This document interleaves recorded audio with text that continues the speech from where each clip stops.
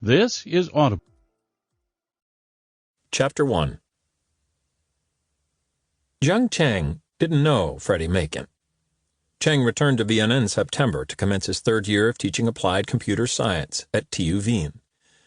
And over the following month, his routine picked up almost exactly where it had left off before the summer vacation. He lectured twice a week at TU, oversaw 3 tutorial groups, and supervised 4 doctoral students, as well as pursuing his own research interests. He was popular with staff and students alike. He lived in an old apartment building, a relaxed 10-minute stroll from the university. He shopped locally for fresh produce and rarely moved outside of that neighborhood except to go to work. He took great care with his cooking, led an orderly life, read books, or watched U.S. sitcoms on his computer, and allowed his obsession with coding and mathematical problems to extend deep into his leisure time. He ran daily on a treadmill in his spare bedroom. Once every 2 weeks on a Sunday, her day off between tours, he was visited by Wei Jun, a guide for Chinese tour groups visiting Europe. They made dinner together and talked, sometimes took a walk, although never to any of the tourist sites, and retired to the bedroom at the end of the evening where they engaged in a perfunctory sexual routine. Early on each second Monday morning, Jun left Chang in bed and went off to meet her next tour group. Chang waited for her to go, but got up and stripped the sheets as soon as she'd left. Despite its proximity to TU Wien, Chang only went into the historic inner city once a week to meet Professor Marina Mikhailova, who taught Asian history at the nearby University of Vienna. They'd first met at an academic social the previous December, and now spent a few hours every Wednesday afternoon playing chess at the Café Grünstadel on Michaeloplatz. Their table was always reserved for them, and they paid almost no attention to the tourists or to the other handful of regulars, including the 30-something man who generally sat at the adjacent table reading English novels. Although the older Professor Mikhailova invariably glanced across to note the title of whichever book their neighbor was reading, Chang didn't appear to see him at all. He certainly didn't recognize him, and had no idea that he was a freelance surveillance expert working for a private company in Munich, and beyond that, for persons unknown. He didn't know that the reading man could describe every one of Chang's tutorial students, that he knew the precise way in which he sliced peppers, the delicate, almost embarrassed way he blew his nose, all his little habits, the way in which he put on his socks, his clockwork bathroom routine morning and night, the heaving of his bony shoulders over Wei Jun's body, the postcoital face that looked exactly as it did after running. No, Jiang Chang did not know Freddie Macon, but Freddie knew Jiang Chang almost better than he knew himself. Chapter 2. Chang was in the kitchen preparing food. It was mid-afternoon, and he wouldn't be cooking for at least a few hours, but it wasn't unusual for him to prep this far in advance. He'd made a marinade, and now he was deftly slicing a couple of chicken thighs. Freddie followed every movement. There was almost nothing he liked more than watching Chang cook. There was something so graceful about it, like a ballet in miniature. And in some way it seemed to speak of the meditative quality Freddie wanted in his own life. As with everything else, when Chang cooked, it was as if the rest of the world had fallen away, and he was lost entirely within the moment. He placed the chicken in the marinade now, turning it 3 times to ensure it was coated, his movements suggestive of some age-old ceremony. Then he washed his hands and went back to the counter and the ingredients assembled there.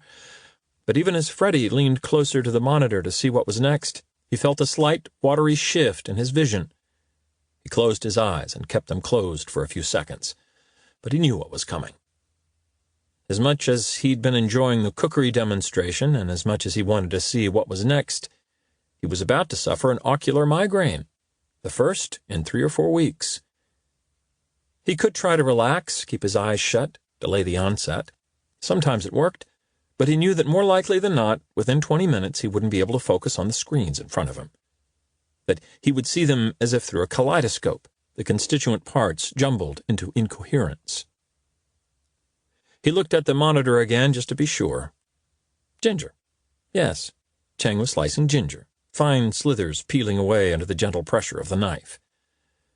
But the more Freddie watched, the more his focus slipped and tumbled. He knew he had no choice but to call it a day and go home. It was an alternate Sunday, no visit from Wei Jun, so he knew exactly how the rest of the afternoon and evening would go for his friend Cheng. It would still be recorded and transmitted anyway, but even 4 weeks into the new academic year, Freddie knew for sure that there would be no deviation in Cheng's clockwork universe. Freddie checked the equipment, then headed out. Leo had arranged this apartment in the same large building as Cheng, and had probably imagined that Freddie would live here as well. But he had always felt it was better to have somewhere else to go, particularly on a long-term job like this. Being cooped up in the same place around the clock was a sure way to madness. And as if he needed a reminder of those dangers, as he left and closed the door behind him, he heard a noise from within the now empty apartment. Not just a noise, but someone saying his name quite clearly. "Freddie?" He knew there was no one there, that it had been a trick of his mind, maybe even a side effect of the migraine.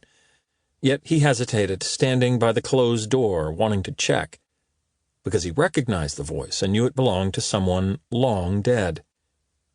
A chill ran down his back, and that spurred him to walk on. It was the migraine, only the migraine.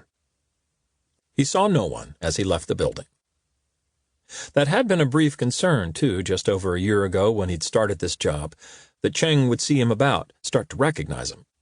But Cheng didn't recognize people as a rule, not even his own students most of the time. And in this neighborhood, and this city, Freddie didn't stand out much. Just another dressed-down 30-something, the look of someone working in tech, or the media, or academia. It was only a 20-minute walk to his own place, and the weather was fine and still remarkably warm for late October, so he set off on foot rather than wait for a tram. The aura had already started to dance in front of his right eye, fracturing his vision, but he concentrated on walking and breathing and letting the tension fall away from his shoulders. There were people around for the first part of the walk, mainly locals, parents with kids, couples, teens in 2s or 3s, making the most of the afternoon sun. He paid little attention, only vaguely registering them, and more through their sound and presence than through the slightly scrambled images reaching his brain. By the time he got close to home, he was almost alone, and his own street was completely deserted. It was one of the things he liked about it, that it seemed unlived in, full of single professionals and young childless couples who treated it like a dormitory rather than a place to live their lives. He sensed everyone who lived here now would be gone within a year or two. Inside it was the same, a closed-up silence, the softness of his footsteps on the stairs still managing to produce an eerily whispered echo. It was only as he took out his key that he heard that rarest of things, noise from inside one of the apartments. He froze. Another chill on his spine, but he wasn't hearing things this time. His vision was starting to clear now, which meant the headache itself would soon follow. He'd have to take painkillers. But he knew also that he had to stay relaxed. And yet, as he listened to that noise, his shoulders started to hunch and tense, because he wasn't imagining it, and because it was coming from behind his own door. Someone was inside his bedroom, clattering about, the sound of a drawer being pulled free and dropped to the floor. Freddie could almost see the intruder's movements, his hearing compensating for the visual disturbance that was still faintly present. He'd seen a police car a few days ago outside one of the buildings across the street, and had heard a couple of people talking about a break-in, one of the rare examples of animation in this neighborhood. But whether it was a burglar or something more troubling, he wasn't sure of the best way to deal with it. He reached for his phone, but changed his mind, and realized now that his hands were shaking, even the hand that held the key. And there was a tense emptiness in his stomach, one he hadn't experienced in years, one he'd been trying to lose from his memory. But there was only one thing for it. He raised the key, using both hands to keep it steady, and silently turned to the lock. It was a burglar. There was nothing more troubling than that, not anymore, but Freddie's heart was pulsing hard, and the first little stabs of pain were hitting behind his right eye, and he wasn't sure that this was a wise thing to do, even as he pushed open the door. Chapter 3. His front door opened directly into the open-plan main room, a combined living area and kitchen with 2 other doors leading off it, one to the bedroom, one to the bathroom. Freddy didn't keep that much stuff, even after a year here, but what he did have had been turned upside down and scattered about the place, and he could still hear someone going to work on the bedroom. He didn't give himself the chance for his nerves to win out, walking directly across the room and pushing the bedroom door open. The intruder took a second to glance up from his search, a second for Freddy to get a look at him, dressed in black, dark-haired, but somehow, and he wasn't sure why, yet was sure all the same, looking a little too old and too respectable to be an opportunist burglar. When he finally saw Freddy standing there, he jumped, but recovered surprisingly quickly. And even as Freddy tried to speak, the guy rushed at him. Freddy recoiled a step backward, but the other was too fast and too powerful, barreling into him, sending him crashing back into the kitchen area and onto the floor, the wind knocked out of his lungs by the contact, his hip thumping hard onto the tiles. The intruder was gone before Freddy had even registered that he'd been fought off as easily as an adult might cast a child aside. He could hear the steps, louder than his own had been, descending away at speed. Freddy scrambled to his feet, but stopped with a jolt and grimaced, a pain shooting through his hip, a dull ache in his stomach and chest from being winded. The guy had really hit him hard. He couldn't even remember the last time he'd been knocked about like that. He took a deep breath and limped to the window to get a look down onto the street. Almost immediately he saw the guy leave the building and head away, talking into his phone, his shoulders hunched, his pace urgent. And then he stopped abruptly, appeared to listen. And even looking down on him from a few floors up, Freddy sensed this wasn't a good development, and he could feel himself willing this man to start walking again. But he didn't. He turned, slipping the phone into his pocket as he headed once more toward the building. Freddy looked around, trying to think, his thoughts proving stubborn, the pain throbbing behind his eyes. The burglar was coming back, had been sent back, and Freddy could only imagine one reason for that, and it wasn't to apologize for the break-in. Cheng. This had to be connected to Cheng, which meant there was probably something politically sensitive about this job that Leo hadn't shared with him. He'd have words with Leo about that, but right now there were more pressing matters. He ran into the bathroom and opened the window, which led out onto a fire escape at the back of the building. He wouldn't get clear in time, he knew it. He left the window, turned the shower on, moved back into the kitchen, glancing to the door. Could he already hear steps somewhere below? If this were Cheng's kitchen, he'd have an array of knives to use. But Freddy wasn't much of a cook and barely had anything sharp enough to cut butter. He saw the iron where it had been tipped out onto the kitchen floor. He'd never used that much either, but he picked it up now, standing there for too long, as if wondering where the laundry had gone. And there it was, for sure now, the sound of steps, rapid, forceful. He didn't have a choice but to stick with what was in his hand and hope to catch the guy by surprise. He slipped into the bedroom even as he registered how ridiculous that thought was, even as he heard the lock being worked, the door opening. The door closed again, gently, and for a few unnerving seconds, Freddy couldn't hear him at all. He was conscious of how fiercely he was gripping the handle of the iron, but was afraid to ease his grip in case he dropped it, giving away his position.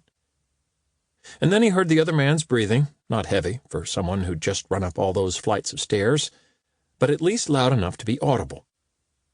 The bathroom door creaked open, and the sound of the shower intensified. Freddy didn't wait, spinning out of the room, readying himself, but almost stopping when he saw that the guy hadn't gone into the bathroom, but was standing in the doorway. It was a couple of steps, that was all, but it seemed too far, and even from this oblique angle, Freddy could see a gun in his hand. The guy twitched, his instincts kicking in, turned, but the distance had disappeared between them, and Freddy swung his arm up now and smashed the iron into his face, the metal plate crunching into his lower jaw with an impact so visceral he could almost feel it himself. The guy flew backward, bouncing off the frame of the bathroom door, and crashed onto the floor.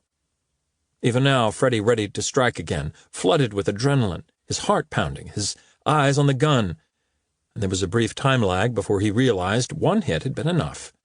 More than enough.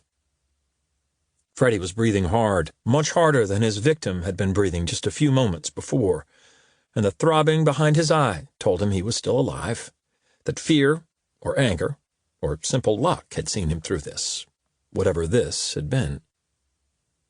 The guy's lower jaw was a mash of blood and flesh and bone, his upper lip and nose still just about intact, but steeped in blood, too. Freddie looked at the iron, not as much of a mess as he'd expected, given the damage it had inflicted. He walked into the bathroom, turned off the shower, walked back in, and looked down at the man again. It was a disturbing sight, the way a face could so completely not resemble a face anymore. But still he looked, and then he flinched and almost dropped the iron because the guy's eyes were open now and blinking hopelessly, the whites just visible, swimming in blood. A strange noise started to spit and gargle out of the mash of tissue where his mouth had been, and then the hand with the gun started to lift. Freddie kicked out at it, knocking the gun across the kitchen floor. Even then he grabbed at Freddie's leg, his grip still remarkably powerful. Freddie yanked his ankle free and dropped to his knees on the guy's chest. Pulling his head up by the hair, he wound the cord of the iron around his neck and tugged at it with both hands, heaving himself up, lifting the guy off the floor with the effort. The gargling intensified, but Freddie didn't look down at him, just concentrated on pulling until the man was silent. Only when he was sure did he drop the iron and the cord and fall to the floor beside the body, rubbing at the palm of his left hand where the flex had cut a burn into it. He made the mistake of dwelling for a moment, wondering what had just happened, but he was quick to slap himself. This wasn't the time for reflection. Someone had sent this man back to kill him, and it would only be a matter of time before that same someone decided to follow it up. He could worry about what had happened later. For now, he had to get out of here and do whatever was necessary to sort things out with Leo and stay alive. He climbed back onto his knees and searched the body, still paying as little attention as possible to what remained of the face. Other than the phone, a spare magazine for the handgun, and a key fob for an Audi, there was nothing else. He put them on the kitchen island, then went and picked up the pistol. It was an M9 with a silencer attached, so maybe he was American, although Freddie seemed to remember Mossad used M9s too, and maybe the French. And even as he speculated, he realized he was thinking only of intelligence services. He had no reason to think that except for the current of unease buzzing beneath his thoughts, it was something he'd always insisted upon with Leo. Nothing politically sensitive, because he'd struggled to find and maintain some inner peace these 5 years, and he could already feel it crumbling at the edges now. Leo definitely had some questions to answer. He put the gun on the island and picked up the phone. It had fingerprint recognition. The guy had held the gun in his left hand, but Freddie thought back to watching him on the street and was certain he'd held the phone in his right. He held the screen up to the light, studying the smudge, reckoning from the size and angle that it was a thumb. He moved back to the body, lifted the hand, and got the phone open on the second attempt. Once he was in, he reset the security to PIN only, tapping in 1234, then put the phone back on the island. He went into the bathroom again and was surprised to see so little blood, only a couple of splashes on the sleeve of his shirt above where he'd held the iron, a single drop on his forehead. It was hard to believe he could have inflicted so much damage and yet be left so unmarked by it. After wiping away the blood spot, he went into the bedroom and changed his shirt, looking around as he buttoned the fresh one. The guy had turned the place upside down, yet had somehow missed the fact that Freddie was on the top floor, and so he'd also missed the hatch in the ceiling above the dresser. An easy mistake, even for a professional. It always surprised Freddie how often people failed to look up or down when they needed to. Climbing up onto the dresser, he pushed the hatch free and pulled down the 2 silver equipment cases from the attic space, tossing them onto the bed before jumping down. He opened them, moving everything he might need into one case. His camera, all of the small camera units, none of which was bigger than a matchbox, a few tools. He left the case he was abandoning on the bed, then carried the other through to the kitchen. He put the gun and the spare magazine inside, slipped the car keys and phone into his pocket, swapped his passport and credit cards, and headed for the door. He was trying to work out how long he'd been, wondering whether anyone else would come, whether he should have packed the gun or carried it. And he was still puzzling over this as he opened the door to leave, only just stopping himself in time, alarmed at how sloppy his own thinking was. These people were serious professionals, and for whatever reason, they'd targeted him. Maybe they just wanted his equipment or thought he had something on Chang that they needed, but they'd moved pretty quickly from burglary to wanting him dead. He put the case back on the island, took a small remote camera unit, and fitted it on top of one of the kitchen cabinets in the corner, so discreet that if he hadn't put it there himself, it probably would have taken him a couple of days to find it. Someone would come for the dead man, and when they did, Freddie wanted to see who they were and what they had to say. And he noticed his hands hadn't trembled at all as he'd worked, and the headache had already gone. Only as he was leaving did it occur to him that for the first time in his life, he had just killed a man. Or the first time with his own hands, at least. He had just killed a man, and he mistrusted how lightly he carried it, and didn't want to think about the details that might be embedding themselves, even now, in his memories. Chapter 4. Freddie walked in the same direction as the guy had been walking when he'd made the phone call. He'd been crossing the street, so Freddie did likewise. And when he reached the corner, he hit the key fob. An Audi SUV flashed back at him halfway along the block. When he got there, he casually opened up the back and put the case in, checking as he did that nothing else had been left there. Then he got into the driver's seat and took a look inside the glove compartment and the central console. Apart from a pen and a packet of chewing gum in the console, the car was clean. He took the phone and unlocked it, then went to the contacts list. That was clean, too. He went to the call logs, but the guy had also been scrupulous about deleting everything there except for the last number he'd called. Freddie took the pen and wrote the number on the inside of his arm. He dropped the phone onto the passenger seat and started the car, but at the same time, the phone rang. He killed the engine and picked it up, glanced at the screen and at the digits on the inside of his arm, then answered. Yeah? Yeah? Why haven't you called it in? He was American. Not Mossad, not DGSE, but American. Freddie didn't know what that signified, whether it was better or worse, and still didn't know for sure if the man he'd just killed, the man he was now impersonating, and the other on the phone were government or... But no, he did know. No, don't tell me you didn't do it. This isn't a Bourne or a Bond we're dealing with here. He's a civilian, damn it. Freddie felt a little stung, even though it was true. He imagined no one liked to hear they weren't considered much of a threat.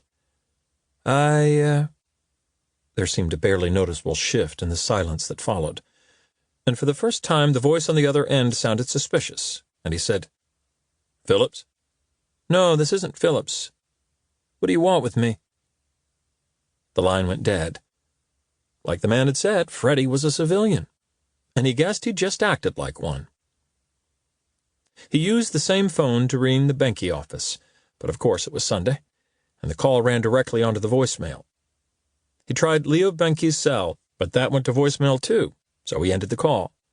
He erased the logs, opened the car door, and dropped the phone in the gutter. He took his own phone now and opened up the feed, linking him to the surveillance suite. He was expecting it to be dead, and yet still felt a gnawing hollowness in his stomach when he saw it had been shut down. Scrolling back, he reached the footage of Chang in the kitchen, still engaged in his preparations for dinner. Freddie was dreading that he'd witnessed something happening to him, but the screen simply went blank as Chang diced vegetables. The question was whether they'd shut down just the surveillance operation or whether they'd shut down Chang too. And with that thought in mind, Freddie started the engine again and pulled away. It only took him a few minutes to drive across town to Chang's neighborhood. He'd planned to do a drive-by, then park up and make his way back on foot, but the drive-by proved enough on its own. A removals truck was parked outside the building, and a handful of men were coming and going in a hurry, loading it up. They were professional, but at the same time, he thought, this was impromptu, even a note of panic about it. There were too many of them to be a regular house-moving team, and most of the stuff was being carried loose rather than packed up. One of them was carrying a desktop computer that Freddie recognized, having spent a large portion of the last year effectively looking at it over Chang's shoulder. And as he drove on, he felt a little sad, because, in a weird way, he'd come to know Chang during that time, had come to like him, to the extent that he'd missed him a little over the summer and had been happy on his return a few weeks ago. He didn't know what had happened to Jiang Cheng, but he doubted it was anything good, and he'd never really had any idea why Cheng had been under surveillance in the first place. But he knew one thing for sure. Something about this job had turned toxic, and the chances were good that the toxicity had been there from the start, even if neither Freddie nor Cheng had known about it. He left the car a couple of blocks from the Westbahnhof. They'd probably guess that was a bluff, but wouldn't be sure what kind of bluff it was. Freddie walked back into town, bought a suitcase, then clothes and toiletries in a messenger bag. Once the new possessions were inside the case, he walked into a small and anonymous business hotel and booked a room for the night. There was a pizzeria across the street, so he ate there, watching the front of the hotel the whole time, although he knew no one would find him there, that no one was quite that sophisticated. He was back in his room by 9, the door wedged shut, and for the first time since getting back to his apartment earlier in the day, he allowed himself time to think. The shock still wasn't so much that he'd killed a man, but that someone had tried to kill him. Would they have killed him anyway if he hadn't gone home too early and disturbed the break-in? Probably. He thought back to them emptying Cheng's apartment, and presumably the surveillance suite too, and he guessed he'd have been hit a whole lot sooner if it hadn't been for that migraine. In the 5 years he'd been freelancing for Leo Benke, mostly corporate work, only the occasional hint of government or NGO involvement, and mostly in Europe, apart from one job in Atlanta, Georgia, and another in Singapore, there had never been any sense of risk or personal jeopardy. Leo didn't work in the field anymore, but he had in the past, and he'd told Freddie he'd always been terrified of getting caught, of being spotted by the target or by the company's security, things turning nasty. It wasn't a fear Freddie had shared, not least because it had never occurred to him that he might get caught, but also because the potential consequences had never seemed worth worrying about. What had gone on today was a different kind of threat, and Freddie knew he had to find out quickly who'd taken out the contract to watch Cheng, where the payments had come from, whether Leo had been given any additional information at all. If Freddie had stumbled into some intelligence-related work, or if Leo Benke had led him into it, then he needed to know how serious it was, how high-level the authorization, how likely it was that they would keep coming after him. Someone had tried to kill him. Someone with an M9 had tried to kill him. The thought was urgent enough to make him put another call into Leo. And when it went onto his voicemail for a second time, the queasiness grew in Freddie's stomach and was held in check only by the thought that he'd find out tomorrow. One way or another, he'd find out what was happening tomorrow. Chapter 5. Freddie was woken by the phone on the nightstand ringing. He opened his eyes to see the sickly light of early morning and reached over to grab the receiver. There was a lot of noise on the line, and it took him a confused moment to realize it was Melissa. But she sounded a long way off on a bad line.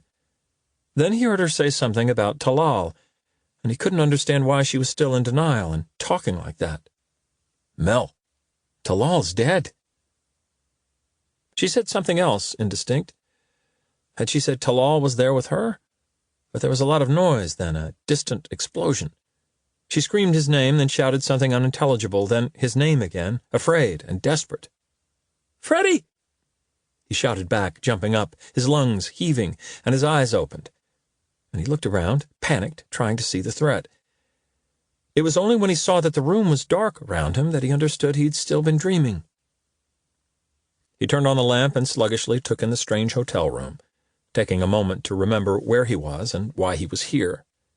And now that he looked, the phone on the nightstand was nothing like the one in the dream. He was tired, but didn't want to lie down again, didn't want to risk more dreams. Talal was dead. So were Melissa and Pete, part of his past, and for 5 years he'd been trying to leave them that way. His dreams seemed to be his body's way of saying it hadn't worked, that any scratch or cut would reveal that past sitting right there beneath the surface, all his failings, the things he'd done and the people he'd lost. Talal's dead, he said aloud, as if Mel were in the room with him or listening in from a discreet distance. They were all dead. And so was Cheng. The present slipped back into place in his thoughts, a present that required every ounce of his attention. He got up and looked back at the bed. It looked as though he'd been frantically searching for something in his sleep, and he didn't feel much rested. But maybe it was for the best. He had a lot to do, and an unknown amount of time in which to do it. He left the hotel without breakfast and took an early railjet to Munich, lost in his thoughts for most of the journey, but determined to fix those thoughts in the present where they were needed. Cheng's fate was of no material importance to him, and yet Freddie kept thinking of him and wondering what had happened, if he'd been afraid, and kept thinking of all his familiar routines. At one point he remembered the nervousness with which Cheng would taste a hot spoonful of sauce when he was cooking, like someone creeping to the edge of a diving board, and he smiled at the memory and immediately felt slightly bereft. Perhaps it was hardly so surprising. For the last year he'd been Cheng's intimate companion, even if Cheng hadn't known it himself.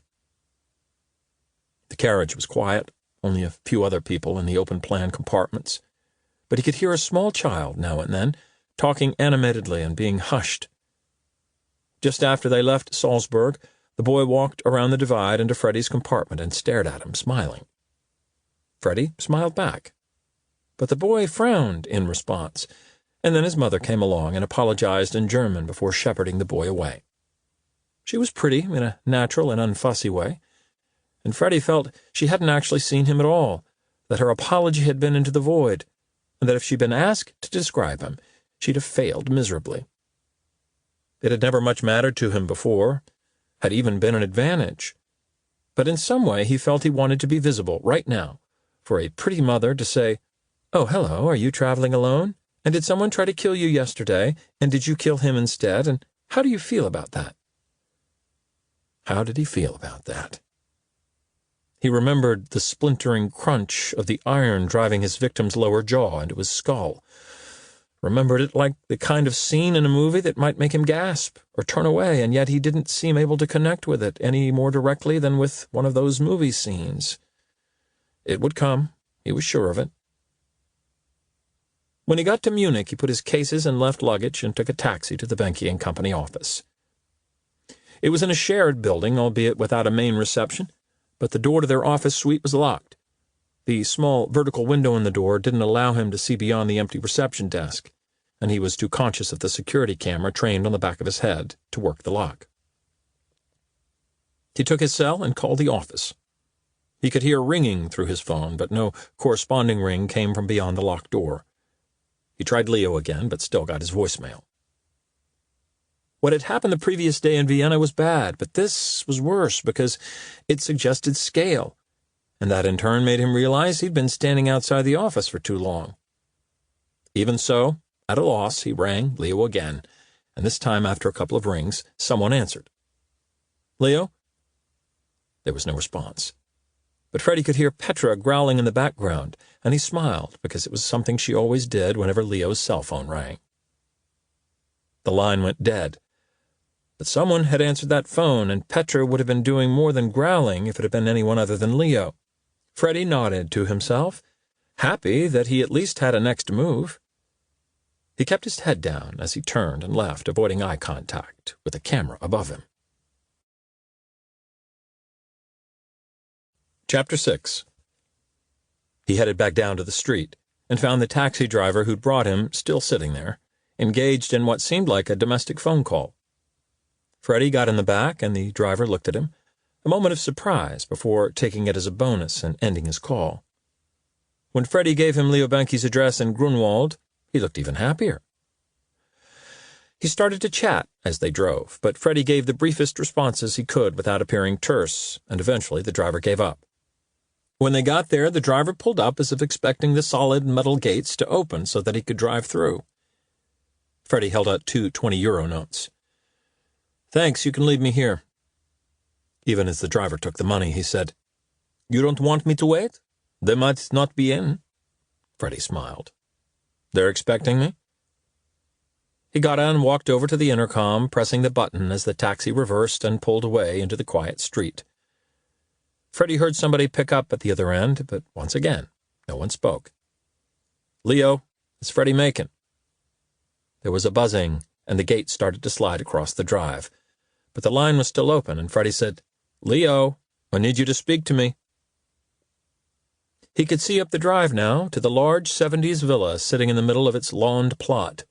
Leo's car was in the open garage, and he couldn't see any other vehicles. But he didn't like the idea of walking up that drive until he knew there wasn't a reception committee waiting for him. "Leo? You shouldn't have come here." The line went dead with a clunk, and just with those few words, things seemed to make sense of a sort. It was late morning, but Leo sounded sauced. Freddie started to walk, but kept an eye on the house. As the gate whirred into life and closed behind him, he reached into his messenger bag and put his hand on the gun, not wanting to spook Leo by taking it out, but wanting to be ready, all the same. Petra barked a couple of times as he got close to the house, then again as he rang the bell. He stepped to the side so he was visible through the window next to the door, and she jumped up at the glass with another bark. But then she saw it was him and started to jump around.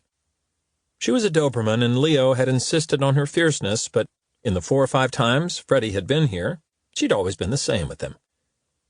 The door opened, and Petra burst through the gap and jumped up at him. He laughed, taking his hand from the gun to pat her, pulling up short only when he saw Leo standing there in a dark red bathrobe, unkempt, unshaven. Leo's hair was thin anyway, but this morning it was mussed up, too, sparse and wispy, sticking out at odd angles. His bathrobe was heavy toweling, but it was open at the belt, and where it hung loose, Freddie could see he wasn't wearing anything beneath it. Leo seemed conscious of it now and clumsily tied the belt of the robe, but somehow without managing to close the gap at the front. Freddie averted his gaze from the wreckage of Leo's body and looked at his bloodshot eyes. He could smell the scotch on his breath, thick and tangy in the still air. "God, Leo, what's going on? What are you doing drinking at this time of day?" "I haven't stopped." He stepped back, the step turning into a stagger. Petra looked up at him with confusion. "You better come in." Freddie walked through into the living room as Leo closed the door. He sat down in one of the armchairs, and Petra trotted in and immediately settled down at Freddie's feet. Leo didn't follow. Freddie was just about to get up again when he heard him mumbling something, and then he came unsteadily into the room. He was about as wasted as it was possible to be while still upright. "Drink?" Freddie looked at his watch. Not that he needed guidance on the matter, and shook his head. Leo peered around the room, his eyes lighting on a tumbler which was half full. He picked it up, the only movement he managed with any fluidity, and took a gulp before placing it heavily back on the small table and collapsing into the armchair next to it. His bathrobe fell either side of his fat and hairy thighs, and Freddie lifted his gaze again. He'd seen some unpleasant sights in the last 5 years, and private behavior that had left him slack-jawed and occasionally nauseous. He'd learned to view most of it with the detachment of a wildlife documentary maker, but he still didn't want to sit there staring at Leo's genitals. He focused on the only slightly less appalling sight of Leo's face and said, "Who have I been working for? Who put Jiang Chang under surveillance?" For a second it didn't look as if Leo would answer or that he'd even heard him. But then he nodded, turned, and reached over for the tumbler. He took another gulp, then held the glass in both hands, resting it on his exposed stomach. "It's done. Didn't you hear?" "Yeah, I heard, Leo. Someone shut it down yesterday and tried to kill me." "Did they succeed?" He started to laugh at his own joke, but as the laughter fell away, he lowered his eyes and shook his head. "We're finished. Me, you, Benke and company is finished. I should never... And I knew I should have stopped then. But you know, Leo, who's behind the Jiang Cheng job? Who do you think? You should know more than anyone. You should know." "I know they're Americans, but who? Are they CIA?" Leo shrugged, like he didn't know or didn't care. But then his eyes became piercing, focused on Freddie, as he said, "Who are you? For a second, Freddie thought he was having some sort of hallucinatory episode, but as little sense as Leo was making generally, this question was more incisive than it first seemed. "Who are you, really? Evanston? What was that?" He was visibly running out of steam, as if talking was wearing him out. "Are you one of them?" "I'm not CIA, Leo. I never was." "Is that who these people are?" Leo laughed. I don't know anything anymore. I'm nobody, a fool. Is he dead? They'll kill us all, you understand? Did they kill him?" He was talking about Cheng, so Freddie nodded and said, "I guess so." But he also realized he wasn't likely to get anything sensible out of Leo, not unless he sobered him up, and he didn't think he had time for that. He decided to change his approach. "Leo, do you keep a work laptop here in the house? Or any papers?" Leo shook his head and said, "They would have been here already." Freddie wasn't sure what he meant at first, but then understood. Leo meant the people who'd cleared out Cheng's apartment who'd come for Freddie would also have come here if they'd imagined there was anything incriminating to be found. He could have pointed out the obvious, that they didn't know what Leo kept here, but before he could even reply, Petra's ears pricked up and she stirred, springing to her feet, alert. Leo seemed not to notice, but Freddie listened, and after a moment he was certain he could hear a car, a gentle purr, confirmed as Petra barked once and trotted out into the hallway. A car was coming up the drive, and it was someone who hadn't needed to ring to get through the gates. Freddie got up and walked to the window, glancing through the blinds, which were open enough to give him a view of the drive without being easily seen. An Audi had just come to a stop in front of the house, one man inside it. Looking down the drive, Freddie could see the gates still open. He turned, but Leo seemed to have sensed something was wrong and was out of his chair now. As if flushed with a newfound sobriety, he pulled his bathrobe around him and retied the belt. "Are you expecting anyone?" Leo shook his head, then looked accusingly at Freddie. "Did you bring them?" "Leo, what are you talking about? You haven't even told me who they are." Naturally. I know I can trust you.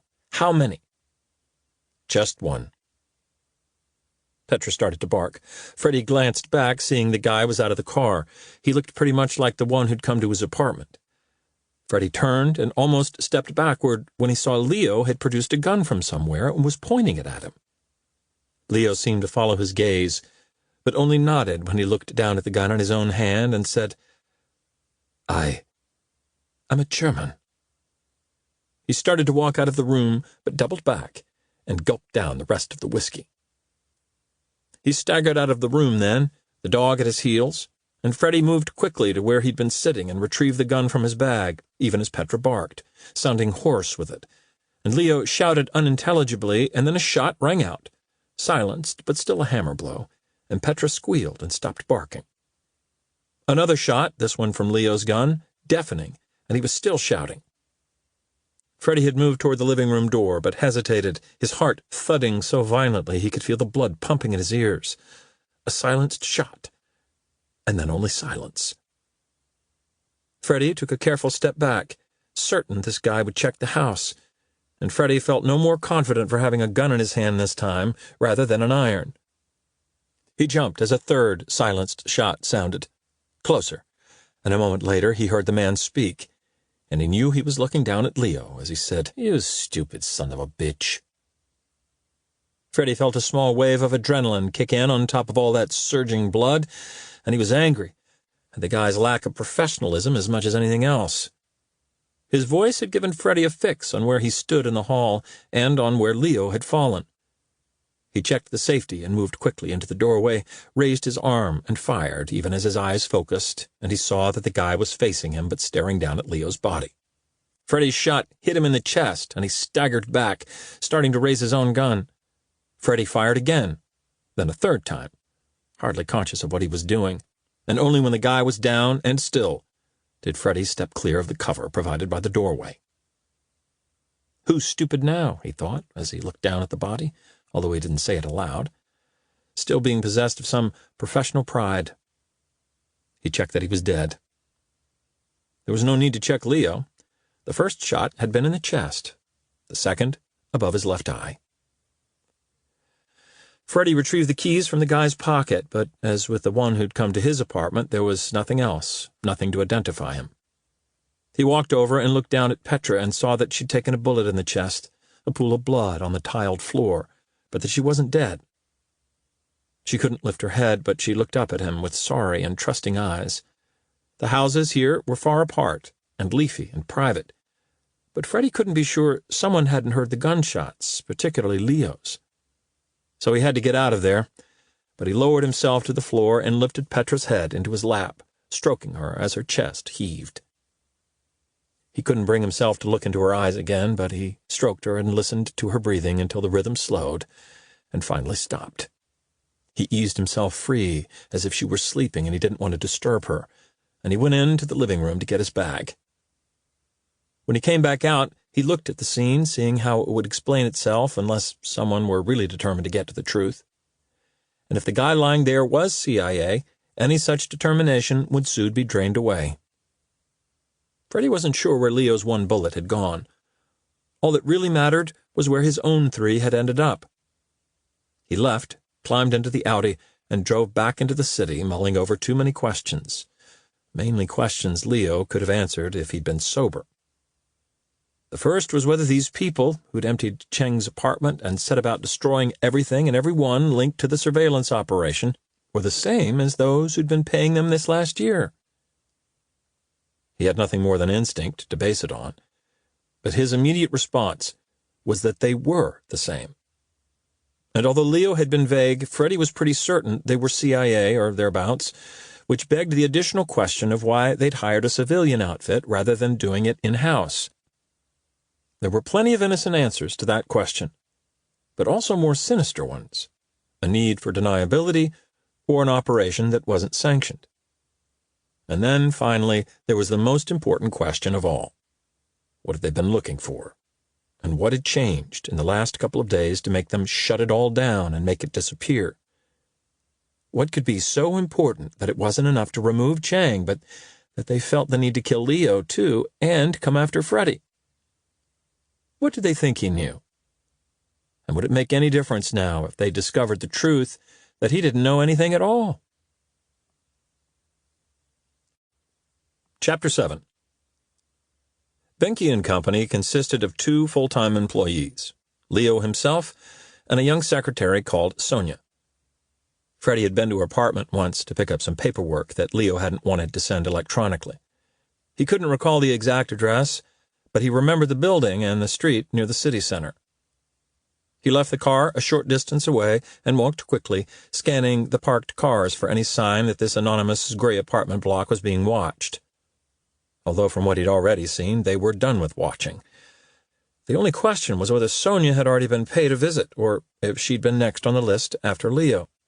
He didn't ring the bell once he got to her door, but listened, then quietly worked the lock. The door opened and immediately stopped with a jolt. The chain was on, which meant she was in and most likely alive. He started to ease the door shut again, thinking it might be better to ring the bell after all. But there was a hurried movement, and she appeared in the gap, shouting something. He managed to get his foot in the door, even as she tried to slam it shut. She was out of sight now, pushing hopelessly against the door and yelling, "I'm calling the police!" "Sonia, it's me, Freddie Macon." "I know who it is, and I'm calling the police, so you better get out. What have you done with Leo and the office? I'm calling the police." He wondered why she hadn't called them already. Then he looked around, because his real concern right now was that one of the neighbors might hear her and come out to investigate. Keeping his voice low, he said, "Sonia, I don't know what's happening. Someone tried to kill me. They emptied Cheng's apartment. Americans." "Americans?" That meant something, which was a start as long as he could get inside and talk to her. "Yes, Americans. Look, Sonia, I have a gun. I took it from the man who tried to kill me. I'm going to pass it through the gap and you can take it from me. Then I'll pull my foot from the door and you can close it."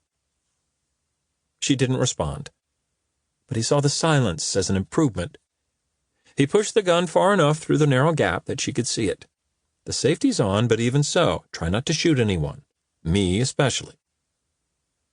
For a moment, nothing happened, but then he felt her take the gun, and the pressure on the door eased a little. He pulled his foot free, and the door closed. For another moment, nothing happened. A second that stretched beyond itself, long enough that he once again looked nervously at the doors of the neighboring apartments. But then he heard the chain slide free, and the door opened. The couple of times he'd seen her in the office, she'd looked glamorous, fair-haired and athletic, but wearing a uniform, executive chic. The time he'd come here, she'd been similarly dressed, as though she'd kept her office clothes on until he'd been. So he was shocked to see her wearing a loose sweatshirt and jeans, barefoot, with dark shadows beneath her eyes. Until now, he'd imagined she'd gone into work this morning and found something wrong with the office, but she actually looked like someone who hadn't slept in days. Scarily, she was holding the gun, but absent-mindedly pointing it at herself. He stepped inside and closed the door behind him, then pointed at the gun, but even that simple movement caused her to step backward. She looked terrified, which meant she knew something. "Sonia, let me take the gun." She nodded, but was looking at him too, trying to read his intentions, clearly desperate to trust in someone. "What's happening?" "I don't know, but I can't lie to you. It's something bad." She nodded again and held out the gun. He took it from her and tried to smile. "I could use some coffee." "Please, come into the kitchen." He followed her and put the gun on the small kitchen table, then sat down as she started to make coffee. She seemed disinclined to speak until she was finished, but Freddie wasn't sure how much time he had. "Sonia, what do you know? Why didn't you go into the office today?" Without looking at him, she said, "Hebenki called me yesterday morning. He told me I shouldn't go into work today, and that if anything happened to him, I should—" She turned now, looking confused, and there were fresh tears on her cheeks. "I don't remember. He told me I should, but I knew something was wrong. I asked him, and he just repeated that I must not go into work today. I worried all day, and then in the afternoon I called him at home and on his cell phone, but I got no answer." "I was out there just now. Leo's dead." He didn't bother to explain how recently it had happened. She looked at him blankly for a second anyway, as if she hadn't heard him, but didn't want to ask him to repeat himself, then turned back to the coffee and spoke once more, with her back to him. "I probably shouldn't have, but last night I went to the office. They took my computer and many things from Hebenki's office. They made such a mess." She turned to face him. "I haven't slept at all. Should I go to the police?" "I think you have to." The resigned look on her face suggested it was the last thing she wanted to do. And once again, he wondered if she'd properly heard him a moment before. "Leo's been murdered, Sonia. The police will have to be involved sooner or later." "How does that help me?" She wasn't expecting an answer and finished making the coffee in silence. He waited until she'd handed him a mug and sat down opposite before saying, "Who was the client for the Zhengcheng job?" "I don't know." She offered a little nod, acknowledging his incredulity even before he'd expressed it. "Last summer, just over a year ago, 2 American men came, very smart, and for nearly an hour they talked to Hebenki. When they left, I asked who they were, and he told me it was best I didn't know. The next week, the contract came, and I asked if it was from the 2 American men. He told me not to worry where it was from, and he told me maybe Freddie Macon is best for this job." "Did he say why? Did the Americans ask for me?" "I don't think so. The only request they made was that the surveillance operative didn't speak Mandarin." "Didn't speak Mandarin?" "Correct. Hebenki also thought that suspicious. He forwarded some of the material to a contractor we use in Hamburg to translate." "What kind of material?" "The tapes from the cafe, from his apartment when his girlfriend was visiting, some footage of him at the computer. But I saw the transcripts we got back, and it didn't look interesting or sensitive. Just everyday things, you know. Hebenki stopped sending it after a few weeks." Even so, there had to be a reason they'd wanted someone to spy on Cheng without understanding him. She picked up her coffee, but appeared unable to stomach it and put it down again before continuing. "The money came from an account in Liechtenstein. I asked once more who they were, maybe 6 months ago, but Hebenki told me I shouldn't ask questions about this job." Was that why Leo had been so frustratingly uninformative? Because even in his drunken stupor he'd been trying his best not to say too much, as if silence alone might still offer some protection? Was there any indication until yesterday that anything was wrong? Did Leo seem nervous, worried? No more than usual. You know how he is. And it was strange, because when he called yesterday he was so calm. For a moment I thought maybe he'd been drinking, but it was early in the morning. And he was calm, so relaxed, even as he gave me these very strange instructions about not going to work. It's how I knew something was wrong. Should I go to the police? Did she know she was repeating herself? He nodded somberly and sipped his coffee, which was too strong, but welcome for that. It's probably better if you don't mention I was here. Just say you called him and couldn't get a reply, that someone turned over the office. He thought of the way she'd been confused more than once during their brief conversation. If it slips out about me, don't worry. It's just easier for me to make my next move. Your next move? She looked bemused, then intrigued. Who are you, Herr Macon? Call me Freddie, please. I'm not even that much older than you. He assumed she was about 30, so maybe there was 8 years in it. But he also knew she hadn't addressed him like that because of the age difference. And you know who I am. You've seen my resume. I joined Evanston Electronics right out of college and stayed there until 5 years ago. There's nothing else to tell. You said someone tried to kill you, and then you turn up here with this gun. How did that happen? She didn't seem so confused now, and he doubted she'd believe him if he told her the truth, that he got lucky because of a migraine, that he took the guy by surprise and smashed him in the face with an iron. But that was all he had for her. I went home early and I got lucky. Before she could counter, he changed course. I expect they took everything from the office that might have related to Chang. Yes? Why are they doing this? Sonia, we don't even know who they are. We have no idea why they were watching him or what they were looking for. I'm working on the assumption that in the last few days I've recorded something they haven't liked. But I have no idea what it is, not least because, conveniently, I don't speak Mandarin. She stared at him intensely, the look of someone wanting a different response. Then she picked up her coffee again and drank, this time, the mug half empty by the time she put it down. What will you do? Right now I have no idea. Will you help me? Inadvertently, he'd helped her as much as he could by killing the man in Leo's house, someone who might well have turned up here later in the day. Sonia, I'm a surveillance expert, that's all. There's nothing I can do to help anyone. But if you're still alive now, they don't want you dead. In truth, far from being an expert, surveillance had never really been his thing. And maybe he could help her more if he really wanted to, but he wouldn't. And her chances of survival probably depended on how determined these people were to clear up all the traces of this operation. Tears broke free and trickled down her cheeks as she said, I'm scared, Herr Macon. Freddie, I'm scared. Please, there must be somebody who can help me. No, there isn't. I told you. Please. She looked embarrassed to be pleading with him like this, and he just wanted to be out of there. Sonia, call the police. They'll be able to help you better than I can. And maybe that was true, anyway, but Sonia could see he was washing his hands of her, and she reacted with determined dignity, nodding, wiping her eyes.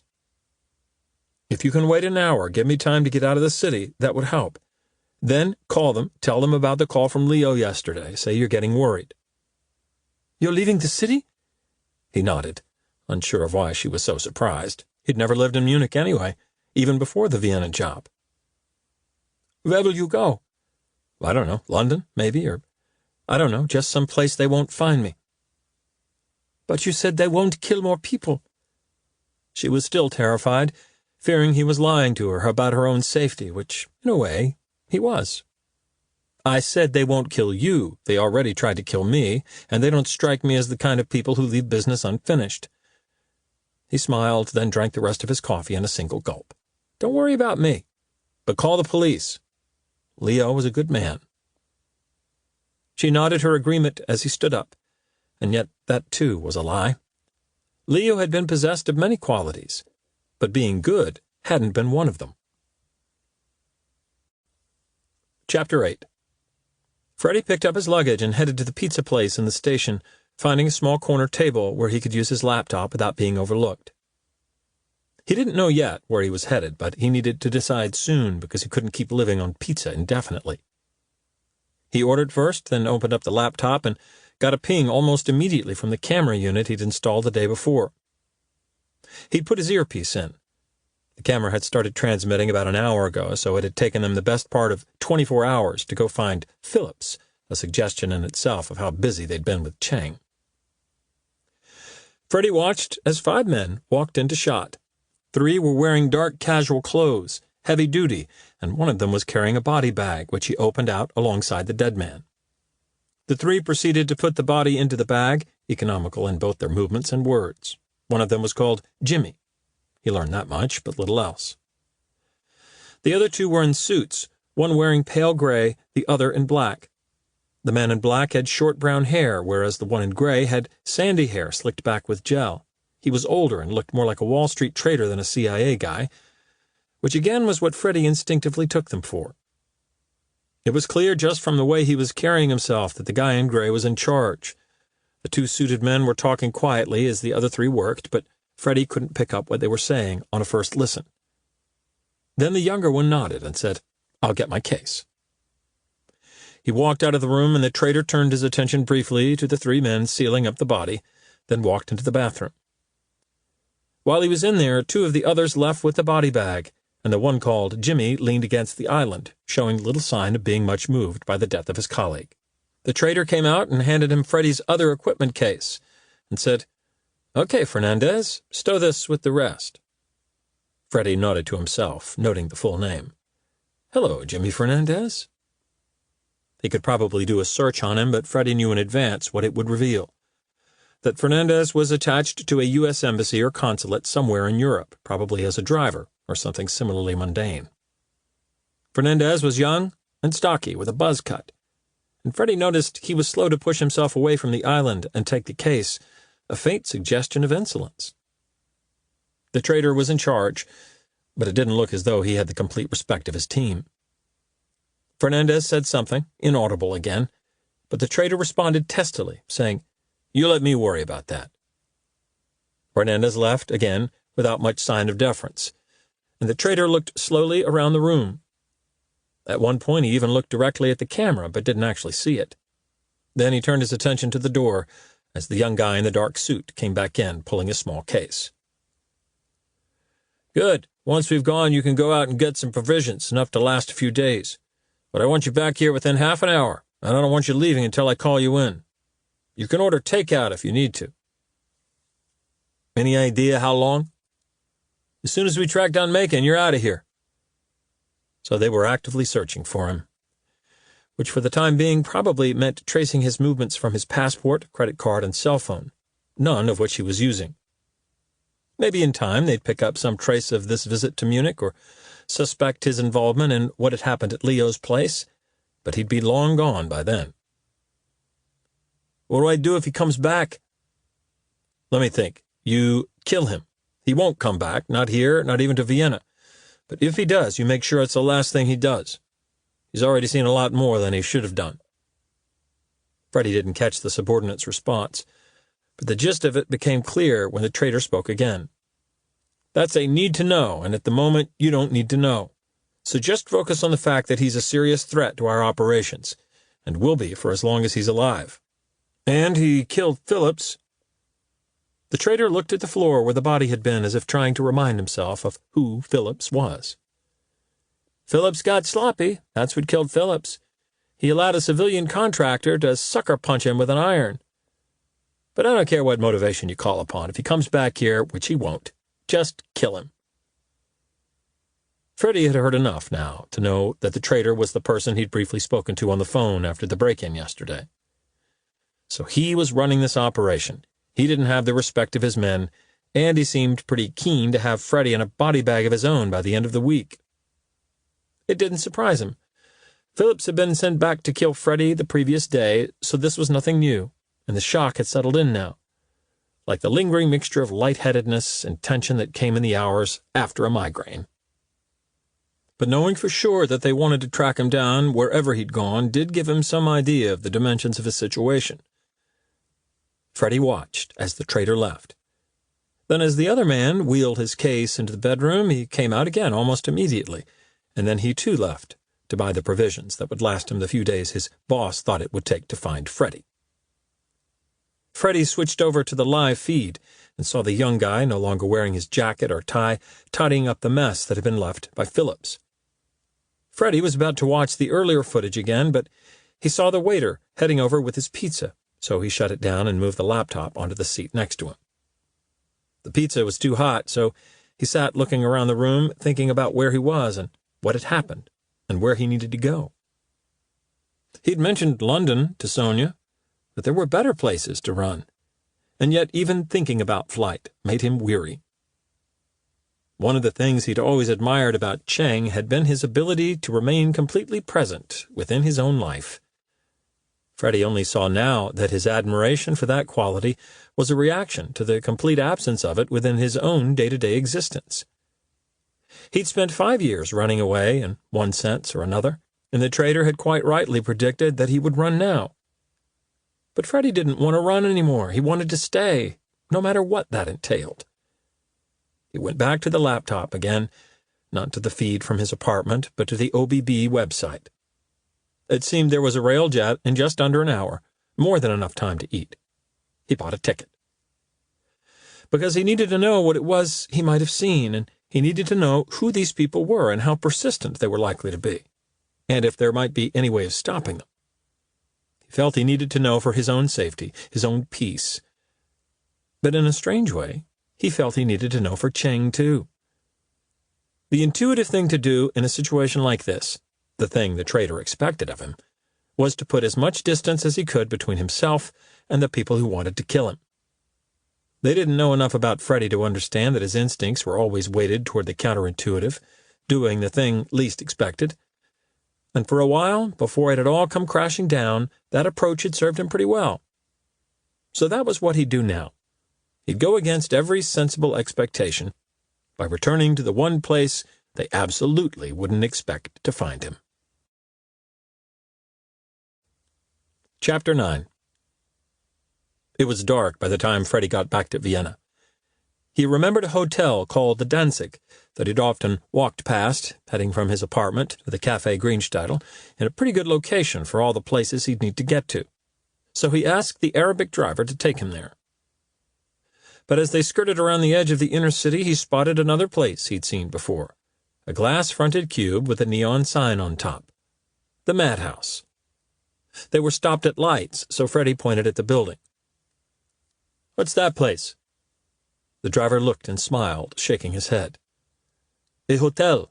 Mad, you know, it's like crazy. The people there, too." "Okay, take me there." "But you said Hotel Danzig." "I know, I changed my mind." "You want Hotel Madhouse?" "I want Hotel Madhouse." The driver laughed, shaking his head again. "I have to drive up and back now to get there, but it's good. Hotel Madhouse for you."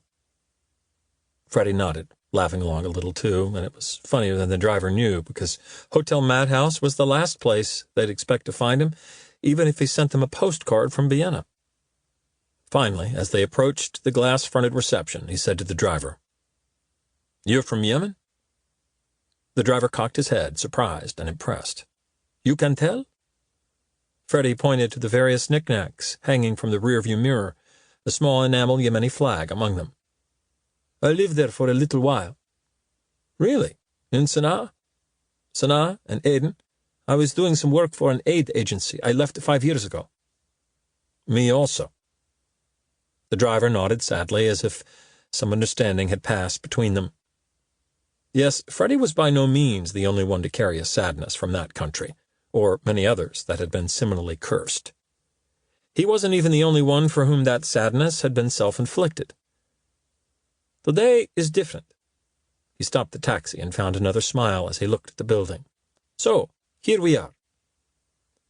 Freddie paid him and stood with his suitcase and the metallic equipment case, looking up at the hotel with its red neon sign high above. He was about to walk in when the glass lobby door glided open and a dozen somber people in superhero costumes walked out in a line and headed off silently into the city. He watched them go, then made his way into the dimly lit and slightly chaotic lobby, where people lounged on sofas and beanbags and a brightly painted rocking chair. Music was playing, and 3 young women laughed as they squashed together on the seat inside a photo booth. It all seemed a little too studied for a madhouse, but there was a warmth here that he liked. An achingly hip Japanese couple were checking in, surrounded by half a dozen pieces of luggage. Behind them, waiting in the middle of the lobby floor, as if scared of being caught up in any of the activities around them, stood a bewildered businessman with a small wheeled suitcase and a briefcase. His company had obviously booked him in here, but in his ill-fitting navy suit and patterned tie he looked desperately out of place. Freddie turned casually and saw his own reflection in the glass door. With his plaid shirt, slightly scruffy hair, and the beginnings of a beard, he fit in with the rest of the clientele more than he did with the uneasy business traveler, superficially at least. "Hi, welcome to the madhouse." Freddie turned in response to the cheery voice and saw that an extra person had appeared at the reception desk, a young woman with a floppy purple mohawk and multiple piercings in each ear, wearing what appeared to be the informal staff uniform, a Breton striped sweater. She'd been addressing the businessman, who stepped forward and spoke so quietly that Freddie could only hear the other receptionist talking to the Japanese couple. Then he heard the girl with the purple hair confirming in English that the businessman was only staying one night. Freddie zoned out a little until he heard her say, "Yes, either elevator." He turned and saw that the man had wheeled his case across the lobby to head for his room. "Hi, welcome to the madhouse." Freddie smiled because she was talking to him, and he walked across to the desk. "I don't have a reservation, but I was hoping you might have a room." "Sure, let me check. How long for?" "Move on every couple of days. That was the standard procedure for being on the run." "A week, I think, to begin with. I might need longer." "Okay." She stared at the computer. He noticed she had a name badge. Eva. He glanced across at her colleague, a ring in his nose and young enough still to have slightly pimply skin. According to his name badge, he was called Arnold. Freddie wondered if they made up the names they wore.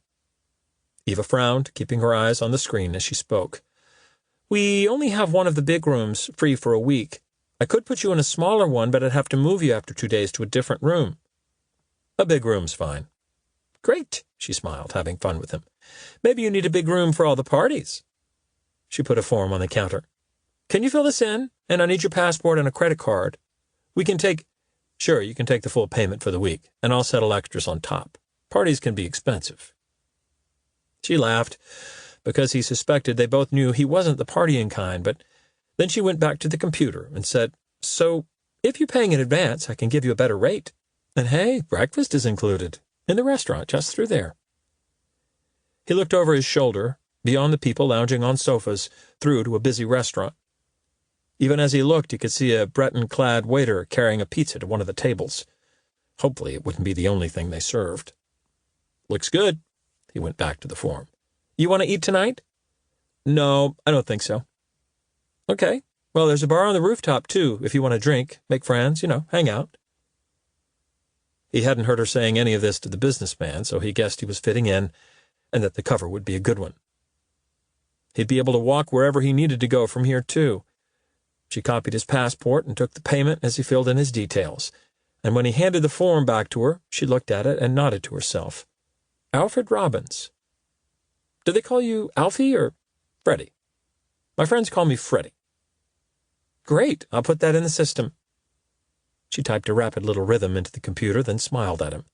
"So, welcome to the hotel, Freddie. I'm Eva. This is Arnold. If there's anything you need, let us know." Arnold nodded to him and went back to pointing at a map for the Japanese couple. Eva handed him his key card. "You're in room 520. "Thanks." As he turned, one of the elevators opened and a group of young guys who looked like an indie rock band spilled out of it. One of them was singing to himself, another tapping on his fake leather jeans as though playing the drums. Freddie took their place and made his way up to the 5th floor. The room was big, like she'd said, but one wall was entirely glass, looking out across the museums to the Hofburg and the inner city. He smiled as he stood there, taking in the view of the city by night. There was hiding in plain sight, but this took the concept to another level. Maybe the hotel name was appropriate, because he could feel a prickling restlessness under his skin, and this had not been a sane decision. But then he could see clearly now that nothing in the last 5 years had been entirely sane either. After standing there for a few minutes, he pressed the button next to the bed to lower the blinds, then got to work. He opened up his laptop and checked the live feed from the apartment. There was no one in view, but the bedroom light was on. Freddie took the spare magazine he'd found on Phillips. He emptied and reloaded it, slipping a tracker in place of the 14th bullet.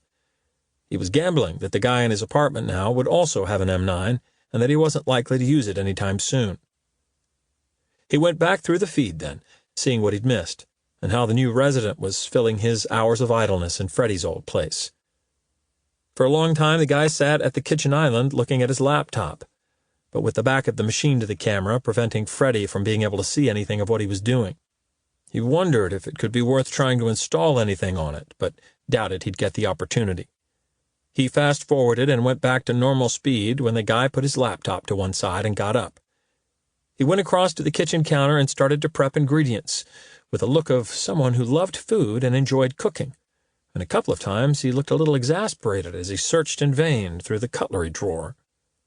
Freddie watched for a little while, but felt himself becoming more and more forlorn. How many hours or even days over the last year had he watched the ritual of Cheng lovingly preparing his dinner? It had been like an act of meditation in itself, just to watch him. But Cheng was almost certainly dead. He forwarded through the rest of the footage and then shut it down and got ready for bed.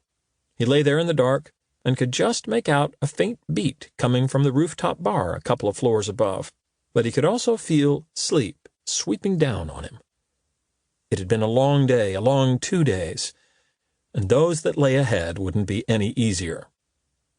A proper night's sleep was the very least he'd need if he didn't want to end up like Cheng, like Leo, like Phillips. He thought of them, and tried not to think of the more distant dead as, reluctantly, he fell away into the dark. Chapter 10.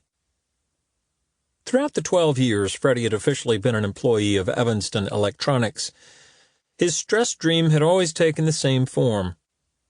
Irrespective of what had been happening in the present, he'd always found himself dreaming of being back in the exam room at university. The dreams always started realistically, of being surrounded by people he'd known in college, hearing the instruction to turn over the exam paper, realizing to his horror that he hadn't studied and knew nothing about the questions being asked.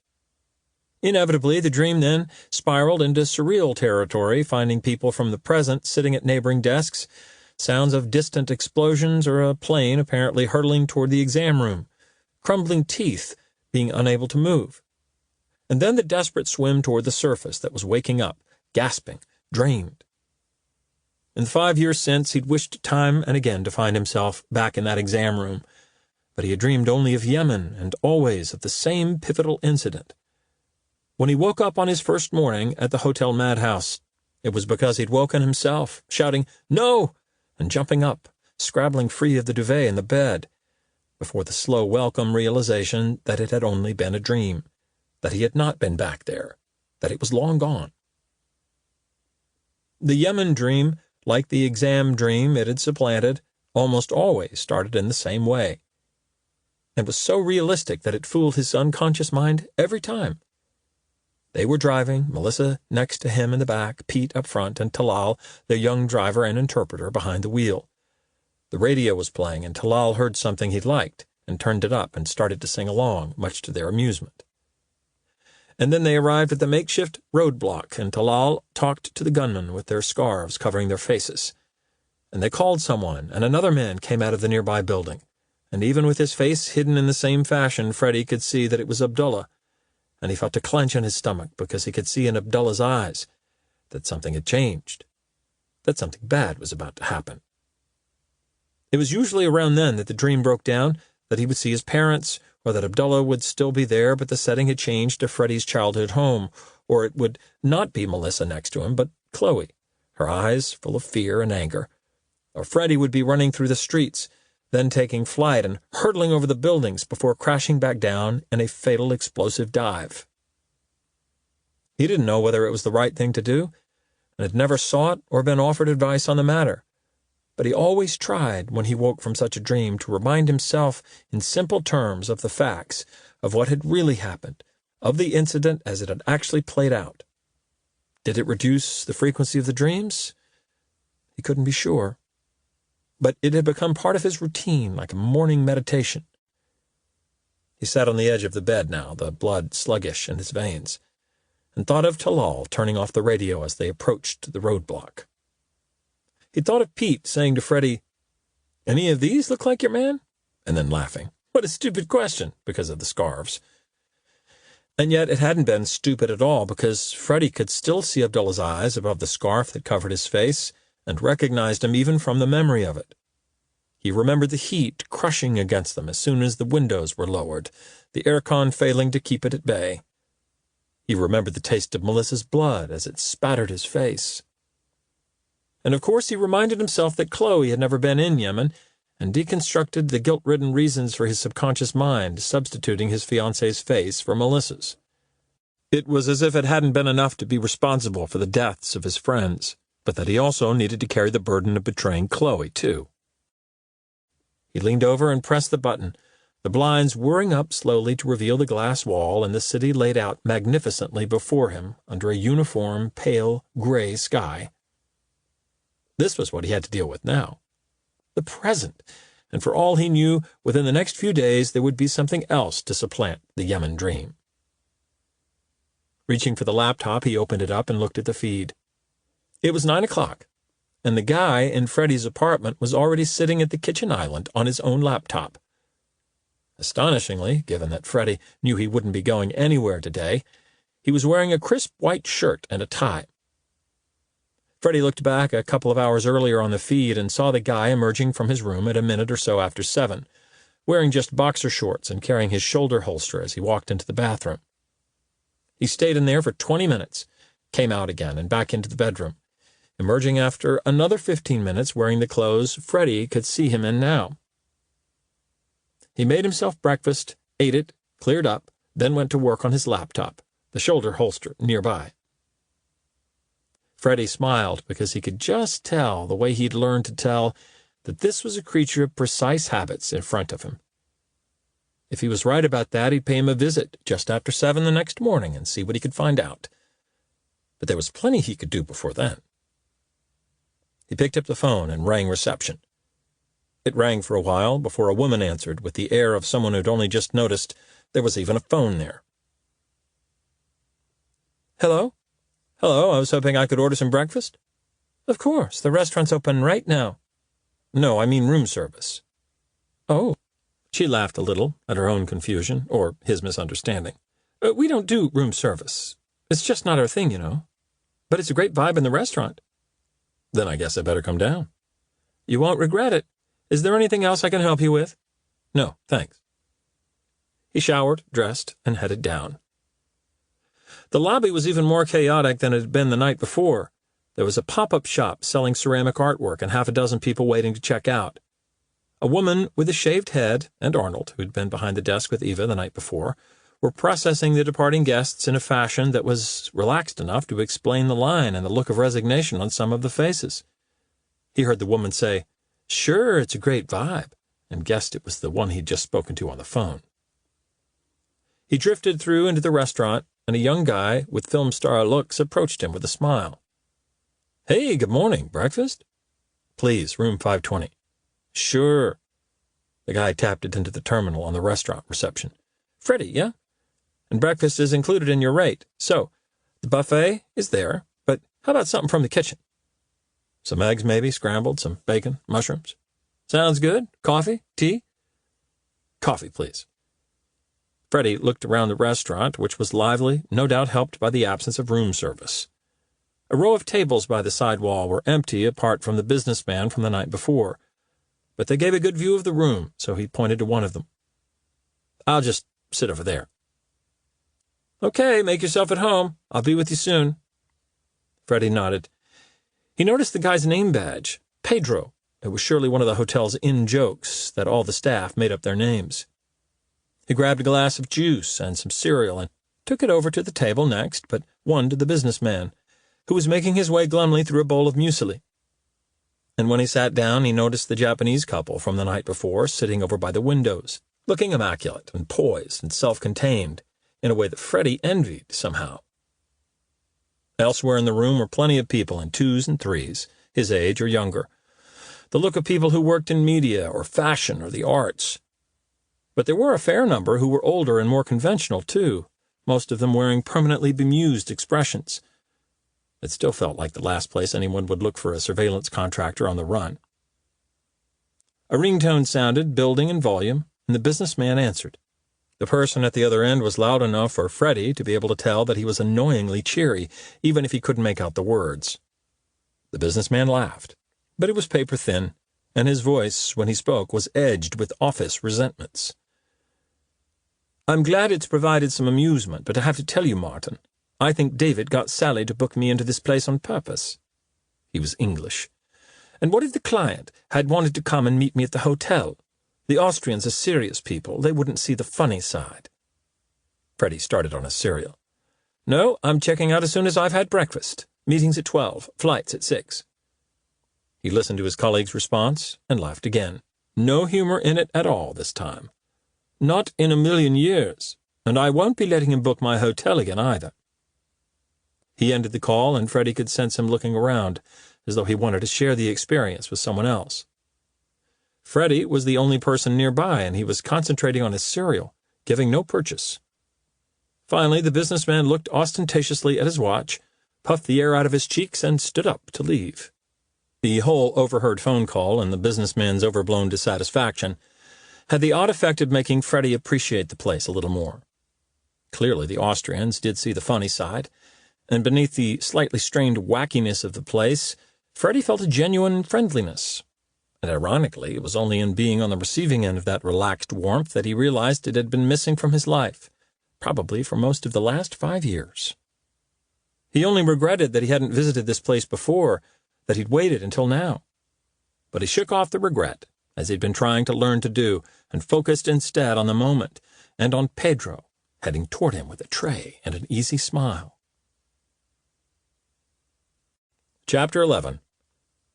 Later that morning, he went back to the surveillance suite. He wanted to see what they'd taken and what they might have left behind.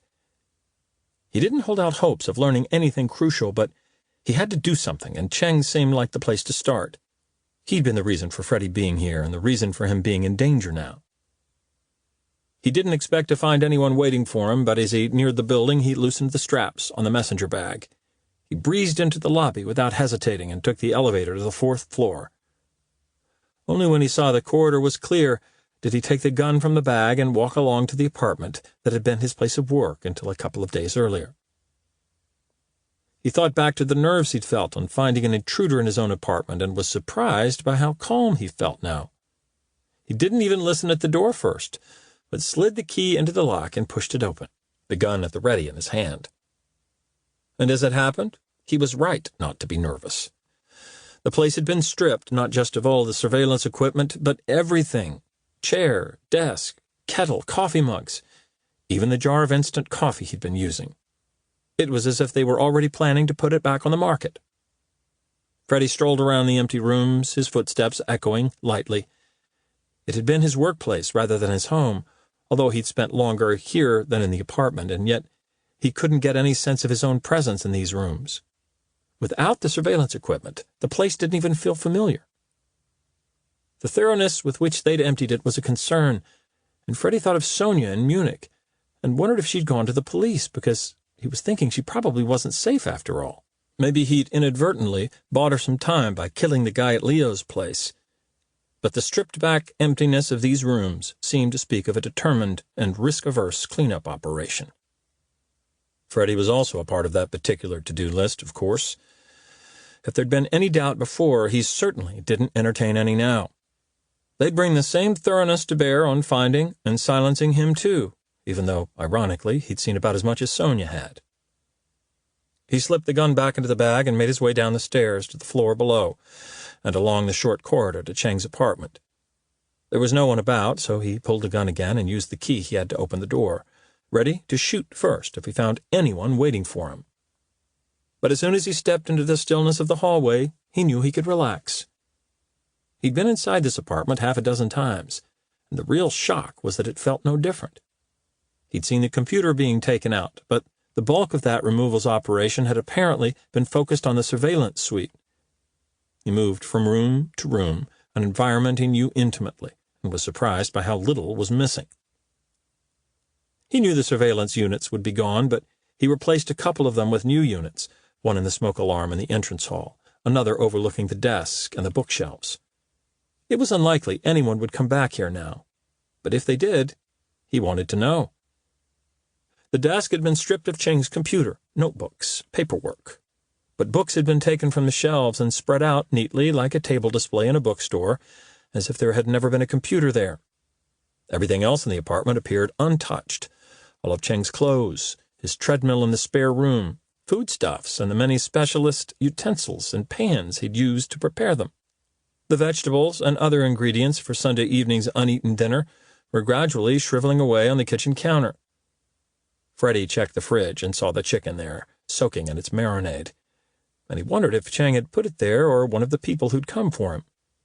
At first glance, it was almost as if Cheng had simply stepped out for a while, to go and buy some ingredient he'd forgotten, or to take a walk around the neighborhood.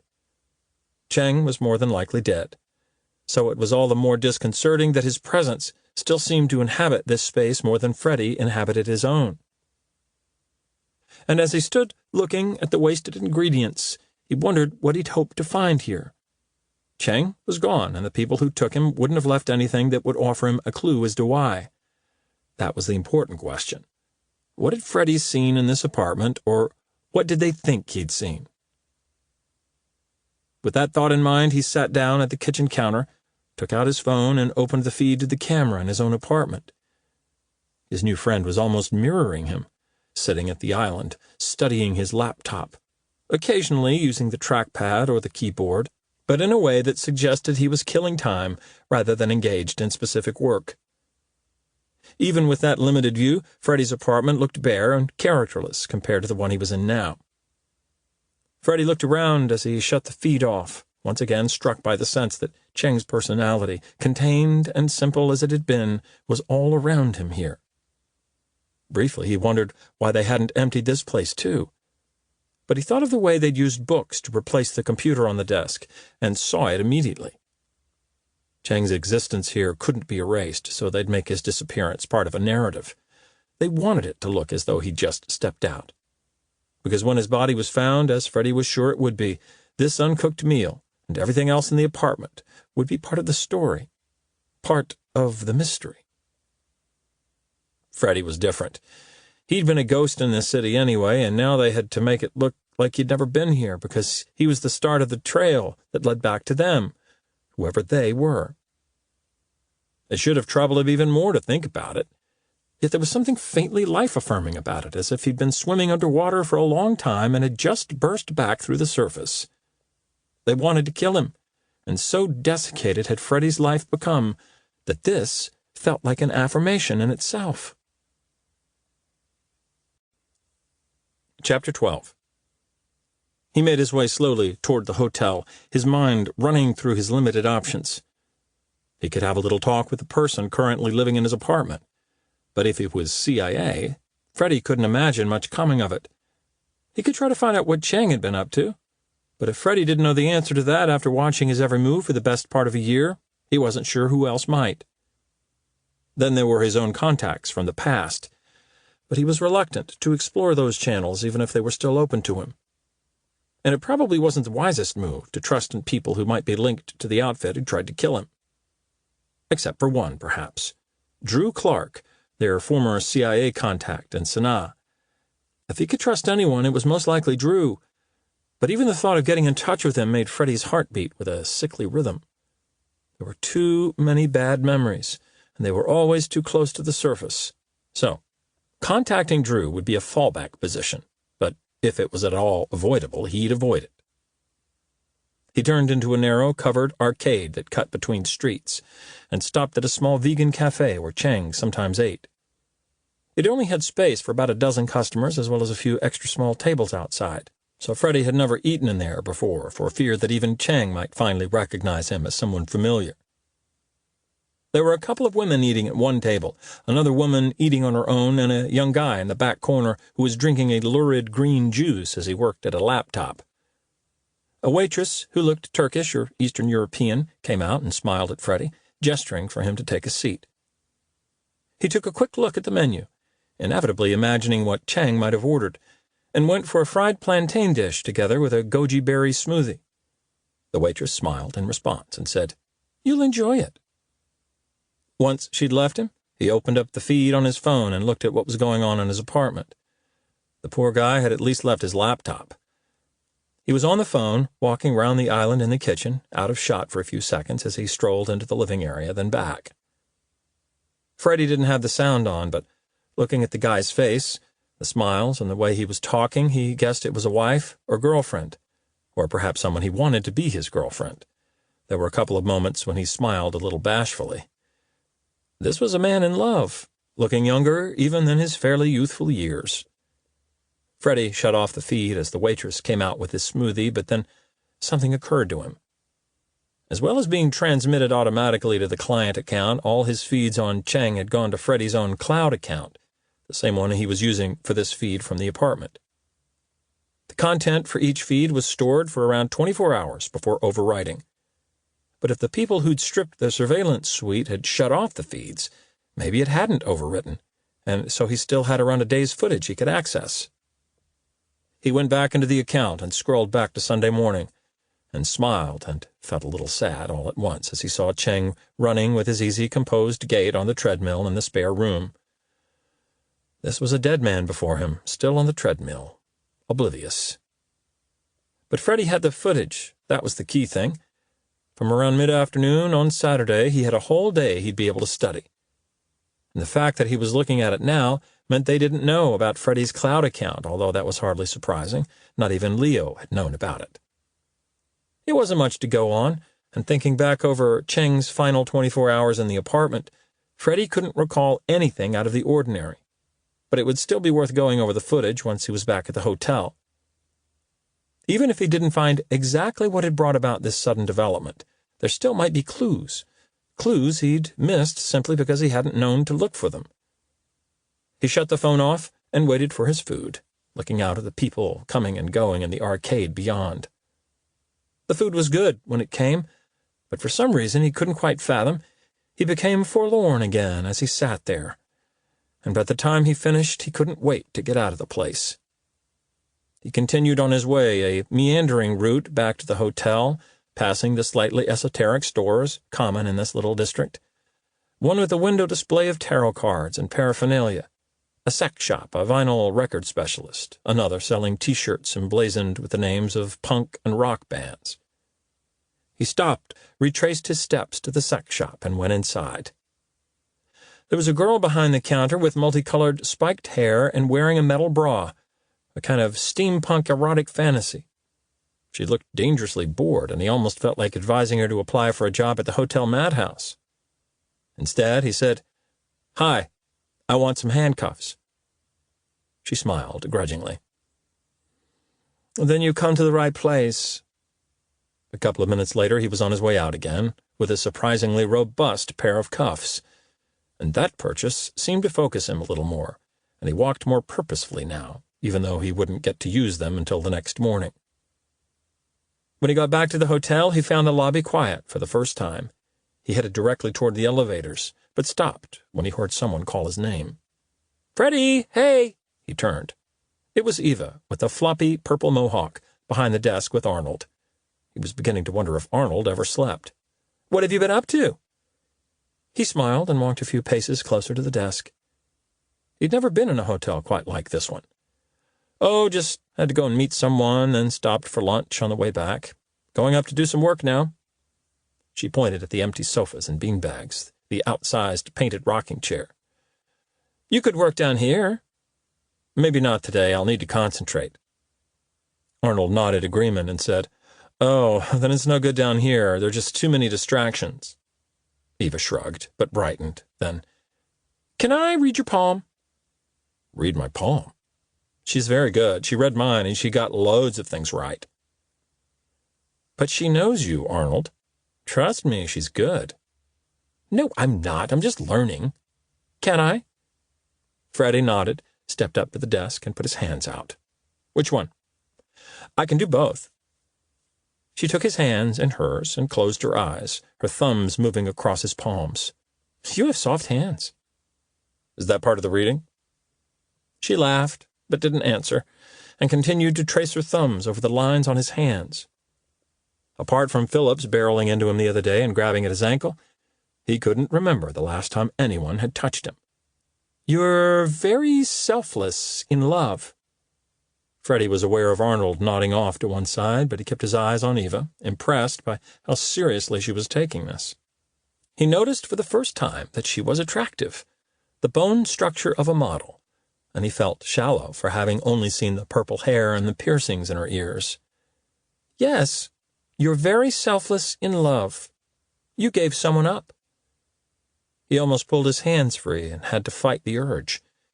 She didn't know anything about him, and maybe she was taking it seriously, but these were the kind of random comments that most people could relate to from some point in their lives. Maybe. Can you tell me why? Her thumb slid across his palms, the warmth and the pressure strangely comforting. No, there's no trauma, no bad energy. And Freddie smiled because he knew for sure now that she was just guessing. There have been problems, but right now you're in a good place, and it's going to get even better. She opened her eyes and smiled. How was that? I told you she was good. Freddie looked at Arnold, then back to Eva, but she looked deflated and said, I know, I'm still learning. But I could tell that you have lots of good energy. Izzy says I can always tell about people's energy. Izzy?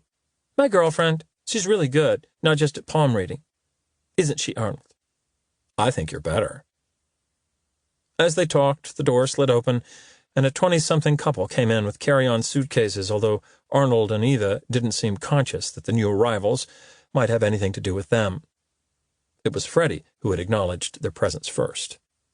Well, thanks, Eva. I'd better let you check these people in. She released his hands reluctantly and with a smile, as Arnold said, Hi, welcome to the madhouse. Freddie raised his hand in a wave and made for the elevator. He had a gun in his bag. 2 days ago he'd garroted someone after smashing his face in with an iron. And yesterday he'd shot someone 3 times and comforted a dying dog. If she still was picking up good energy after all that, she could probably rule out a career as a fortune-teller.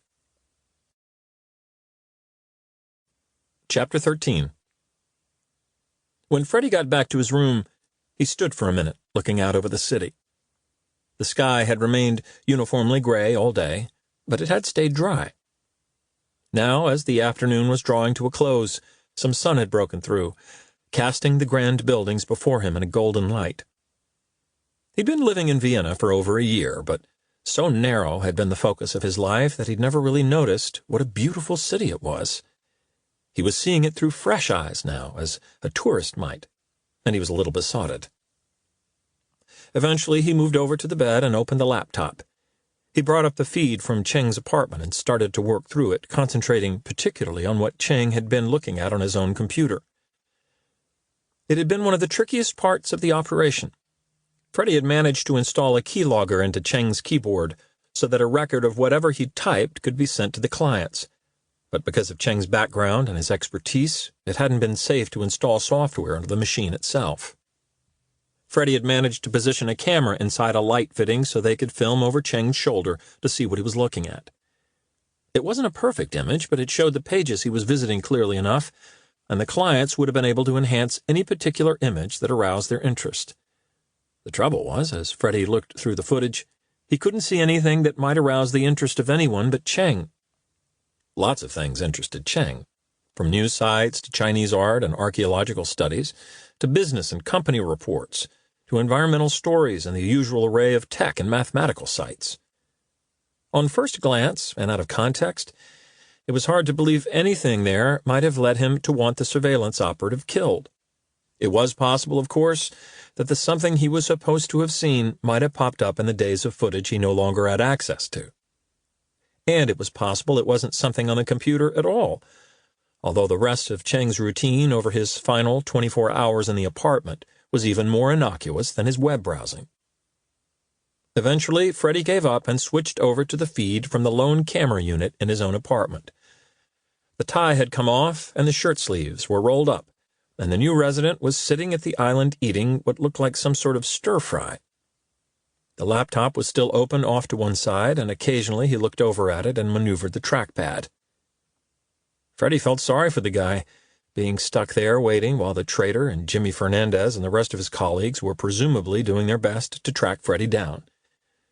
And little did he know that he'd be the first to find out where Freddie was. The more he thought of it, Freddie couldn't even imagine where the others could be looking for him.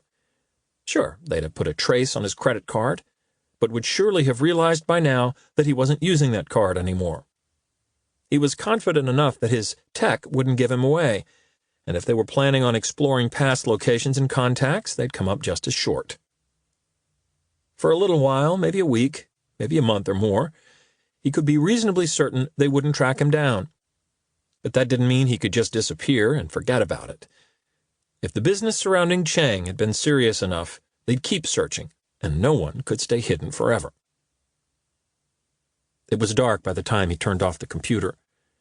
He looked out briefly at the light-strewn view in front of him, the grand buildings illuminated by floodlights, then headed down to get some dinner. The reception desk was empty as he walked past, and once again the restaurant was heaving. A bald guy with a full beard met him as he walked in. "Hi, can I help?" "I'd like to eat. Table for one." "You have a reservation?" "No, but I'm staying in the hotel, room 520.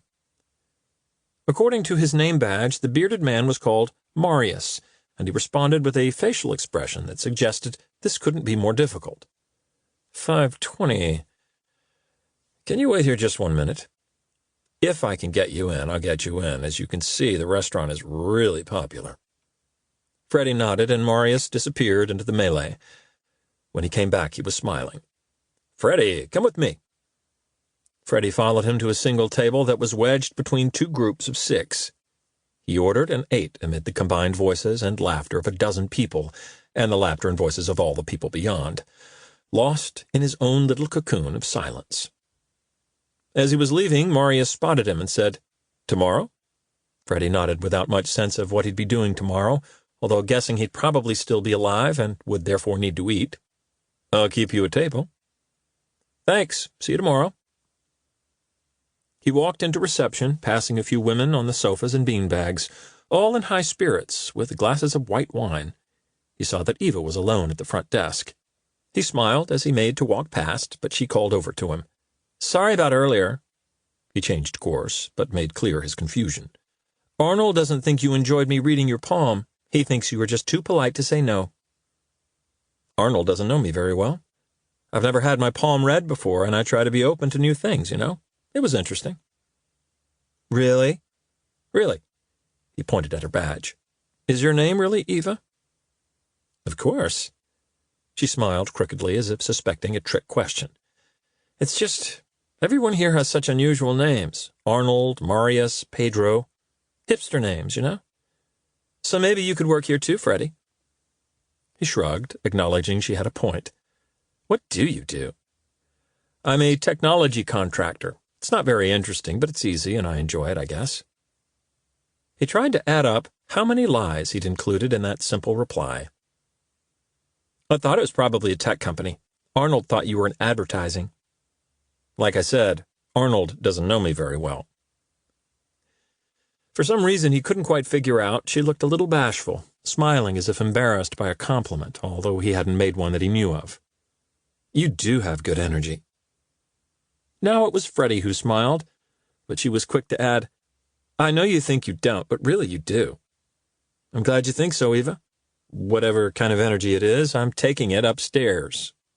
"To the bar?" "Not tonight. Early start." "Okay. Good night, Freddie." "Good night, Eva." He walked over to the elevators, but as the door to one cabin opened, the 3 women who'd been drinking white wine in the seating area came trotting over and joined him. They all had long blonde hair and were dressed more for high-end clubbing than the hipster vibe of the madhouse. "Which floor?" "To the top," said one of them and pointed upward in case he didn't get it. Freddie pressed for the 5th and 7th floors. A second said, "Yeah, take us to the top, baby." Their glasses were still half full, and they didn't seem particularly drunk. But when the elevator stopped on the 5th, the one who hadn't spoken tried to leave, and Freddie tapped her on the shoulder and said, "This is me. You're the next stop." She turned and looked disappointed. "Aren't you coming too?" Not tonight. Maybe they were drunk after all. They waved and called goodbye as the doors closed. He wouldn't have joined them any night, but particularly not when he had to be up early, to confront an armed man, to take him prisoner, and interrogate him, and find out why they wanted him dead. Chapter 14. Freddie had liked the fact that his apartment building, the street in which it sat, and the streets beyond were all devoid of much in the way of local community. He'd rarely seen most of his neighbors, but he now realized that this was because he hadn't generally been up and about before 7 in the morning.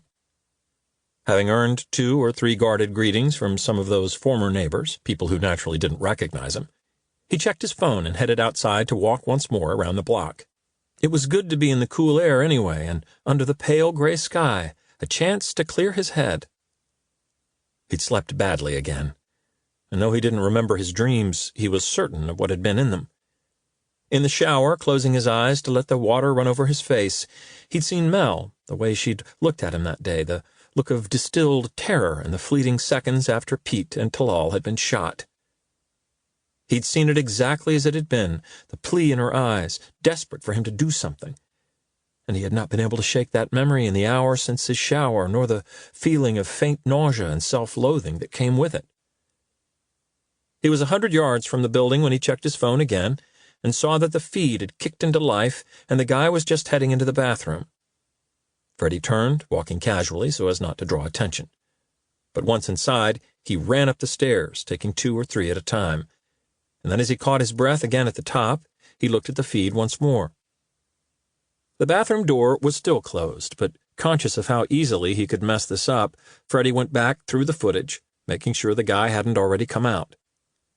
And only once he was confident and his breathing had settled did he take the gun from the messenger bag and slip the key into the lock.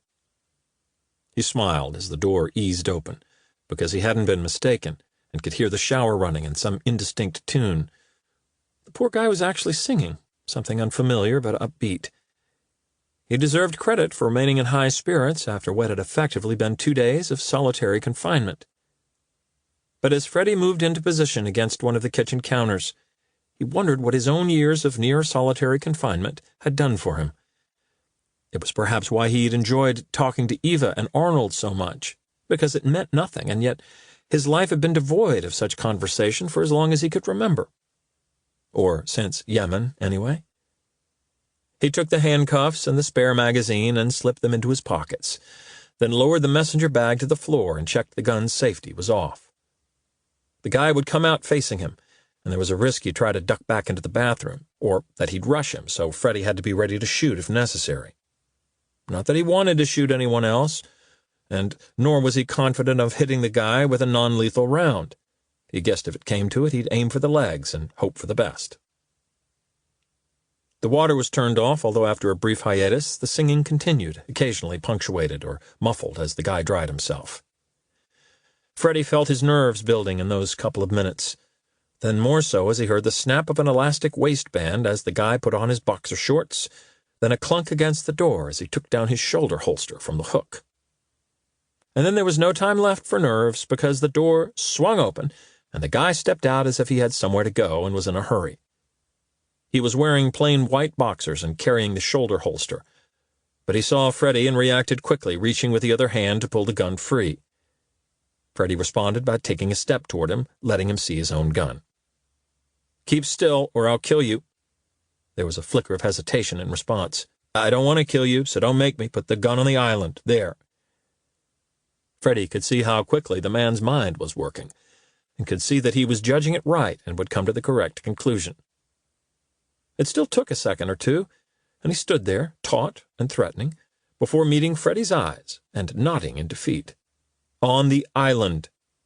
The guy nodded again, and reached out to place the shoulder holster on the kitchen island close to where his laptop still sat. And without it, he looked naked, like he didn't know what to do with his hands. Freddy guessed he was in his late 20s, with a physique that suggested he'd trained in the past but had let things slip. He was turning soft at the edges. Freddy knew that feeling. "You know who I am?" He nodded. The kitchen island had 4 metal legs on the corners, each bolted into the floor. Freddy pointed and said, "Sit down against the corner of the island, there."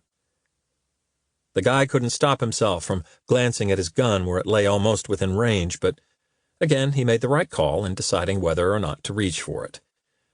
If it hadn't been holstered, it might have been worth it. Instead, he lowered himself down to the floor and looked up expectantly. Freddy took the cuffs out of his pocket and threw them to him. The guy didn't catch them, but they landed in his lap and he flinched. "Cuff yourself to the metal leg." The guy looked down, only now realizing they were handcuffs. He picked them up, and when he looked back at Freddy, he had an expression that suggested he thought he was being mocked. "Are you serious?"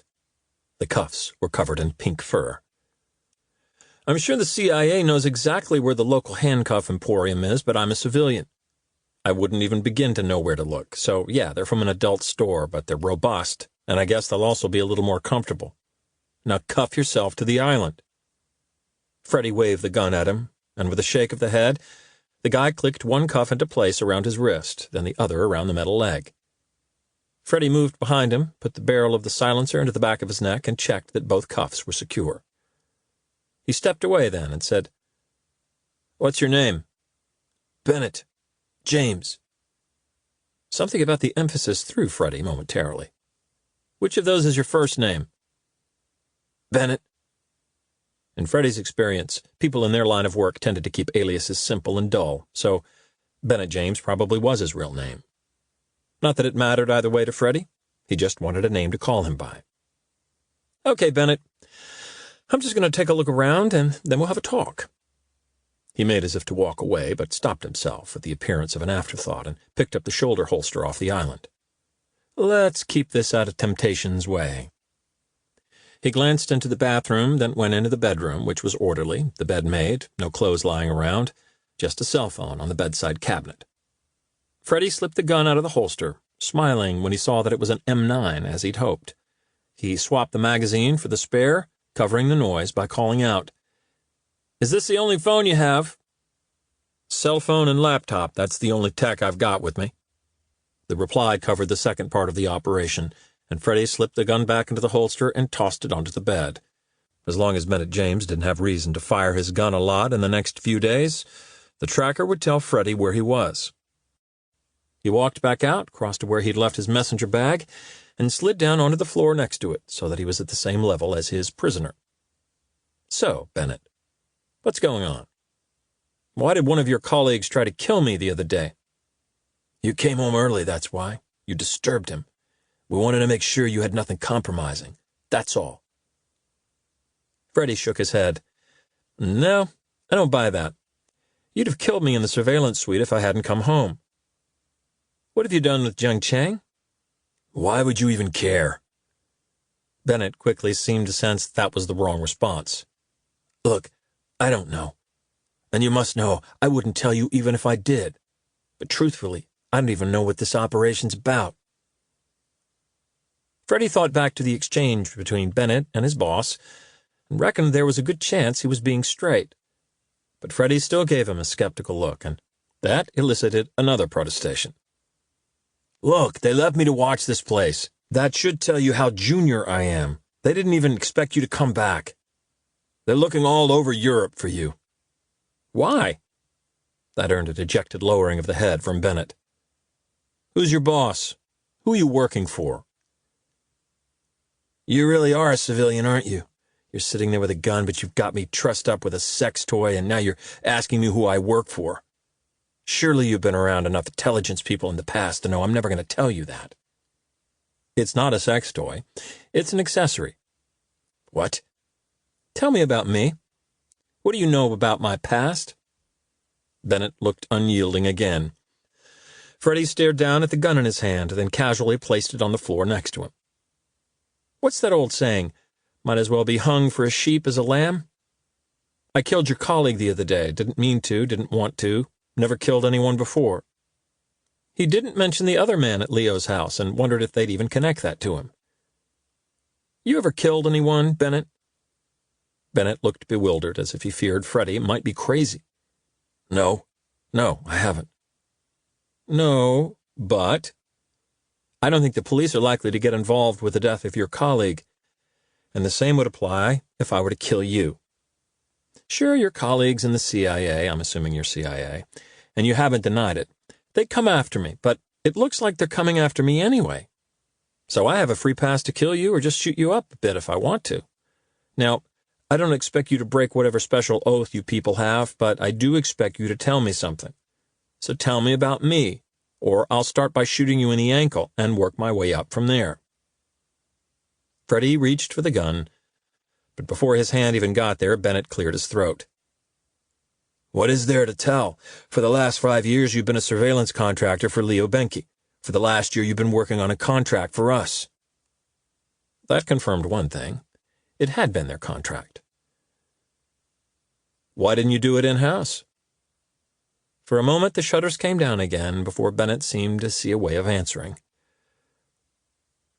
We contract out all the time, different services depending on the job, and frankly, it's above my pay grade to know why this one was given to Benke. Back to me. What else? Bennett shook his head, the look of someone who thought this was a waste of time, rather than a man fearing he was being forced to give away vital secrets. Between college and working for Benke, you worked for Evanston Electronics, usually seconded to aid agencies, setting up communication systems in the field. You may not have known it, but you also worked for us on occasion and for other intelligence agencies. He looked smug as he delivered that piece of news, and when Freddie looked slightly taken aback, it emboldened Bennett to take one more step. You left because something went wrong in Yemen. 2 of your colleagues were killed in a helicopter crash. You were meant to be in the chopper too, but you took ill, missed the trip. Left you in a bit of a mess, apparently. Broke off your engagement. Became a bit of a nomad.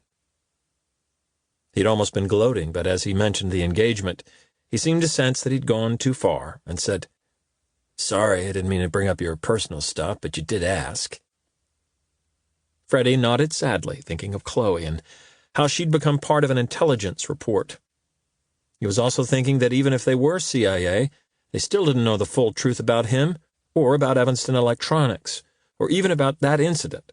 The supposed helicopter crash had been the cover story, the kind of thing that hardly made the news in a place like Yemen at the time. 3 colleagues. What's that? 3 colleagues. Our interpreter, Talal, he was a local, which is probably why you don't count him. And I'm not judging you for that, how could I? But he was our friend and our colleague.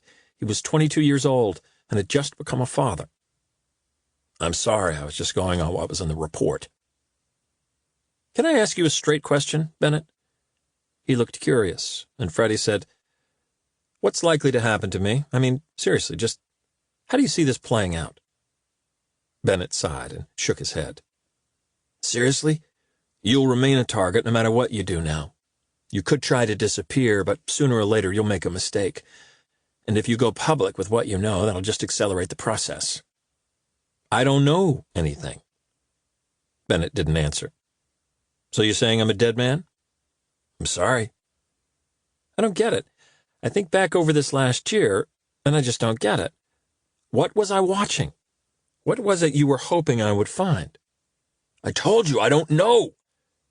He was angry, but perhaps more because he'd been kept out of the loop than because Freddie had asked about it again. I probably know less about Seahorse than you do. I know he's a Chinese national, that he teaches some genius IT course. You know, the kind of academic we like. But that's the extent of my expertise. I don't have the first idea what any of this is about. If I did, they wouldn't have left me waiting here for you, no offense. None taken. I guess Seahorse is your code name for Cheng? Bennett looked momentarily concerned by his own slip, but Freddie made a show of seeing no significance in it. And I guess I shouldn't have taken this job. What would you do now, if you were me? I wish I could offer you something, but in truth, I wouldn't want to be you. There's no way of this ending well for you. Sorry I asked. But I don't want you worrying about me. Whatever happens, it will end well. He picked up the gun and jumped to his feet, ignoring Bennett's flinching reaction. Then he reached down and picked up the messenger bag, slipping the gun inside, a move that made Bennett visibly relax. "What will you do?" "Well, Bennett, you told me I need to disappear, so I guess that's what I'll have to do. But I'm not so stupid as to tell you where I'm going. Who knows? Maybe I'll stay here in Vienna." He took the key for the cuffs and put it on the island, out of reach. He went into the bedroom then and brought the cell phone and placed that on the island too, just within reach. "Okay, I'm sorry about your friend." Bennett looked confused. "Your colleague, the one I killed. It's weird, but I haven't been able to process it properly. Take on board that I killed somebody. Doesn't seem real. And yet I guess he was a decent man, probably had a family." "I don't know. I didn't know him that well. But he was one of us, and we look out for our own." "That's nice. I like that. I'll say goodbye." As Freddie headed for the door, Bennett raised his voice. "What, you're just going to leave me like this?" "The key's on the island." He turned back, walked over to the drawer, and took out a teaspoon, dropping it onto the floor between Bennett's legs. It bounced with a little percussion on the tiles. "What am I meant to do with that?" "I don't know. You're an intelligence. Consider it an aptitude test." He pointed at the island's countertop. "Or you could probably reach your phone with a bit of effort. You could call your colleagues and have them come and release you." Bennett couldn't stop himself glancing down at the pink fluffy handcuffs. And Freddie could tell from that look alone that he'd gnaw his own hand off before he'd submit to being found like that by his colleagues. Chapter 15. Freddie hadn't expected Bennett, as he now knew him, to give away any key information about Cheng or what this last year's surveillance operation had been about. He'd wanted to find out how serious the threat to his own safety might be, but even that had come more as confirmation than revelation. He'd also wanted to reinforce in their minds that he was a civilian, and he'd managed that well enough. But as it happened, Bennett had given away one vital nugget of information, because he'd called Cheng by a code name, Seahorse, and they only gave code names to assets, not targets. It didn't tell Freddie any more about what they'd been looking for or what had precipitated the events of the last few days, but it told him that Cheng had been working for the CIA. He thought about it as he ate breakfast back at the hotel. If Cheng had been a CIA asset, then maybe Drew Clark would be able to help after all. Whether he'd be able to help enough to get the target off Freddie's back was another thing. Once he'd eaten, he went up to his room, passing through the lobby, which was crowded with a whole group of indistinct-looking people waiting to check out. It was only as the elevator doors were closing and one of the group turned and looked at him that he realized they were the superheroes he'd seen on his arrival at the hotel the other night, reduced back to their civilian clothes. It was well over an hour since he'd left Bennett, and when he opened the feed, he saw him standing there, fully dressed, looking at his laptop as he talked on the phone. It was clear he was being admonished, and when he ended the call, he looked for a moment as though he might throw the phone across the room. Instead, he slipped it into his pocket and disappeared into the bedroom. While he was gone, Freddie studied the view of the kitchen. Apart from the laptop, he could see the handcuffs and a white cloth of some sort on the central island. He brought up the tracker and smiled when it pinged and gave him the location of the gun inside his own apartment. A few minutes later, Bennett came back out of the bedroom with his small suitcase. He closed up the laptop and slipped it into the pouch on the front of the case. Then he wrapped the cuffs in the white cloth and took the bundle with him as he left, although Freddie had little doubt he'd dump it before he got to wherever he was going. Freddie switched over to the archive to see how Bennett had escaped.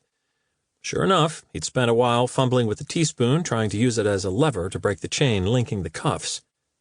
When that didn't work, he tried brute force, pulling his hands in a movement that was painful even to observe. Finally, he came up with a solution, one that also explained the white cloth. Bennett had slipped off his boxer shorts, tearing them to make a longish cotton rope which he used to fish for the key, getting it within a dozen or so attempts.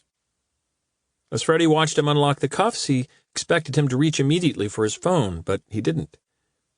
With a touching display of puritanical decorum, he went into the bedroom and came out wearing another pair of boxer shorts, but then he moved slowly around the room, looking up at the light fittings, the sockets, fleetingly looking at the camera but without seeing it. He disappeared into both bathroom and bedroom then and was missing for as long, presumably, as it took him to repeat the search. Bennett had obviously come to the conclusion that Freddie had been watching him. Freddie had been careful not to reveal any information that he'd picked up from the camera, but the very fact that he'd turned up while Bennett was in the shower suggested either inside information or a piece of spectacularly lucky timing. So Bennett's instincts were right. But as Freddie finished going through the archive, he noted with a little pride that the search had proved fruitless. He switched back to the empty apartment as it was now, then to the tracker. Wherever Bennett James was going, he was probably getting there by train because he was now at the Hauptbahnhof. Freddie checked the time, unsure what to do with himself. Seeing the date and realizing that it was Wednesday, he felt even more adrift at the thought of his weekly afternoon spent in the Café Grünsteitel, as Cheng and Marina Mikhailova played chess. He wondered if she knew about Cheng's disappearance, and he wondered, too, if she'd known anything about him. Those weekly conversations had been transmitted by Freddie blind because it was their tradition that Mikhailova spoke to Cheng in Mandarin, and he spoke to her in Russian. It probably wasn't much of a lead, but he really didn't have much else either, so maybe he'd go along to the cafe as usual in the hope she'd turn up. He had some work to do first, though. He did some searching and found that Drew Clark was now stationed at the American Embassy in Athens. It was frustratingly close, and yet too far, given that flying was out of the question, even with a different ID and passport. Freddie had no choice but to revert to his old tricks and make Drew come to him. He thought through the possible scenarios that might make Drew come to Vienna, then hit upon it and smiled to himself as he went to an old ghost email account he'd opened years ago for Khaled Kobani. He started to type, surprised at how easily he fell back into writing in Kobani's florid English. According to the email, Kobani had some nasty little files pertaining to past mutual acquaintances that he was sure his esteemed friend would like to see. If he was interested, he should meet with Kobani in Vienna on Friday morning at 11. Freddie thought about the location, the kind of place that might appeal to the real Kobani, but the kind of place that would equally pique Drew's interest. He raised his eyes and looked out through the wall of glass and saw it there before him. Kobani would be in front of Bruegel's The Hunters in the Snow in the Kunsthistorische Museum at 11 on Friday. He'd hit send, and with half an hour he'd have a reply from Drew, asking which former acquaintances he might be talking about and what he wanted in exchange. Freddie wrote back, "Are we not gentlemen? If you wish not to meet, esteemed one, yours is not the only bazaar in town." He laughed a little, not least because he could imagine Drew laughing at that phrase, but it worked anyway, and Drew responded immediately to say he'd be there. Freddie nodded to himself, satisfied, and shut the laptop down, left a little mournful by that brief reminder of a former life. But it was a reminder in more ways than one, because for all those years he'd been doing little more than playing games, and eventually the game had turned against him. His mind skidded back involuntarily to the back seat of that SUV, to Abdullah pointing the gun at Freddie's face, mimicking a shot, and mocking him with a pow, the word muffled by the scarf that covered his mouth. He remembered Abdullah tossing the gun into the car then, into the well in front of Pete's blood-spattered body, and he remembered the way he'd jumped at the clatter it made as it landed, and he remembered Abdullah's eyes on his, and an expression Freddie had been trying to decipher for 5 years. Pow! That was why he did this, and why he'd left that former life behind, because it had been a game, and he'd lost. Chapter 16. If it hadn't been for his weekly visits to the Café Grünsteitel, Freddie might have forgotten that Vienna was a tourist city. In following Cheng's routine, he'd seen tourists, but never in great numbers, and it always surprised him anew when he saw all those people around the Hofburg, and then the horses and carriages in Michaelerplatz and the tour groups. The cafe was full, the usual mix of locals and visitors. But one of the waiters spotted Freddie as he walked in and immediately gestured to his little table, the reserved sign sitting on it. As he sat down, he noticed the reserved sign was also in place on the neighboring table, together with the chessboard, which he hoped was a sign that she might still be coming, that she didn't know about Cheng being missing.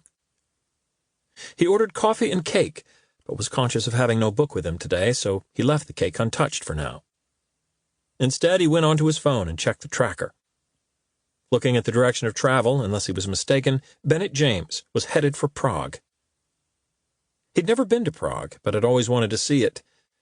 Idly, he thought about going up there to check it out, before reminding himself that his job in the coming days was to stay away from Bennett and his colleagues, not pursue them.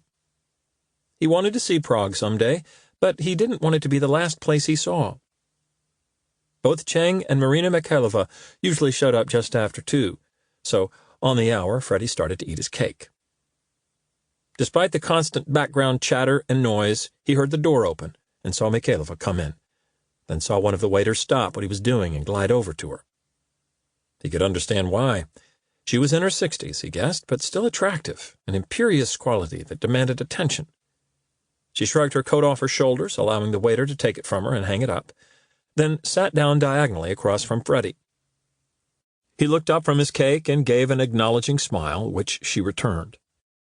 He turned away again and continued to eat while she ordered and then set up the board ready to play.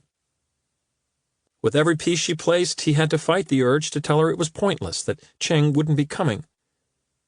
Once she'd finished, she looked to the door, then took out her phone and checked it, presumably to see if Cheng had sent a message. She frowned, and after a moment's hesitation, she called a number and held the phone to her ear. The frown intensified as she ended the call without success. So she didn't know he was missing. Freddie finished his cake as a waiter placed her tall glass of tea next to the chessboard. The same waiter whisked away his empty plate, and Freddie glanced across then and checked the time. "Your friend's running late."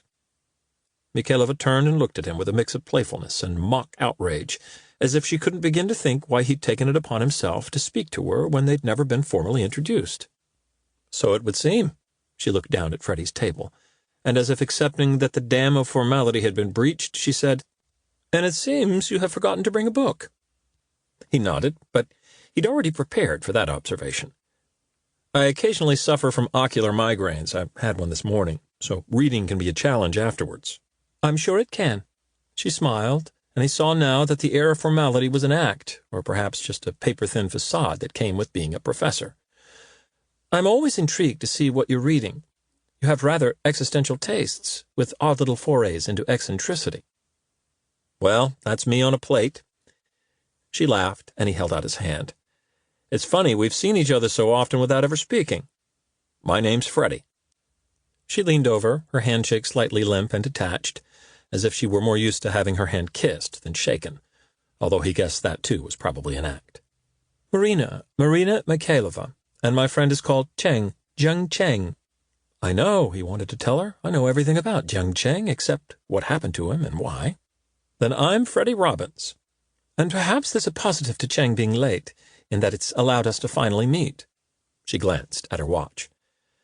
"I've always been impressed by the way you both maintain a conversation, your friend speaking Russian, you speaking Chinese. Mandarin, to be precise." "Oh, sorry. I didn't—" "Don't worry, most people don't know the difference. Are you Freddie or Mr. Robbins?" "I prefer Freddie." "Good, as I prefer Marina, although my students will insist on calling me Professor Mikhailova. That's the reason for the combined language lesson, too. I teach Asian history at the university, so it's a nice way of keeping in practice." "And Cheng? Cheng. He's just a rather frightening polymath. He learned Russian for fun, and he's very good." She checked her watch again. "Well, I can't think what might have gone wrong, but it does look like he isn't coming. Do you play chess?" "Not since I was a boy." She smiled and gestured for him to join her. He shrugged and moved across, but said, "I'm not likely to offer up much of a challenge, and I don't speak Russian." She was playing white and moved a pawn as she said, "You have me at a disadvantage, Freddie. You know what I do, but I don't know what you do that allows you to spend every Wednesday afternoon reading books in cafes." He moved one of his own pawns. "Not just Wednesday afternoons. I'm a technology contractor. I go in and sort out high-level problems for businesses, usually after office hours, which is why I'm free during the day." She stopped mid-move and smiled. "Then it's a shame Cheng isn't here. The two of you will probably get on splendidly." "How so?" "He's a professor at the technical university, computer science of some sort, although I understand all of that about as much as you understand Russian." For the third time she checked her watch, and he could see that she was concerned. This really isn't like him at all. Has he been unwell or had problems with work that might have held him up? You don't know Chang. His entire universe is wonderfully ordered. Freddie nodded, unsure how to respond directly to that. How do you know each other? She gave him a mocking look, suggesting the question might be intrusive, but he sensed again that she was simply teasing him. I mean, you teach very different subjects, and presumably you're at different universities. Yes, that's true. An academic mixer between the two universities. A rather foolish attempt to bridge the two cultures of science and the humanities, although perhaps it worked in this case. As you see, we do have some shared interests. They'd each moved a few more pieces as they talked, but looking down at the board, Freddie already sensed he was slowly being hemmed in, and worse, he couldn't quite see how she was doing it or where she'd strike. Reluctantly, he moved a knight into what he hoped was an advantageous position. You'll think it fanciful, but I imagined you were both spies. She laughed a little, but said, Not that fanciful. Many academics are involved in that world, although I suspect they'd have more interest in Chang than they would in me. Why? She'd been about to move a pawn forward, but stopped and smiled, humoring him. I can't imagine Asian history being a particularly hot topic for most spy masters, given that it's all in the past. Although, of course, they might learn some valuable lessons if they did study history a little more. No, what they want are computer wizards. Chang's being approached all the time. But he's never accepted. Not as far as I know. He's the sort of person who only does things he's interested in, so he'd have nothing to gain from working for governments. I just don't think it's his style. Freddie knew that couldn't be true, but if her assessment of Chang's character was right, it suggested something specific had lured him in. Well, I only thought you were spies because, meeting here to play chess, you speaking Mandarin, him speaking Russian, and you always look so serious in the way you talk to each other. Do we? She laughed. Usually we're just letting off steam about departmental politics in our respective institutions, although we do sometimes discuss the news or art or various things that interest us both. Perhaps we only look serious because we're concentrating, and clearly you read too many novels. She finally moved the pawn, and in so doing the noose seemed to tighten in some indistinct way. He studied the grim topography of the board as it now stood, then looked at her. I've already lost, haven't I? She looked down at the pieces herself, then back at him. Yes, I think so. But that doesn't mean the game is over. One can learn more on the way to an inevitable defeat than from a fortuitous victory. Okay. He looked down again at the opposing armies, no longer hoping to win, but merely to thwart her. He moved a bishop into a protective position, and she smiled. Good, that's much better, see? She let her eyes drift over her own pieces and said casually, It's intriguing that you thought we were spies, because I was rather suspicious of you for a while. That's a first. What, you thought I was a spy? She shrugged in response to his bemused tone. Not a spy as such. A silly word if you think about it. I did wonder if you were watching Chang perhaps for some industrial concern rather than a government. And yes, saying it out loud makes it sound even sillier. But I remember a few weeks after you first showed up, I spoke about you to Chang while we were playing chess. Freddie raised his eyebrows. While I was here? Of course, I wanted to know if you understood Mandarin or Russian, so I raised my suspicions. And Chang, who hadn't even noticed you up until that point, just told me that he couldn't imagine you having any reason to follow him at all. You can ask him when you meet. I'm sure he'll remember the conversation. And of course, you remained oblivious because you don't speak Russian or Mandarin, and you weren't watching him. Freddie made a show of looking astonished, but he knew that the recording of that conversation over the chessboard would have gone back to people who did speak those languages, that Bennett James's colleagues would have known more than Freddie could have done about how close he'd come to being rumbled. He managed to extend the game by another 10 minutes, before Marina finally declared checkmate. He nodded in response, and she smiled. As it happens, once you knew you'd lost, you played pretty well. Thanks. Another game? Why not? They started to set the pieces again. Of course, Chang has nothing to fear. I can believe that. Who usually wins out of the two of you? You mean you've never noticed? Kept a tally? She was playing with him again, but she'd have been genuinely surprised if she knew what he'd really be doing there, because, for all his observations, he'd never paid any attention to the way the chess games had concluded. "I might have done if your conversation had been subtitled." "I don't think that would have helped. The game itself rarely figures in our conversations. But I'd say we're about evenly split. I win a few more than him, but he has so many other skills.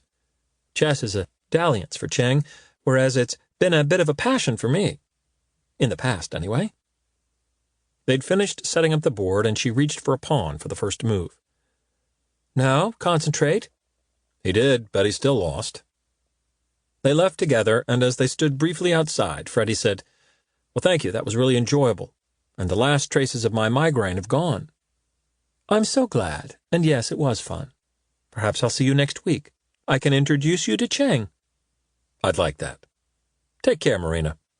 She nodded and turned on her heel, heading off in the general direction of the university. Freddie left too, taking a slightly circuitous route back to the hotel, and as he walked he was simultaneously intrigued and disappointed and saddened. Marina had told him nothing that might explain Freddie's current situation, but what little she had said only served to portray Cheng as even more of an enigma, a man who'd learned Russian on a whim, who'd had no interest in working for governments, but who'd still managed to acquire a CIA code name. And, of course, she talked about that puzzle of a man as if he were still alive, while Freddie was pretty certain he was already dead. Chapter 17. Back at the madhouse, two guys were sitting in the big rocking chair, one with a guitar, one tapping on a drum. The one with the guitar was singing a reedy ballad Freddie didn't recognize. Enough people were watching them for Freddie to assume it was a planned event, but it was hard to be sure. Across the lobby, Eva was checking in on an Asian couple who were wearing identical outfits in what Freddie thought of as a broadly rockabilly chic. She didn't see Freddie as he slipped into the elevator and headed up to his room. When he got there, he opened the tracker on his laptop, smiling at the confirmation of his earlier thought, that Bennett had gone to Prague. He used Google Maps to bring up the location and look at it from the street, a fairly anonymous office building in a part of the city that looked busy but not overly touristy. He spent half an hour searching for details on who'd let the office, and when he finally got there, he wondered why he'd bothered. For the last 18 months, it had been rented by a company called Marine Finance AG, based in Liechtenstein. A little more searching revealed what he'd also already expected, that Marine Finance AG wasn't a company that seemed to be openly engaged in very much business. None that was tangible, anyway, apart from renting Prague office suites and, no doubt, employing the services of Benke and Company. As he sat there, he sensed the sky growing lighter beyond the windows, and looked up to see that once again the sun had emerged, late, to bathe the buildings before him in a golden light. That was enough to encourage him to shut the laptop down and head up to the rooftop bar. There was no music on yet, and most of the low tables seemed to be occupied by people working on laptops, using it as an informal office. He ordered a gin and tonic and looked around. It would be pretty hard to sit inside even if he wanted to, but he'd come up here for the view anyway. He headed out onto the narrow terrace that surrounded the bar on two sides. There were quite a few people here, too, sitting, looking over the gold-tinged buildings of the inner city. Then he noticed Eva sitting on her own at the far end, smoking and drinking coffee. He was about to turn the other way, but she seemed to sense his presence and looked right at him and waved. He waved back and headed over to her. "Hey, Freddie, how's it going? I saw you sneaking past earlier when I was checking in the Koreans." "I wasn't sneaking past. Can I join you, or would you rather be on your own? Is it even allowed for me to join you?" She responded to the final question with a confused expression, making clear it wasn't that kind of hotel, then gestured to the seat next to her. "You don't mind me smoking? I'm on my break." "Not at all, if you don't mind me drinking."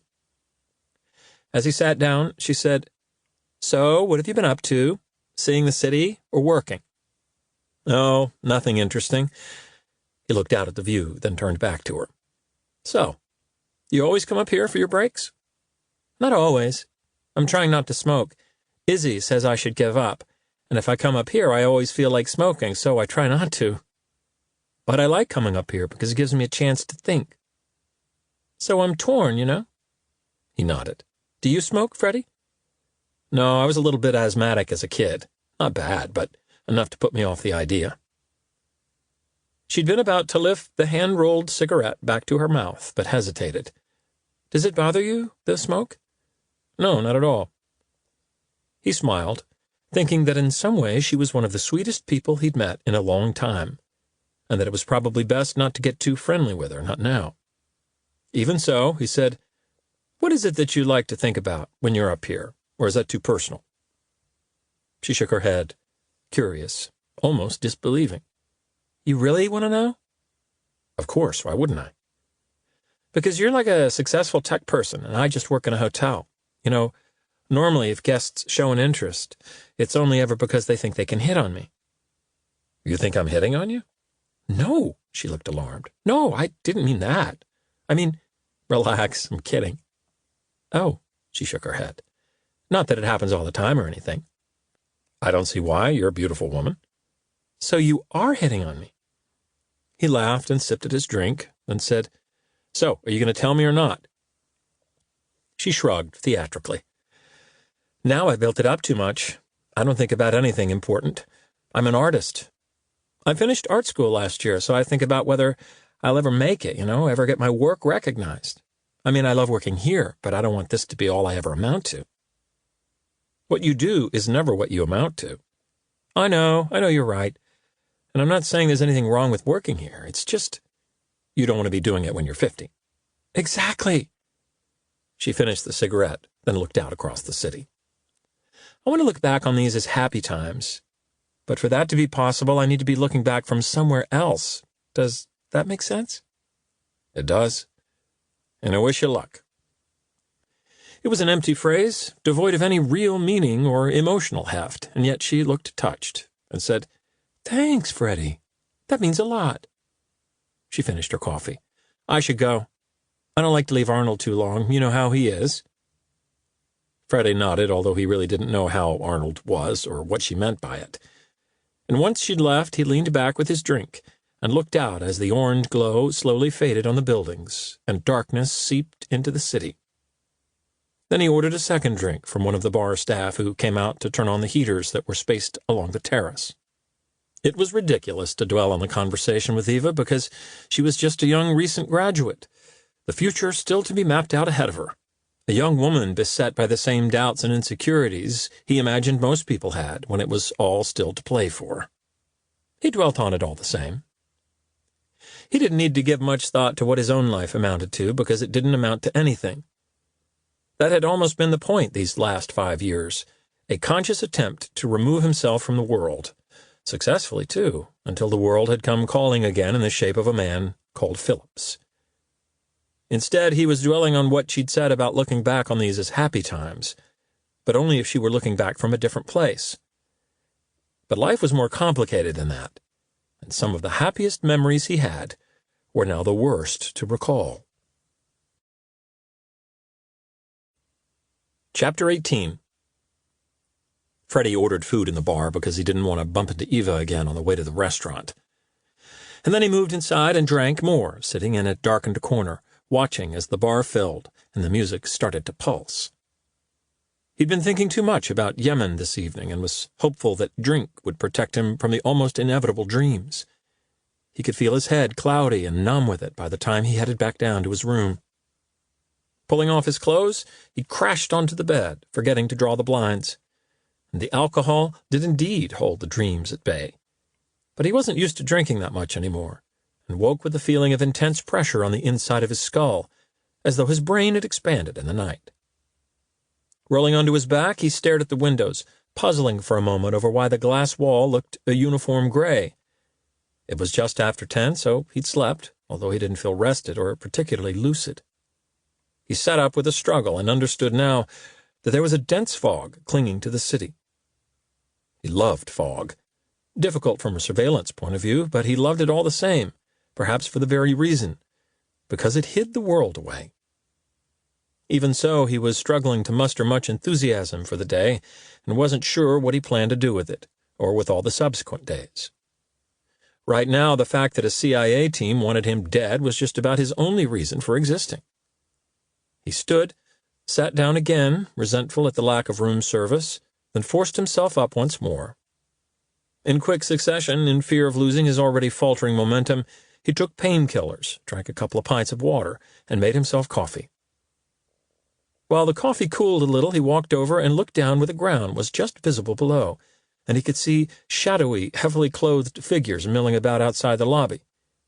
He would need to buy more clothes, including a winter coat. He walked back across to where the laptop sat on the desk and opened it up, his eyes smarting against the brightness of the screen. And then he felt sharply sober as he realized the feed in Cheng's apartment had pinged last night and that, understandably, he'd missed it. It seemed impossible, but could it be that Cheng hadn't been killed and that he'd come back? Freddie clicked on it, then went over and fetched his coffee. He smiled to himself, remembering now that he'd spent quite a lot of time the previous night thinking about his past hubris and complacency. And while he'd been thinking about those things, he'd missed a potentially vital development in the present. The timer showed just after 8 the night before, when the door of Cheng's apartment had opened and the camera in the hall had sparked into life. Freddie hadn't really been expecting to see Cheng walking back in, but the face that actually appeared in the doorway was such a surprise that Freddie froze the image and stared at it for a second, then reached for his coffee and took a sip. Maybe it wasn't so strange, because they were friends, but he knew for a fact that she'd never been there before. Even so, it seemed after spending the afternoon playing chess with Freddie, Professor Marina Mikhailova had gone to Cheng's apartment. She closed the door behind her and slipped a key into her purse as she called out, "Hello, Cheng." It was the natural response of a concerned friend, and she had a key, but that still didn't quite fit. Marina and Cheng had first met when the surveillance operation was already in place, and Freddie would have known not only if she'd been to the apartment before, but also if they'd been close enough friends that Cheng might have given her a spare key. She left the hall and briefly crossed into shot of the camera overlooking Cheng's desk before disappearing again. About 2 minutes of dead air followed, long enough to carry out a reasonably thorough check on the rest of the apartment, and then she appeared in front of the camera again. This time she looked directly up into the lens before once more stepping out of shot. Another 30 seconds passed, and then Freddie laughed with grudging admiration as the image shook and flickered and went dead. She'd found and removed the camera in less time than it had taken Freddie to install it. So much for the pretense of being nothing more than a concerned friend, and so much for just being a history professor who liked chess. It was another 20 minutes before she appeared once more in the hall and left without facing the camera again. She'd probably guessed there was a camera there, too, but it wasn't about being spotted. He could imagine her searching the desk and the area around it, even taking out the drawers to see if anything had been taped inside or underneath them, and she hadn't wanted that search to be filmed. He moved online to see what he could discover about her, finding she'd been born in London to Russian parents, but that she'd been raised in Washington, D.C., where her father was a diplomat. Her mother had been from an aristocratic émigré family, which, even in the midst of all these revelations, was the one thing that didn't surprise Freddie at all. She'd studied at Harvard, married a U.S. diplomat called Chalmers in her late 20s, had a daughter, and played homemaker until becoming an academic in her early 40s, first at Yale, then in Vienna, where she'd been ever since. Her husband had died of throat cancer at the age of 52. Freddie nodded to himself, impressed that it seemed like a comprehensive biography and yet was possessed of many gaps. His automatic assumption in terms of what he'd seen was that she had to have an intelligence background. She'd even hinted as much, telling him that it was quite common for academics to be approached. But this was more than a casual involvement.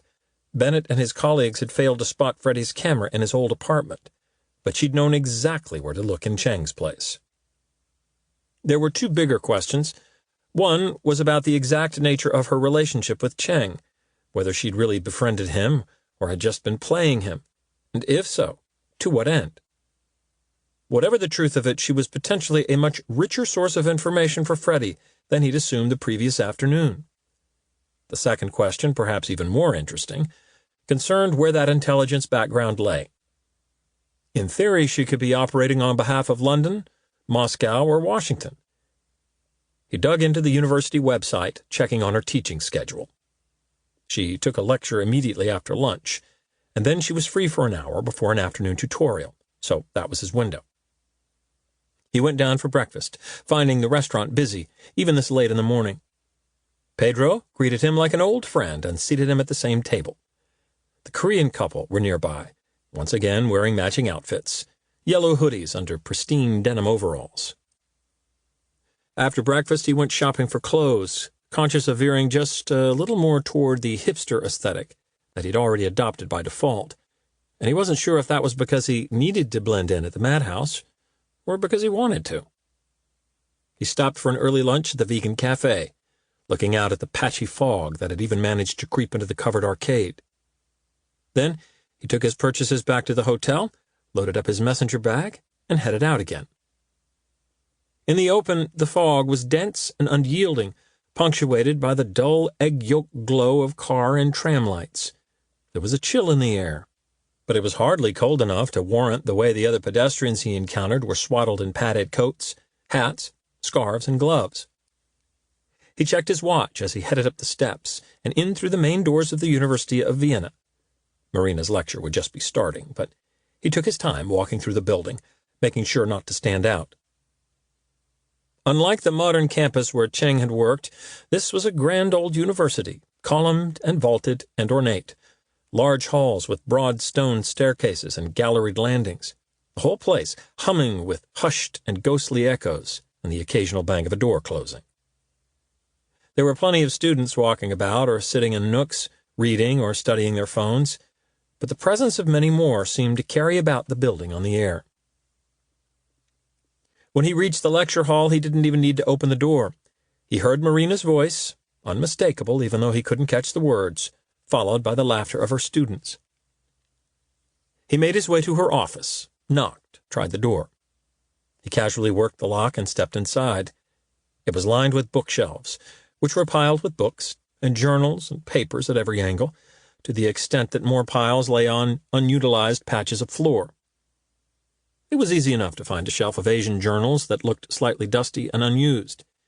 He slipped a matchbox-sized unit behind them, the camera peeking out between two copies. She'd have to do a sweep to find that one. Satisfied, he went to the large, leafy internal courtyard and sat in the colonnaded cafe drinking a coffee. There were a few students sitting in twos and threes at other tables, wrapped up against the fog, which even here had draped itself across the quadrangle and spilled between the arches. He could tell when the time had reached the hour because the number of students coming in and going suddenly increased. There was a turnover at some of the other cafe tables, too. His phone vibrated in his pocket, and he looked at it and went onto the feed for Marina's office, keeping the sound off. She'd just come in with a female student in tow, but Freddie could tell from Marina's body language that she wanted rid of her. Sure enough, a moment later, the student seemed to thank her with a nod of the head and left. Marina took some papers out of a drawer and sat down to look at them. But he closed the feed now. She was there, and she was alone. And the camera's real purpose was to find out what she did after his visit, not before. Chapter 19. Marina responded to his knock with a curt, almost abrupt response, her tone like a warning that this had better be good. He could imagine many a student or even colleagues changing their minds and walking away, but Freddie was neither, and he was pretty certain this would be worthy of the interruption. He opened the door and stepped inside, and had closed the door again behind him before she looked up from the paper she was studying. Her face was frozen with a look of haughty bemusement he well recognized, but her eyes betrayed the quick thought processes going on behind it. She'd placed him almost instantaneously, but there was some surprise, too, and calculation. Freddie could be wrong, but he sensed she hadn't imagined him to be the person who'd placed the camera in Cheng's apartment. She was probably reassessing that now. "Freddie, what an unexpected surprise." "Marina? Or should I call you Professor Mikhailova in this setting?" "Oh, please," she laughed as though he were teasing her, and gestured to the seat in front of the desk. "What can I do for you? Is it about Cheng?" "Kind of." He put his messenger bag on the floor next to the chair and sat down. She moved the paper to one side so there was just an expanse of open desk between them. He knew that if he hoped to get anything out of her, he'd have to put at least some of his cards on the table, so he decided to start by being open. "That was my camera you took down in Cheng's apartment last night. So I'm curious about where you got a key and exactly what your interest has been in him these last 9 months, or maybe even longer." She smiled, a dismissive edge to it, making him feel that he was out of practice at this kind of thing. "I would have thought you were the one who had questions to answer, Mr. Macon. You see, Freddie, I know quite a bit about you. I never bought the slightly anonymous-looking young man who just happened to sit at the next table to us each week reading his English novels. I guessed you were watching Cheng. What have you done with him, by the way?" "Nothing. I work as a freelancer providing surveillance services for Benke & Company out of Munich. For the last year, my job's been to keep tabs on Cheng for a private client. I had a surveillance suite in the same building, monitoring and sending the feeds from his apartment and from TU. I followed him to work and around the city and recorded and transmitted all the conversations you had with him." "Which naturally is why you were always at a neighboring table. Were you wearing a wire?" "A little simpler than that. Each week I'd attach a limpet under my table, microphone pointed in your direction, then take it away with me when I left."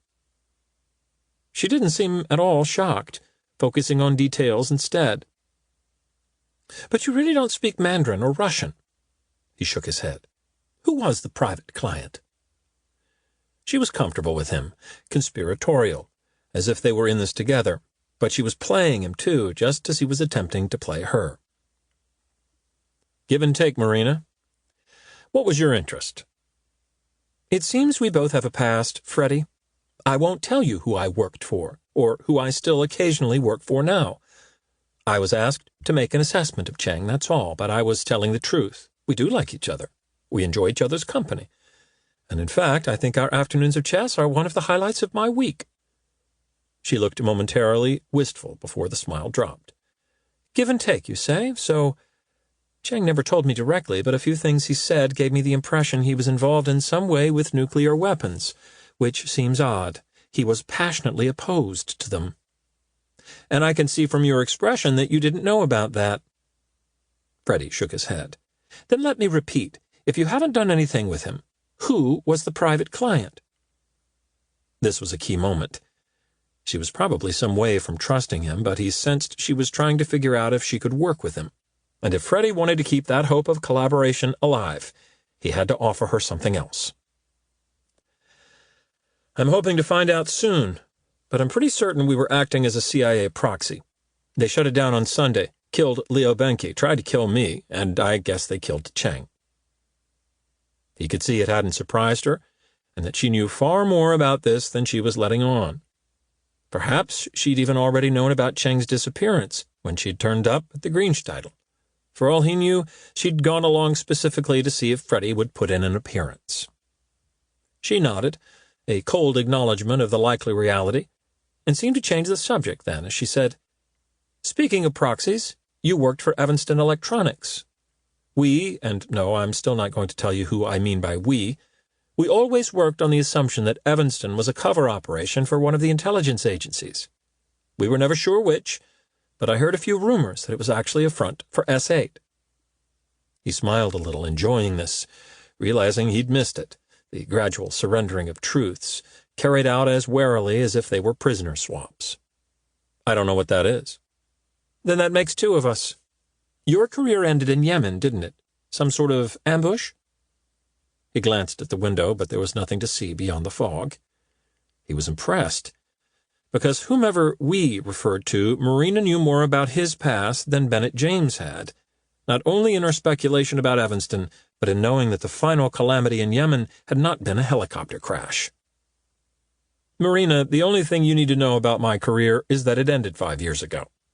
Since then, I've contracted for Benke, and I've tried to mind my own business and leave everything of that world behind." "Then you should have opened a coffee shop, or become an academic like me. Because it looks like you're right back in it now. He nodded, accepting the point. That's why I need to find out what happened to Chang, and what it is they think I've seen. Marina tilted her head to one side and looked at him questioningly. It seems something Chang did sometime near the end of last week brought about the decision to close him down. They think I might have seen it, which suggests it was something he did on his computer, and that's why they want me dead. They're searching all over Europe for me, everywhere except here, apparently. How secure is your identity? Again, it sounded like genuine concern for Freddie's welfare, but she was more likely assessing how safe it was to get involved with him. Secure enough for now, which is why they're currently searching in vain. I probably have a few weeks. Of course, every contact I make increases the risk a little more. Oh, you don't need to worry about me.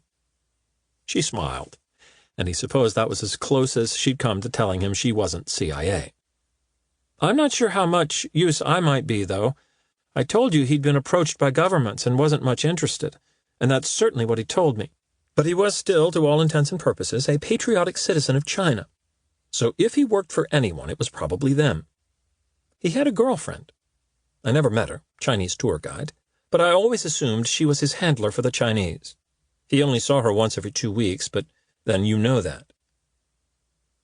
Freddie thought back to Wei Jun coming out of the bathroom into the subdued light of the bedroom, slipping off her robe, waiting a moment for Chang to notice her naked beauty, the same crushing moment each time before crossing the room and sliding into bed with him.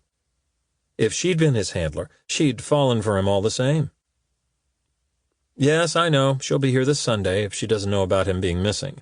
I could try to talk to her. Marina said, If she's still alive? That was a pertinent point. If they'd killed Chang, killed Benke, tried to kill Freddie, they might have decided that Wei Jun posed a risk too. He nodded, but then decided if Marina was going to be any sort of ally, he'd probably need to trust her. He certainly doubted he'd be able to play her.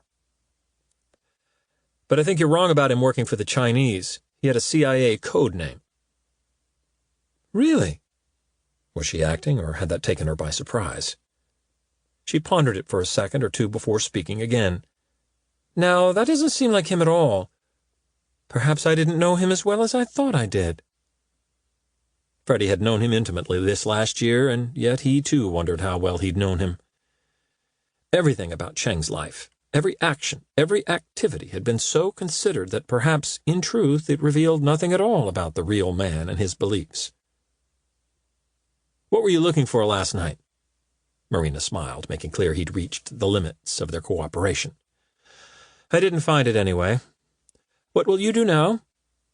I don't know. I have no idea what I saw or why they think it's a worthwhile precaution to kill me. You must still have contacts. He shook his head.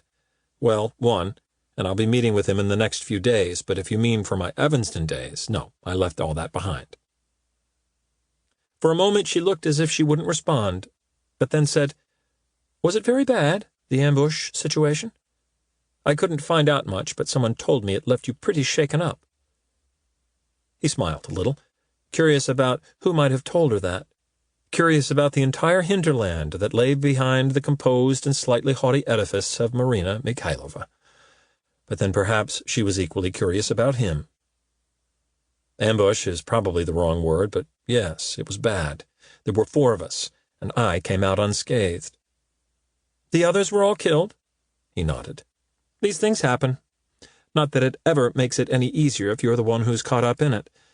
Survivor's guilt is a terrible thing. That's it, though. I didn't survive. I was spared. It was my operation, and the person who pulled the trigger didn't shoot me because he wanted me to know that I thought I'd been playing him. But he'd been playing me. I see. For a moment she looked uncomfortable, perhaps because the 2 of them were involved in a similar game right now. But as if wanting to show that she wasn't playing him entirely, she said, I was involved in something very similar once, with someone who was reasonably close to me. None of us is quite the master of circumstance that we believe ourselves to be. She glanced at her watch. I would speak to Cheng's girlfriend if you have the opportunity. I just have a feeling she might know more than the rest of us. That could be key. You see, one thing I've always liked about the CIA is that you can usually go above someone else's head and cut a deal, if you get the politics right. But for that, you need information." Freddie laughed. "And isn't that the ultimate irony? I've done nothing but collect information for the last year, and yet I haven't got the first clue what any of this is about." He reached down for his messenger bag and stood.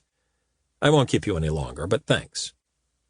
"I'm not sure what you're thanking me for, but for what it's worth, I think our interests are mutual in this one. If I'm able to find out anything useful, I will let you know. Perhaps we could meet as usual next Wednesday, if you're still alive by then." She was joking, the kind of gallows humor he'd engaged in himself in the past, until it had stopped being funny, and until he'd no longer had anyone to share it with. "I hope for your sake I am. To lose one chess partner might be considered unfortunate, but to lose two—" She laughed, and he raised his hand in a wave, and left her. Chapter 20. He didn't linger at the university, but made his way back out into the fog, which was a little acrid now with a day's worth of exhaust fumes mingling with it, and walked the short distance back to the hotel. The fog had the advantage of making it difficult for anyone to follow him, but he couldn't imagine Marina doing that anyway. He wasn't sure he could trust her, exactly, but he couldn't see her having any reason to work against him. The truth of it would really depend on what she'd done in the time after he left, and he'd find out about that soon enough. He found the lobby of the madhouse transformed into a pop-up clothes store and heaving with people, including waiters walking around with canapes and trays of drinks. Pedro saw him and walked over. "Hey, Freddie, Prosecco?" "No, thank you. I had a bit too much to drink last night." He looked at the people mingling, mostly overdressed in a high-maintenance kind of way. "This doesn't look like the normal crowd." Pedro shrugged with disapproval and then smiled before continuing on his way. Arnold was behind the desk on his own and waved as Freddie walked past. He waved back but didn't speak. He could see Eva in the back office, looking at the computer. He got back to his room, still thrown by the sight of his glass wall, reduced to a uniform gray. It was so eerie that he found himself crossing the room and looking down again, almost as if to reassure himself that the world was still out there. He went to his laptop and brought up the feed from the camera in Marina's office, moving back through the timeline to the point at which he'd left. She'd sat for a little while, looking deep in thought, and that was the real limitation of surveillance work, because those thoughts were closed to him, just as Chang's had been. She reached down, perhaps to a bag or briefcase, and retrieved a cell phone. There was another pause, and when she put in the call, she spoke with the same authority he'd noticed himself, the tone of a person who didn't answer to anyone. He heard his name mentioned, and he hoped no one else was listening in on this conversation, because it would reveal to them that he hadn't been bluffing when he'd told Bennett James he might stay in Vienna. Crucially, though, the entire conversation, apart from his name, was carried out in Russian. So that was who she worked for. She ended the call, put the phone back, sat for a little while longer. He thought she might go back to the paper she'd been reading earlier, but instead she opened one of the desk drawers and took out a different phone. And now he was really interested. Marina put in a call and started to speak without any pleasantries. "Yes, frankly, it's becoming rather messy out here. I just had a visit from our friend from S8. Freddie hit pause, rewound, watched it again, paused it again, just to let the fact sink in. So she knew exactly who he'd worked for and what Evanston Electronics had really been about. He pressed play again. "His instinct is that this is CIA, which backs our suspicions.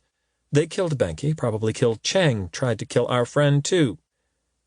He noticed she was avoiding the use of his name on this call. "Of course he's on side, or at least as much as he's on anyone's side. It's like you said, I think he was burned badly. You can see it in his eyes. Sad, really. But yes, if he can stay alive, I wouldn't bet against him finding out what's going on."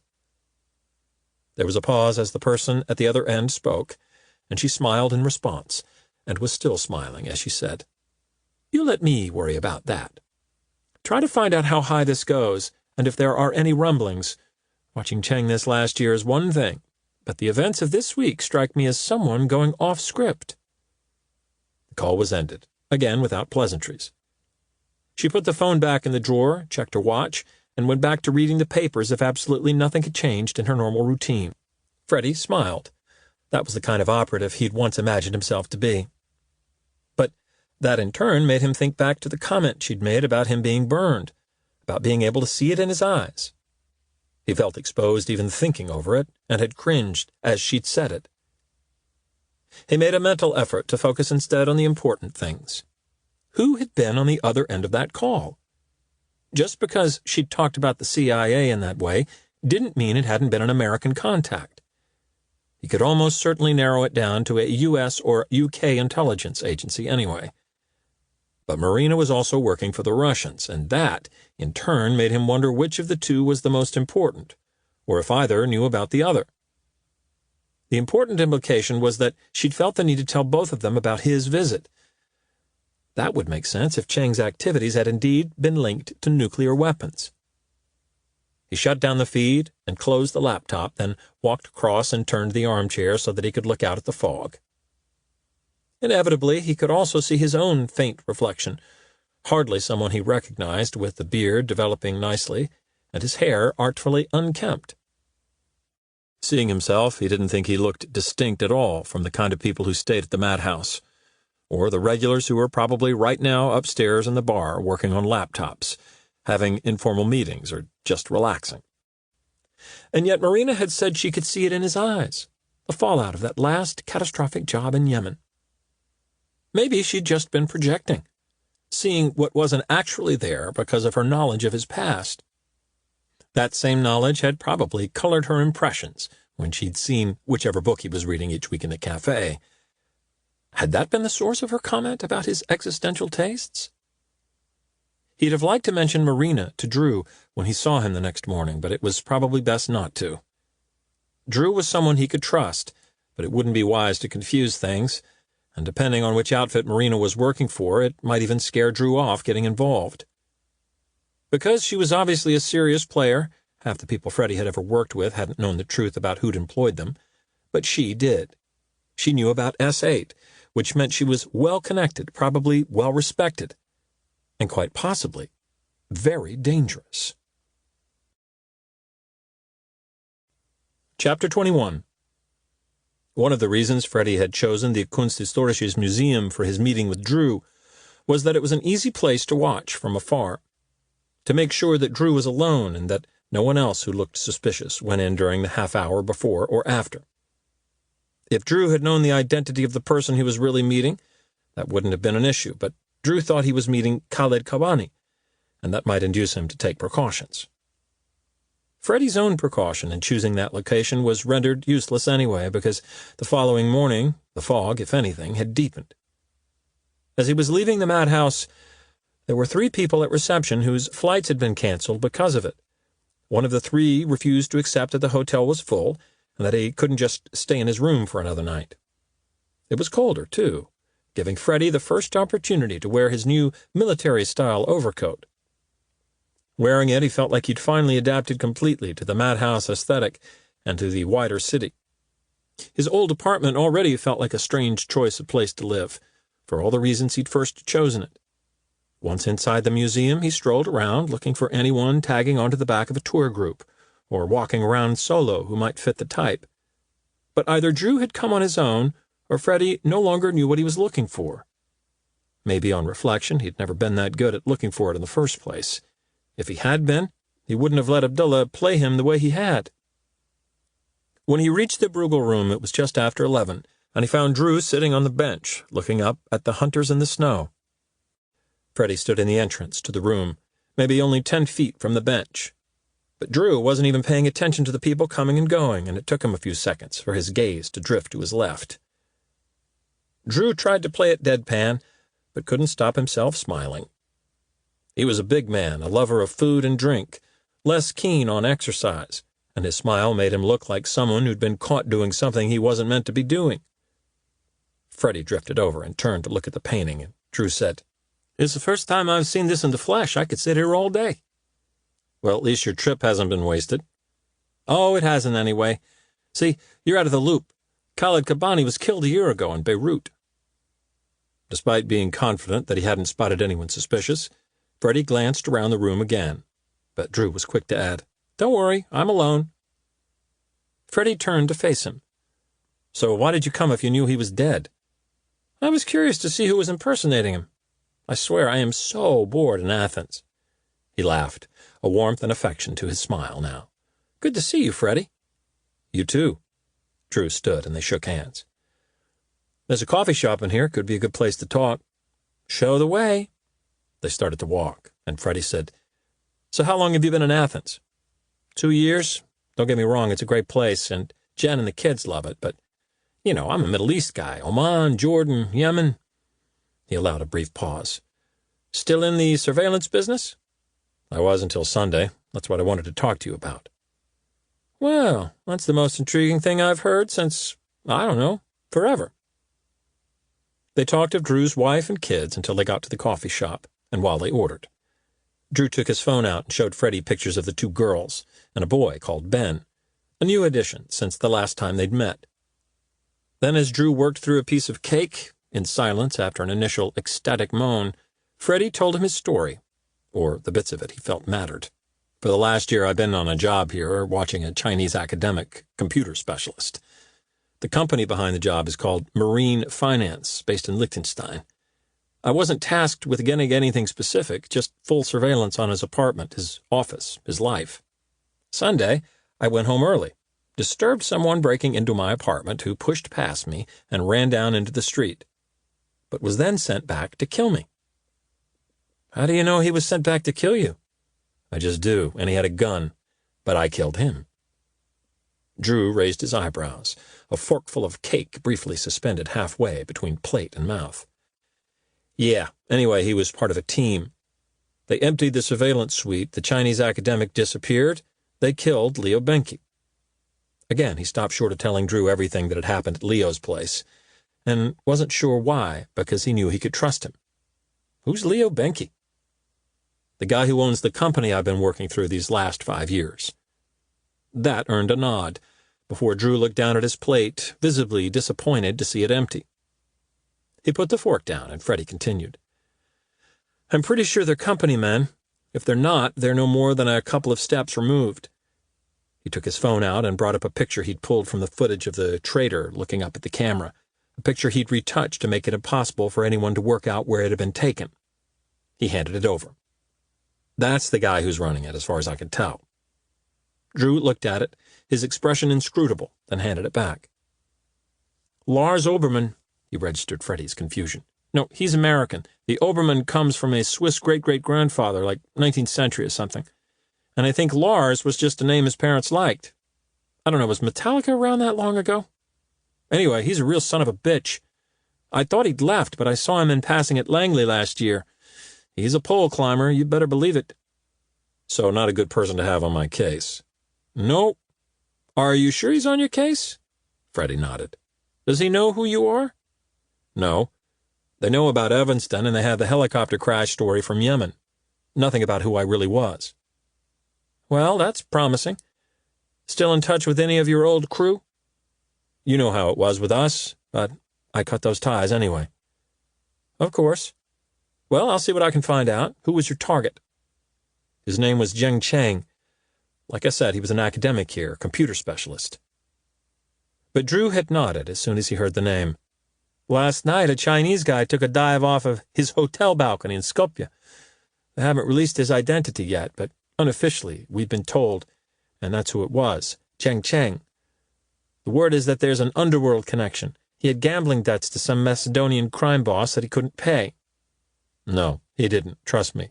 I'd have known. Cheng wasn't a gambler." "Why were you told?" Drew looked confused by the question. Freddie could feel the beginnings of something like anger or resentment simmering deep within him, and wasn't sure why, because he'd known this was the likely outcome. "What, you get informed every time a Chinese national dies in the Balkans?" "I'll make it easy for you, Drew. I know he was an agency asset." "So then you also know that's why I was told. But I have no idea what kind of asset he was." "Something to do with nuclear weapons." "Oh, well, that explains why I had no idea about it.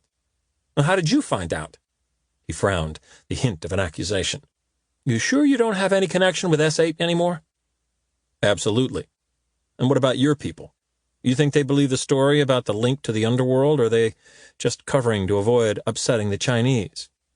Always hard to tell, but I'd say genuine. So that might be something for me to work with. If it was unsanctioned, this Oberman and his team are vulnerable. Drew looked hopeful but unconvinced. Except, as you well know, there's sanctioned and then there's sanctioned. And even if he's vulnerable, that makes your position even more dangerous. In fact, what are you still doing in Vienna? I'll be moving on soon. Even as he said it, Freddie realized he didn't want to move on, that he liked it here. Liked it more now than he had a week ago, and he wanted to stay. They've been looking everywhere else for me, but I guess they'll work it out sooner or later. Drew checked his watch and said, I'm having lunch with someone at the embassy, but look, I'll email the Kobani account if I find anything. And if you need me, likewise, send it through there. He reached into his jacket and took out a pen and a business card, which he looked at before turning it over and writing a number on the back. This is my cell number. If there's anything urgent, you can call me. Is it secure? As much as anything is nowadays. Freddie took the card, glancing at it, seeing it was for a pet store in Athens. Thanks. I appreciate it, Drew. Not at all. You do the same for me. I know you would. He picked up his fork and moved it into a different position, then looked up with an uncertain smile. I bumped into Charlotte Walters earlier in the year. Freddie nodded. Charlotte had been at Princeton with Drew, but she'd also been Chloe's friend since childhood, one of those 6 degrees coincidences the world seemed to be full of. How is she? She was, well, Drew stopped, picking up on the tense and the fact that Freddie wasn't asking about Charlotte. Of course, Chloe, married, she had a baby boy last year. Good. I'm pleased. It had actually been a concern of his in the 5 years since he'd broken off the engagement. Chloe was the same age as him, and at 33 had imagined marriage around the corner, a family shortly afterwards, only to see herself single, faced with the prospect of starting all over again, her 30s racing past. He thought Drew was about to say something else in relation to Chloe, but instead he said, You know, Freddie, what happened in Yemen, it wasn't your fault. I know I told you that at the time, and you weren't ready to hear it, but I'm telling you again now, it wasn't your fault. Tell that to Mel and Pete and to Lal. If they were here, I would, and they'd agree with me. It was so messed up. Really, what did any of us think we were trying to achieve?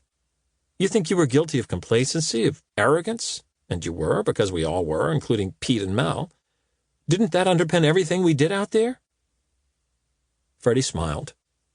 Is this your attempt to make me feel better, that it was my fault, but it doesn't matter because everyone else was just as incompetent? Drew shrugged and moved the fork again. You know what I mean. I do, and I appreciate it. And I really am happy that Chloe found someone. And you? Freddie smiled, but didn't answer. Do you think you would have still been together if it hadn't been for the way the mission ended? You mean because I slept with Melissa? No, God, no, that's not what I meant. Drew looked embarrassed. No, I mean, I knew about it, obviously, or I guessed. The night of that party, everyone got so drunk, and afterwards, the two of you were always making subtle jibes at each other, how you weren't each other's type. But, Freddie, it's the kind of thing that goes on in places like that, people cooped up together. Did you ever cheat on Jen? No, but... It wasn't just once. Drew looked intrigued. It happened again a few days before she died. And there was no alcohol involved that time, or not much. Freddie had a brief, searing memory of Mel, the soft warmth of her skin, the ease with which their bodies had fallen together, the familiarity of her touch. Is that one of the reasons you broke it off with Chloe? Freddie shook his head. I don't think so. I know it sounds phony, but I was still in love with her, and Melissa was crazy about her fiancé.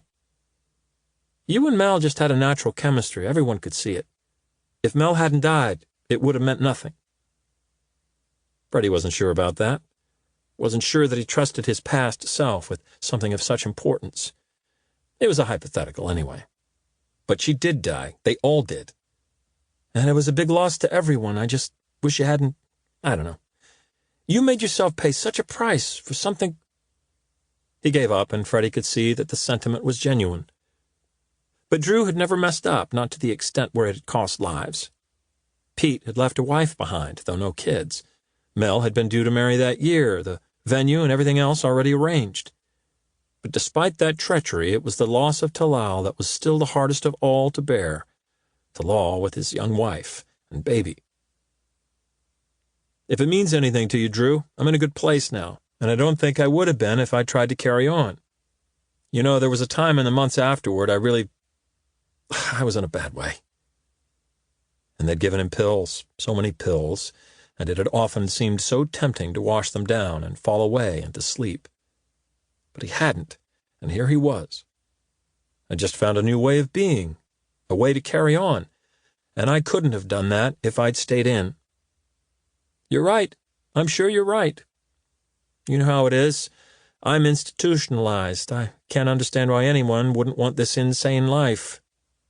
Drew stood and reached out his hand, and they shook. "I'll be in touch." "Likewise, and enjoy your lunch." "Jen's got me on a diet." He said it as though it were the most outlandish thing in the world. Looking at him, Freddie would have to agree.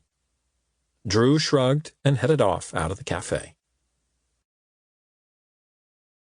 Chapter 22. It was out of his way, and felt more so in the fog. But Freddie headed to the vegan cafe in the covered arcade. He liked being lost in the fog anyway. He was less keen on being alone with his thoughts, because the talk with Drew had brought up a lot of memories, the sweetest of which were also the hardest to dwell upon. He tried to concentrate instead on his lingering low-level anger about Cheng, imagining the miserable days that had preceded his fall from a hotel balcony in Skopje, wondering whether he'd been drugged or thrown conscious, able to picture too well the sublime acceptance Cheng would have maintained until the end. But as much as Freddie had been lulled into believing it this last year, he had not known Cheng, not really, and his thoughts would not gain purchase there. Yemen. It all went back to Yemen. He couldn't stop thinking about that day, Talal singing along to the radio, and then the roadblock, and Pete, still light-hearted, asking Freddie if he recognized the masked gunman, and the taste of Mel's blood on his face, and Abdullah pointing the gun, his eyes meeting Freddie's. Pow! But even that was better than thinking about Chloe. She was happy now, or at least married, mother to a baby boy, and he'd been telling the truth to Drew. He was pleased for her, but it did little to lessen the self-loathing he still felt at the way he'd cheated on her and then abandoned her. Him leaving had been the best thing for her, he still believed that, and believed it all the more now, knowing the way he'd struggled in the year or so afterwards. But that made it no less shameful an act on his part. Once again the fog had crept into the covered arcade and now lingered in pockets. He stepped into the lit world of the cafe, and the waitress looked over from where she was putting plates of food in front of other diners and gave him a regular customer smile. He smiled back and took a seat and started to read through the menu. He glanced up as a woman walked past outside, drawn as much by the shift of light and peripheral movement as by the sound of her footsteps. He looked to the window a second time as he was ordering, 2 students passing by. He was gazing idly at the window as he waited for the waitress to come back, when a man walked slowly into view and stared into the cafe as if considering coming in. He was wearing a smart overcoat and plain scarf, his dark hair cut short and neat. He probably wasn't much older than Freddie, but he looked too formal for a place like this. Unsurprisingly, he decided against coming in, and Freddie made a show of hardly noticing him. But in fact, he'd recognized him and had placed him even before he walked on. Freddie had seen him in the Kunsthistorisches Museum. He'd been with a woman, also smartly dressed, studying one of the paintings on the far side of the Bruegel room. They hadn't looked out of place there, and by the time Freddie and Drew had made for the cafe, they'd already moved on themselves. So he'd only seen them that once, and this was a small city. But it was still too much of a coincidence that the guy had walked down this hidden arcade and looked into this cafe. Freddie doubted they'd try anything here, but he leaned down casually and released the straps on his bag, and throughout the meal he kept an eye on the window. Had they tracked him down, and if so, how had they managed it? Yes, they knew he was in Vienna, or had been a couple of days back, but it would have been a big leap to get from there to the madhouse to the meeting with Drew. Freddie knew his technology was clean. He knew Oberman didn't know about his past in S8, so there was no trail to follow. But if they hadn't tracked him down, that left only a scenario he disliked even more, that someone had tipped them off. He trusted Drew completely, but that trust was based on the person Drew had been 5 years ago, the person Freddie had been, and it had risen out of being part of the same team, something they'd ceased to be on the day Freddie left Yemen. Marina was a different proposition. He knew he couldn't trust her because he knew too little about her, and because everything he did know suggested she was dangerous. Yet he wanted to trust her, a scary prospect in itself, because it reminded him of his relationship with Abdullah, someone else with whom he'd felt an instant but misleading connection. But Freddie thought back to that second phone call she'd made from her office, and held on to the hope it offered, because she hadn't sounded like someone who was on the same side as Oberman. Besides, if she had been, Freddie probably would have been in the morgue by now. After lunch, he headed back out into the cool air, keeping his bag open. He didn't see anyone as he walked the rest of the way along the arcade, but when he stepped out into the denser fog beyond it, he turned left instead of right, and walked slowly toward the quieter streets that surrounded a small park nearby. It was only as he turned left again, moving around the park, the trees looming up to his right, that he became conscious of the footsteps behind him. He reached into his bag, checked the safety, then kept his hand there as he walked on, turning right, the next side of the square, and still the steps followed, keeping pace. Freddie kept on toward the next corner, fighting his adrenaline to keep his pace constant. And he was nervous, not because he was afraid or because there was any risk of being seen in this fog, but because he'd somehow managed to accept that he would kill this man.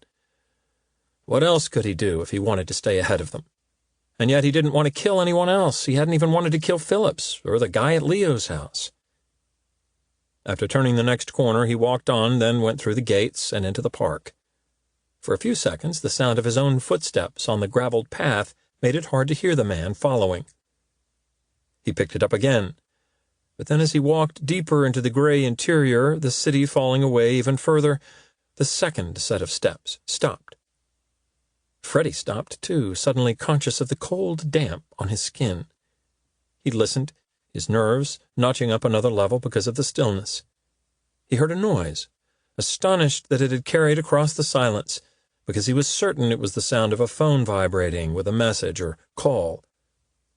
He stared in that direction, and a short while later the steps started again. Freddie held his ground, keeping his eyes fixed on the blank gray between them, and it was only when the sound of the steps changed that he realized the guy was walking away from him. Had he lost his nerve when faced with the opaque stillness of the park, or had he been called off? Freddie retraced his own steps, making his way back to the gate, where he stopped and listened. But a car drove past somewhere nearby, and by the time silence resumed, he could no longer hear any steps at all. He had been tailed, he was sure of it, and whatever had just happened, his cover was still at least partially blown. He walked quickly and quietly back the way he'd come, but ironically, given that he'd lost the tail, his nerves had ratcheted up yet another notch. Maybe it was precisely because he'd been denied the confrontation and was left no wiser as to how close they were, how they'd closed in on him, what their next move would be. He stood still again, this time on a street corner, and only when he was convinced that he'd lost him completely did he start to take a circuitous path back to the hotel. Even then it was another 10 minutes before he reached into the bag and put the safety on, then fastened to the catches. Time was running out for him here, he knew it. His only consolation was that they didn't know he was staying at the madhouse, and not even Drew or Marina knew about that. But still, just before reaching it, he stepped into a doorway and waited there for a while, listening, watching, until the cold began to eat at him and he was convinced he was alone. Only then, and still reluctantly, he walked the final 50 yards to the hotel. The hotel lobby, for once, was empty and quiet. Freddie felt a kind of peace settle back over him just being in here. Arnold was behind the desk, looking bored. "Hey, Freddie, I like your coat." "Thanks, Arnold. Quiet in here today?" "Too quiet," he said dramatically, aping a cliché from a thriller or horror movie. Eva's on her break. You should pop by and say hello. This was just what he needed, particularly now he knew he wouldn't be able to stay much longer. Maybe I will. He took the elevator up to the top floor and ordered a Lafroig, looking around as the bartender poured. It was the usual daytime crowd of people using the bar as an office space. A few hotel guests, no one out on the terrace, or almost no one. He saw Eva sitting in the same spot as last time, wrapped in her coat, smoking. He walked over once he'd been served, slid the door open, and stepped out onto the terrace, the cool fog immediately bathing his face. As he closed the door again, she glanced in his direction, and her face brightened. "Arnold said I'd find you up here." "I like your coat." "Thank you. I just bought it yesterday." He sat down, and she looked at the glass and said, "What are you drinking?" "Whiskey. Lafroig. I thought it suited the weather somehow." "I love the fog." "Me too."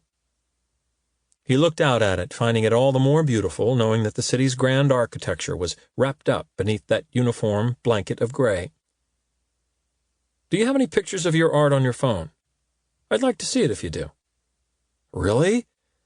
"I do, but they're not very good. The photographs, I mean. See, I paint, but a lot of what I do is about texture, so they're almost three-dimensional. It's hard to capture that with a camera. Maybe I could bring in one of the smaller pieces in one day." "I'd like that." "You're serious?" "Of course." She nodded, accepting the point, took a drag on her cigarette, and said, "You look a bit down today." "Do I?" The smoke caught on his chest slightly, so he raised the glass and took a sip of the whiskey, the peaty warmth sinking through him, fixing him to the world. If he was forlorn, he knew it wasn't because of what had just happened, being compromised. It went back further than that. "I met an old friend earlier, someone I haven't seen in a few years. I guess it's made me, I don't know, nostalgic? Maybe. Something like that." He thought it was the wrong word, but perhaps it was right after all. No doubt there was a word in some language or other, one of the Scandinavian tongues, or Russian, maybe even Mandarin, for a distinct nostalgia for sad times past. Kind of conversation that makes you think, a bit like you when you're sitting out here. "I know that feeling. Do you have a girlfriend? Or a wife?" He shook his head. "I could introduce you. I know some really beautiful women." "There really is no end to your talents." He laughed, and she laughed with him. "What about you and Izzy? How long have you been together?" "Since college. She was here for a year before me." "Oh. I don't know why, but I imagined her being quite a bit older." She cocked her head to one side. "No, I'm 25 and she's 27. But it's weird you say that because she's a really old soul. I hope you get to meet her." But as if sensing that this nascent friendship was illusory and that soon enough there would be another guest moving into his room, she said, "How long are you staying?" "I don't know, maybe another week." It didn't feel like a lie because he wanted to stay, even although he knew he couldn't. "I kind of like the idea of moving here, not to the madhouse, to Vienna." "You should." He nodded and sipped at his drink again. Yes, he thought, he should. But that all depended on Lars Obermann, the guy he still thought of as a traitor even now he knew the truth, and he was pretty sure Obermann didn't care about what Freddie or anyone else wanted. Chapter 23.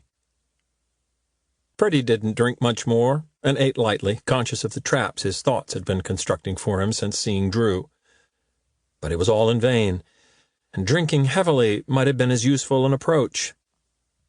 He woke on Saturday morning in a terrible state, having fought through confused and jarring dreams, the present merging with one particular part of his past, both tearing at each other throughout the night.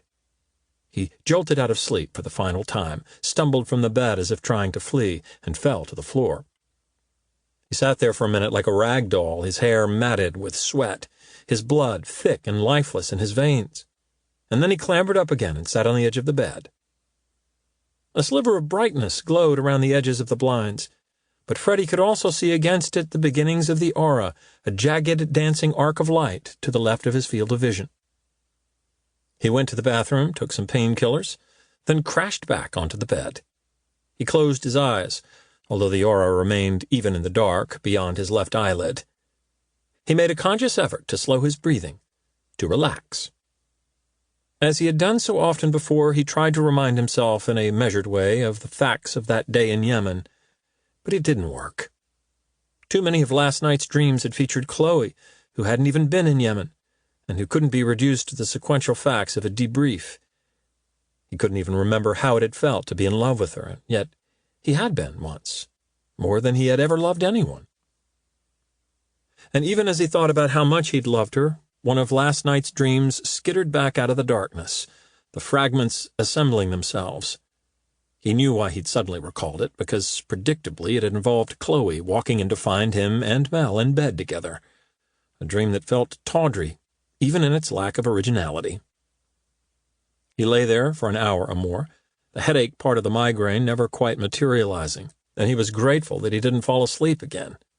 When he eventually leaned over and pressed the button to open the blinds, he screwed up his eyes because the fog had gone and there was a dazzlingly clear blue sky in its place.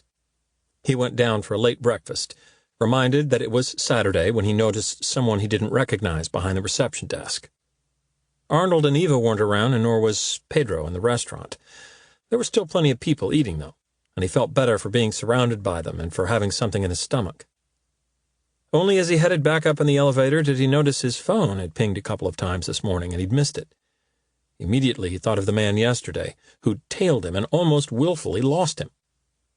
He waited until he was back in his room, then opened the laptop to see what it was. The first was the feed from his own apartment, but when he checked in, it was dead. He brought up the archive from the time the ping had come through and saw 3 men walk into shot. 2 of them, including Jimmy Fernandez, had been among the guys who'd put Phillips in the body bag, Oberman's foot soldiers. He had to assume they were a kill team and they'd been sent there for him, confirming all his fears about the tale yesterday. But almost more disturbing than that was the third guy, tall and built like a Marine, wearing frameless glasses and carrying a briefcase. Without speaking to the other 2, he opened up the briefcase on the island, unpacked the equipment inside, and almost immediately started a sweep. Within 10 minutes, he'd found the camera unit and taken it down. The second ping was from inside Cheng's apartment. This time the same guy was on his own, and again there was only a brief run of footage before he located the final camera in the hallway and took it out of action. Freddie stared at the blank screen for a few seconds, then almost idly switched across to the tracker on Bennett's gun, but that too had gone blank. He felt uneasy all of a sudden, this abrupt blindness leaving him vulnerable. He needed to get out of the city, there was no question about it. But no matter how they'd homed in on him, or who might have tipped them off that he'd remained in Vienna, he was still pretty confident that they wouldn't know to come looking for him here. It was just too unlikely a place, and that could prove a crucial advantage. Because he needed to stay here long enough to meet Wei Jun when she arrived in the morning, if she arrived at all. Once he'd seen her, he could move on. But even as he clung to that thought, he was conscious that it was pointless moving on if he didn't know what he was running away from. In the absence of any live feeds to study, he went back to the footage he still had of Cheng in his apartment, and in particular, the footage of him sitting at his computer. He worked through it more slowly now, in the light of the few additional things he'd learned about him, looking for clues as to what might have earned Cheng that dive from a hotel balcony. But there was nothing obvious. Freddie hardly expected him to have been looking at pages detailing the technical specifications of nuclear weapons or websites campaigning for nuclear disarmament. But he'd hoped to find something that might have triggered alarm bells among Oberman and his team. Instead, it was the usual cross-section of random subjects that he was used to seeing in Cheng's browsing sessions. There were a few Chinese cultural sites that he kept in his favorites, a lengthy academic article in English about the predictability of tsunamis and the mathematical models used to understand them, a handful of pages of company reports and articles about investing in stock markets, a handful of pages on marine biology, the web address for one of which he copied into an email sent to someone in China, a few pages on the staff section of the TU website. After that, he'd settled down to watch an episode of The Big Bang Theory. Freddie was distracted, thinking about the person who still seemed so alive in front of him there, the person with an endless curiosity and an equally endless appetite for American sitcoms. It was difficult to reconcile the footage with the fact that Chang was now dead. And then an alarming truth struck home, and Freddie went back through to the point at which Chang had been looking at marine biology, and in particular, the page for which he'd sent the link to someone in China. Naturally, Freddie couldn't read the email it was attached to, but the article itself was in English, and about a rare seahorse being spotted off the coast of Southern California. Could that be it? Had sending that page cost Chang his life, and had it been an innocent coincidence? It was possible Chang hadn't even known that his CIA handle was Seahorse. Or had it been a coded attempt to discuss something with a contact in his home country? It seemed tenuous somehow, and yet it was more of a link than anything else he could see or remember about Chang's activities in the days before Obermann and his team moved in. He had to speak to Wei Jun, even though part of Obermann's team was back in the city, and time was probably running short for Freddie. 24 hours. Long enough to speak to Wei Jun and find out what she knew about her boyfriend, and then he would leave. It would be enough. It had to be enough. Chapter 24. Sunday morning once again saw the sky a cloudless blue. His original idea had been to wait until Jun got to Chang's apartment, but Obermann's tech specialist had forced a rethink on that. Not only did Freddie no longer have any cameras in place, but for all he knew, the tech guy had substituted them with his own, which could make turning up at Chang's apartment a calamitous decision. Fortunately, he knew that Jun generally arrived a little before 11. He knew the U-Bahn station she came in on, the route she took from there to Chang's apartment. It would be harder to explain what he had to tell her in the street, but it would be safer for Freddie, maybe for both of them. He found a cafe on the first street she walked along after leaving the U-Bahn. It was already busy, with people sitting outside in the sun, albeit wrapped up against the crisp edge to the morning air. Freddie took a table just inside, looking out through the window, invisible. He'd been there about 20 minutes when Wei Jun walked past, pulling along the usual small suitcase, but this time with an extra bag on top of it.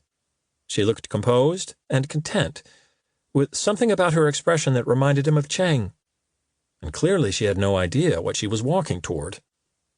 He waited another minute, wanting to be sure she wasn't already being followed. Then he left, looking first one way as he stepped out of the cafe, making sure no one was trailing her from a distance, then turning in the direction she was walking. He couldn't see her, but he was confident of catching her. He set off along the street, turned the corner, still no sign. But before he reached the next corner, he could already hear the sound of the suitcase wheels on the paving stones. He saw her as he rounded the corner and picked up his pace until he was only 20 yards behind her.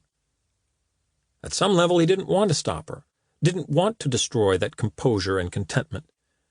She was still, in her own mind, heading towards something happy, and it wasn't Freddie who destroyed that happiness, but that's how it would seem to her.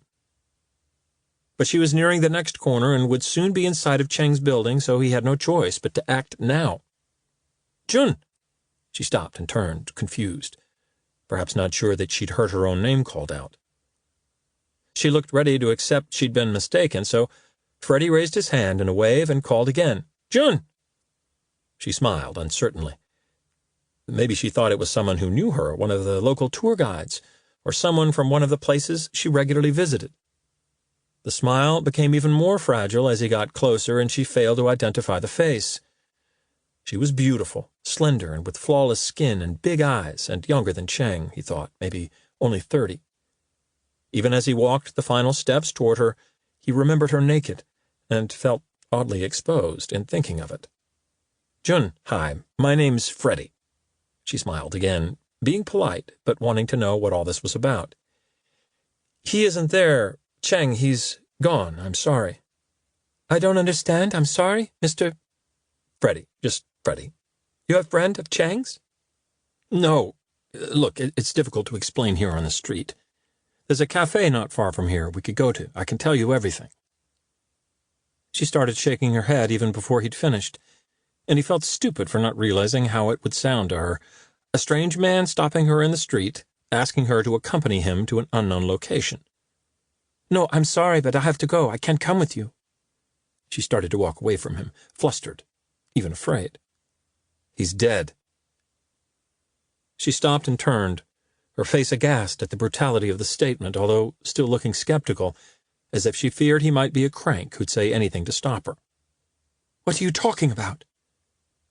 Freddie looked around, making sure that even on this quiet street there were no other pedestrians, no open windows from which people might be listening.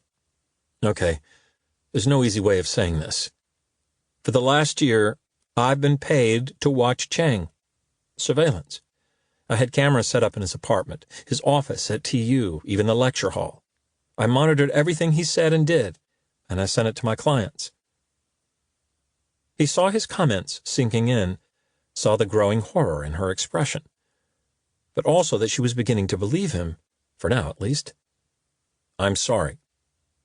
You were watching us? He nodded regretfully, and yet he had felt no regret at all until that very moment. How can I be sure you're telling the truth?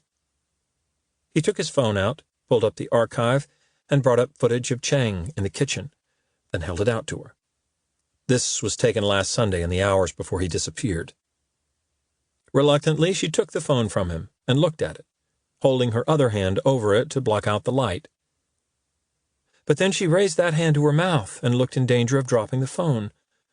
He eased it from her grip, stopped the feed, slipped the phone back into his pocket. I'm sorry, I was just doing my job. If it hadn't been me, it would have been someone else. She lowered her head, and when she looked up, there were tears running down her cheeks. But then she surprised him by saying quietly, He knew. He told me many times that he thought the apartment was bugged, that he was being listened to, watched. He said a friend in Hamburg warned him. I still thought he was being paranoid. But now you tell me he was right. Freddie thought back over a year of footage, amazed that Chang had believed he was being watched, and yet had never once searched for cameras or bugs, had never once changed his behavior the way some people did when they suspected they might be under surveillance. Who was your friend in Hamburg, do you know? She shook her head, looking lost, as if such details could hardly matter now, even if she'd known the answers. You said he's dead? Did you kill him? No, the people who employed me killed him. They tried to kill me, too, and they're still trying. Who? I don't know who they are exactly, but I think they're linked with the CIA. Despite the initial tears, she looked stoic, never in danger of collapsing with grief, and yet he could see behind her eyes the devastation, as if he'd taken everything from her, hollowed her out. It seemed out of all proportion to the almost formal nature of the relationship he remembered watching, a relationship which had seemed like something from an earlier age. What happened? He nodded, accepting it was a legitimate question, but said, It's best we don't talk here on the street. I can understand you're suspicious. You don't know me, and I've just given you the worst news. There's a cafe we can go to not far from here, in the open, lots of people around. She seemed to accept it now and looked around as if asking which way they should go. He pointed the way they'd be walking. But we turn right. She turned without another word and started walking, taking a right up ahead, not even looking in the direction she should have taken, where Chang should have been waiting for her, a building she'd never need visit again. Chapter 25.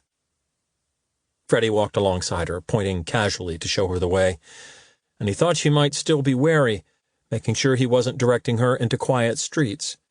But she appeared to have lost all interest in her own safety, and tagged along without comment. As they got closer to where they were headed, Freddie said, You have an extra bag. She looked at him, confused. Normally, you just have the case, but you have an extra bag. Her eyes fixed on him, the look of someone having to remind herself that this stranger knew so much about her. I have an extra day off. I'm staying until Tuesday. I was. He pointed. It's just over there. The cafe was in a cobbled irregular square that surrounded a small church.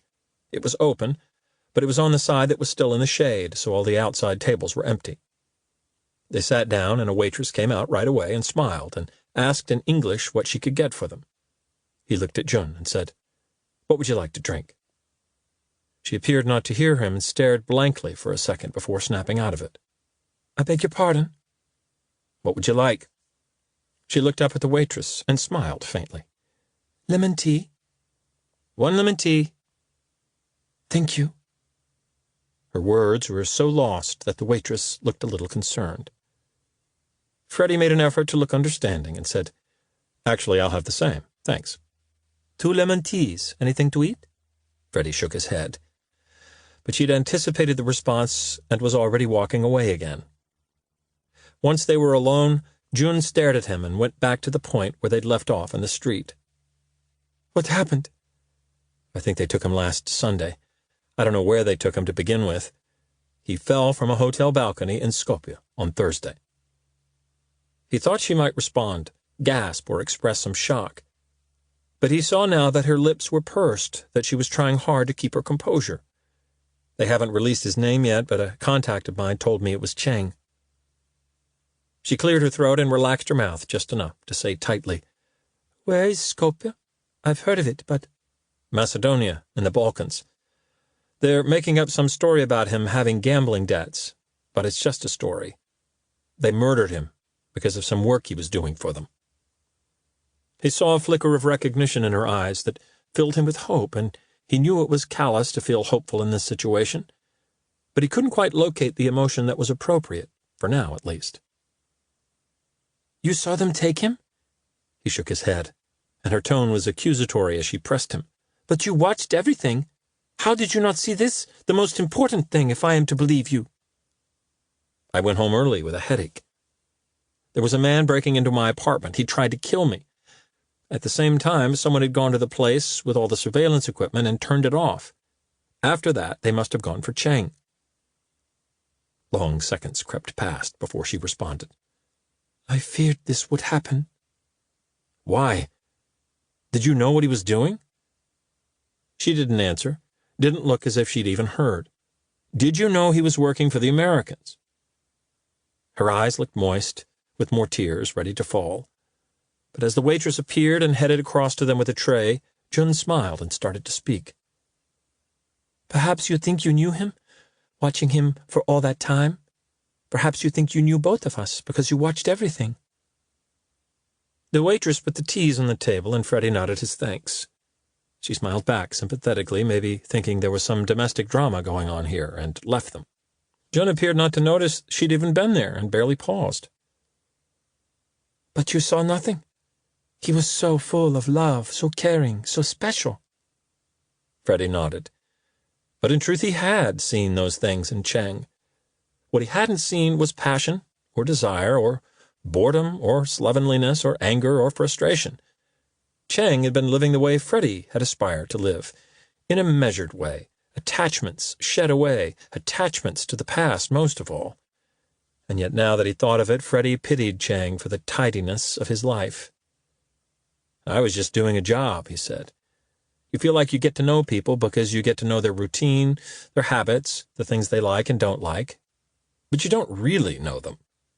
I was just doing a job, recording his life and turning it into data." His words seemed to pacify her, so he returned gently to the more pressing concern. "The thing is, June, I need to know him now. I need to know what I've been watching, what got him killed, and why they want to kill me. I'm sad that they killed him, even though I didn't really know him. And if I can find out why and do something about it, then that's a good thing. But my main concern is that I stop them before they get me." "Who do you work for?" "No one. Not for a long time. That's why I have nowhere else to turn." She looked down at her tea, then picked it up and tried to sip it, but found it too hot.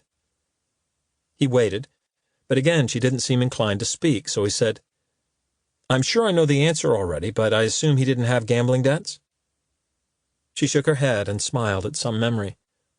"He didn't have any interest in money, in gambling, or the financial world.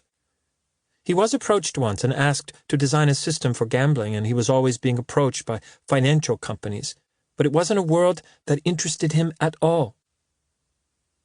"Did you know he was working for the Americans?" Frustratingly, that was met with a brick wall again, and at first he thought she might not reply. But finally she said, "Why don't you tell me what you know? and I'll tell you what I know." "That's the problem. I don't know very much at all." He thought back to what Marina had said to him and decided to gamble on that. "I suspect it could relate to nuclear weapons, even though Cheng disagreed with them. I know he was working for the Americans, so I'm guessing he was helping them with their weapons systems. But that doesn't explain why they killed him." Jun tried her tea again and managed to sip it this time. Freddie followed suit, although her tolerance to heat was apparently greater than his because he still found it too hot. "What will you do with the people who did it?" "I'm not going to kill them or anything. I don't have the skills or the ability to do anything like that. I can try to ruin their lives." "And do you have the skills for that?" Yes, he did. Ruining other people's lives had once been his job until he'd become the biter, Bit. "I'll be able to put them out of business as long as I know enough. And as long as it hadn't all been sanctioned at the highest levels." She stared at him. She was more beautiful in person than she had been at a distance or through the filter of the camera lens. And Freddie felt for her and wanted to make her life better, even though he was no more equipped to offer that kind of assistance than he had been 5 years ago. What could he possibly give to Jun that would replace what she'd lost? She said, "I don't understand computers, so this might not sound very technical." He nodded, absurdly grateful that she'd decided to help. Jun looked to one side, visibly putting her thoughts in order before she continued. "Cheng is a genius. It's a simple fact. He developed a program which can be added to a system and sit there for years without doing anything, almost impossible to detect because, until it's activated, it's as if it isn't there at all. When it's activated, it creates a delay between a command and the fulfillment. Anything from seconds to minutes. I don't know, perhaps even longer. But the operator believes the command has been fulfilled immediately and will believe it until real events tell him the truth." She paused, looked at him to make sure he was still following. "If one country can infect another country's nuclear systems with Cheng's program, it gives a big advantage if ever there's a nuclear confrontation. For a period of time, the host country will believe it's fired its missiles, and the other country will know that they've been triggered, but have not yet fired. It provides a window of opportunity in which they can act." Freddie nodded, and although his tea was still too hot, he took a sip. No wonder Drew hadn't known about this. It had the feel of something that was above almost every pay grade. "He sold it to the Americans?" "He didn't sell it. I told you he had no interest in money. He helped the Americans to embed his program on the launch systems for China's nuclear weapons." "Did you ever talk about this in the apartment?" "No, I told you he was paranoid. He would tell me when we walked. Were you following us?" "Sometimes. But it's tough for a one-man operation to record people on the move. And the client wasn't interested in you." He thought of the way she'd just explained Cheng's program. "Are you Chinese intelligence?" "Do you mean was I pretending to be in love with him? No, I wasn't. We were in love. And maybe you didn't think that, watching us, but that's because you didn't know us." He once again thought of her coming out of the bathroom, slipping off her robe. He'd never doubted that she was in love with Cheng. "But I'm a Chinese citizen working in Europe, so of course I have a connection, a contact with the Ministry of State Security. And of course one of the things I talked to them about was Cheng. I never told them what I've told you, only what they needed to know." He wondered why the Chinese had never had Cheng under surveillance, given that the Americans had, and the Russians too, to some extent. Then it struck him that they hadn't been watching him because they had no reason to, because Cheng had been working for them too, which also backed up Marina's comment about how much he disliked nuclear weapons. He was working for the Chinese as well, wasn't he? Helping them to embed his program in the U.S. systems. She nodded, a faint, sad smile, tinged with something that looked like pride. "He would have worked with the Russians too, but he reasoned it wouldn't be necessary. He was a patriot. He loved China, but he hated nuclear weapons, hated the danger they posed. He believed China would be destroyed if ever there was a nuclear war. He hoped his program would buy time in which people might step back from catastrophe. He even hoped to create a patch that he could upload without them knowing. That wouldn't just delay the command, but make it invalid. But even without that," she lowered her head, "he was an idealist." So America would have infiltrated the Chinese and Russian systems with his program. China would have tackled America, maybe India, all the likely flashpoints covered between the two of them. I'm not sure if it will ever make a difference, even if it's never detected, but I can't fault his ambition. Does it help you to know? I doubt it. In some respects, it had been the worst possible revelation. Infiltrating the launch systems of another power's nuclear weapons was about as high-end as intelligence work got, almost the opposite end of the spectrum to the nonsense they'd been engaged in back in Yemen. Had he started to work on the patch? She shook her head. That was just a dream. He believed the main work was already done. Is that why they killed him? Because they didn't need him anymore? When did he deliver the program? If the answer was 2 weeks ago, then Freddie might as well just give himself up. If it was at the beginning of the surveillance period, then maybe there was a window, because something specific had happened recently to change the situation. Just over 2 years ago. Sorry? He had heard her, but the answer didn't make any sense at all. Just over 2 years ago, to both the Americans and the Chinese.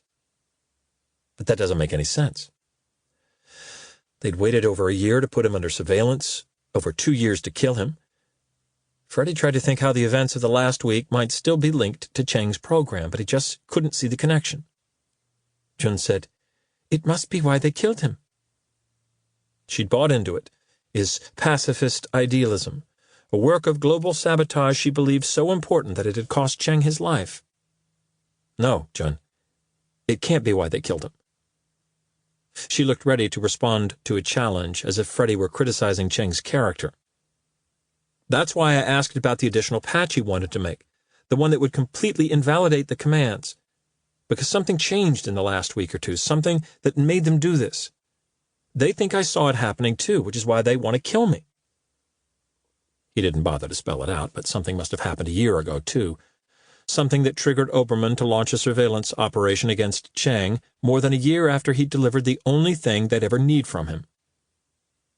She shook her head. I'm sure he hadn't started work on the patch. He would have told me. I don't know what else I can say. There is nothing else. When Cheng dealt with the Americans, who did he deal with? What was the name of the person? She looked doubtful, saying, He never told me that, but my contact at the ministry, she often asked me if he'd mentioned a certain name.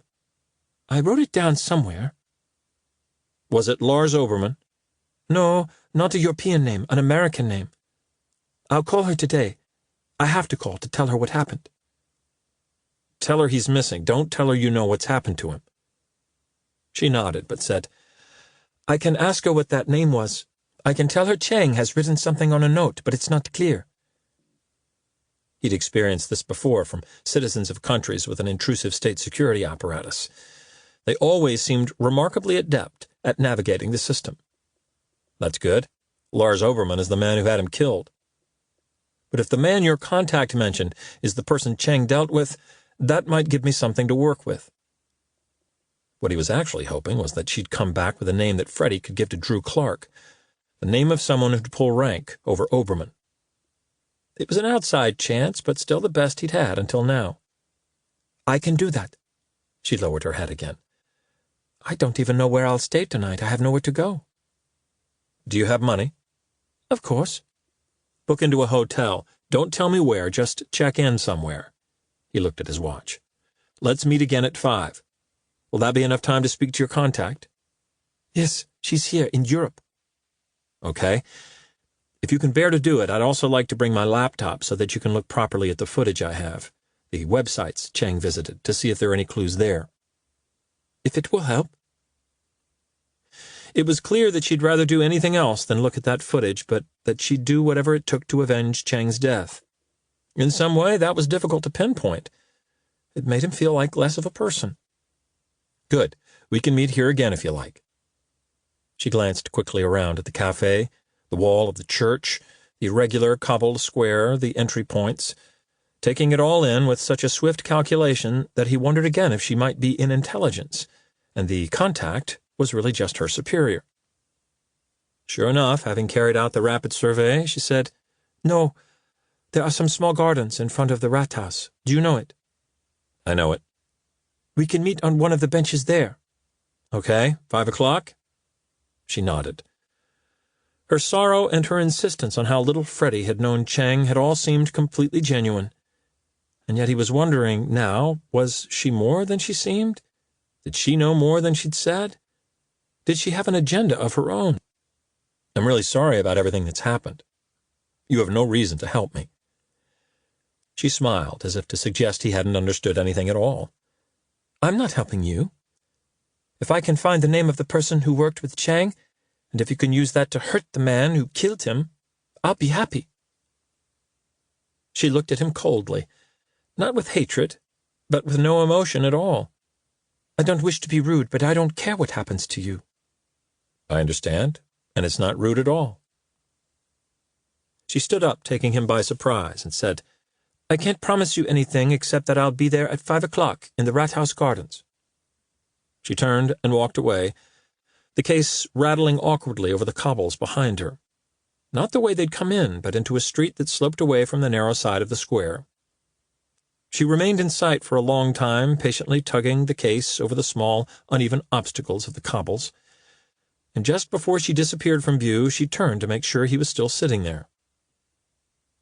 At some level, the two of them were alike, because he really only cared about her to the extent that she could help him. And this name, if she could get it, might prove to be his first real break. But still, she intrigued him, because she was beautiful and confusing, and perhaps even more of a mystery than Cheng had been. Chapter 26. Freddie became dispirited as he walked back to the hotel. He wasn't sure what he'd hoped to gain from the meeting with Jun, and she hadn't actually told him very much, but he could feel the situation slipping away from him in some way, if it had ever been within his grasp in the first place. That seemed to be summed up by what he was now left clinging to, the hope that she'd provide a name that Freddie might be able to use to outmaneuver Lars Obermann. Wasn't that what Marina had said about the CIA? That it was the kind of organization in which there was always someone more senior to turn to. John had also agreed to look at the footage of Cheng's web browsing, but that seemed an even less promising avenue to explore because Freddie had seen enough to know there was almost certainly nothing of note. That meant he'd be causing her even more distress for no reason at all. So it was no wonder that his spirits had fallen, but he still smiled when he reached the madhouse, and the doors slid open to reveal a game of table tennis taking place in the middle of the lobby. Arnold and Eva were playing, while a 20-something man with a backpack stood watching. Arnold was facing him and said, "Hey, Freddie!" Eva turned, looking delighted to see him. "Hi, Freddie!" The ball went whizzing over her shoulder, and Freddie reached out and caught it. She turned back to face Arnold. "That's unfair. You distracted me. We play the point again." Freddie threw the ball back to the table where it bounced, and Arnold caught it. "This is interesting." Arnold said, "Once a week, every Sunday afternoon, unless it's really busy." "It's cool, isn't it?" Freddie nodded and said, "But you've reminded me I should probably extend my stay." Even as he said it, he knew he couldn't stay. He'd been waiting for Jun, and now he'd seen her, and there were no more reasons for being in Vienna, and several for leaving. "Oh, Eva and me did that on Friday. We just block you in for another week. Hope that's okay?" "Sure," Freddie said, even though he doubted he'd be here for another day or two. He liked that they'd done it without being asked. Almost as if they enjoyed having him around. Maybe he was reading too much into it. But it was a long time since he'd come close to feeling like he belonged anywhere, and he realized how much he'd missed that. Eva held up her paddle and said, "Do you want to play?" Freddie started to shake his head, but then she turned to the guy with the backpack. "I'm sorry, were you waiting for a game?" "No, I'm waiting to check in." She glanced at Freddie with a smile. "Oops." Freddie left them to it and took the elevator up to his room.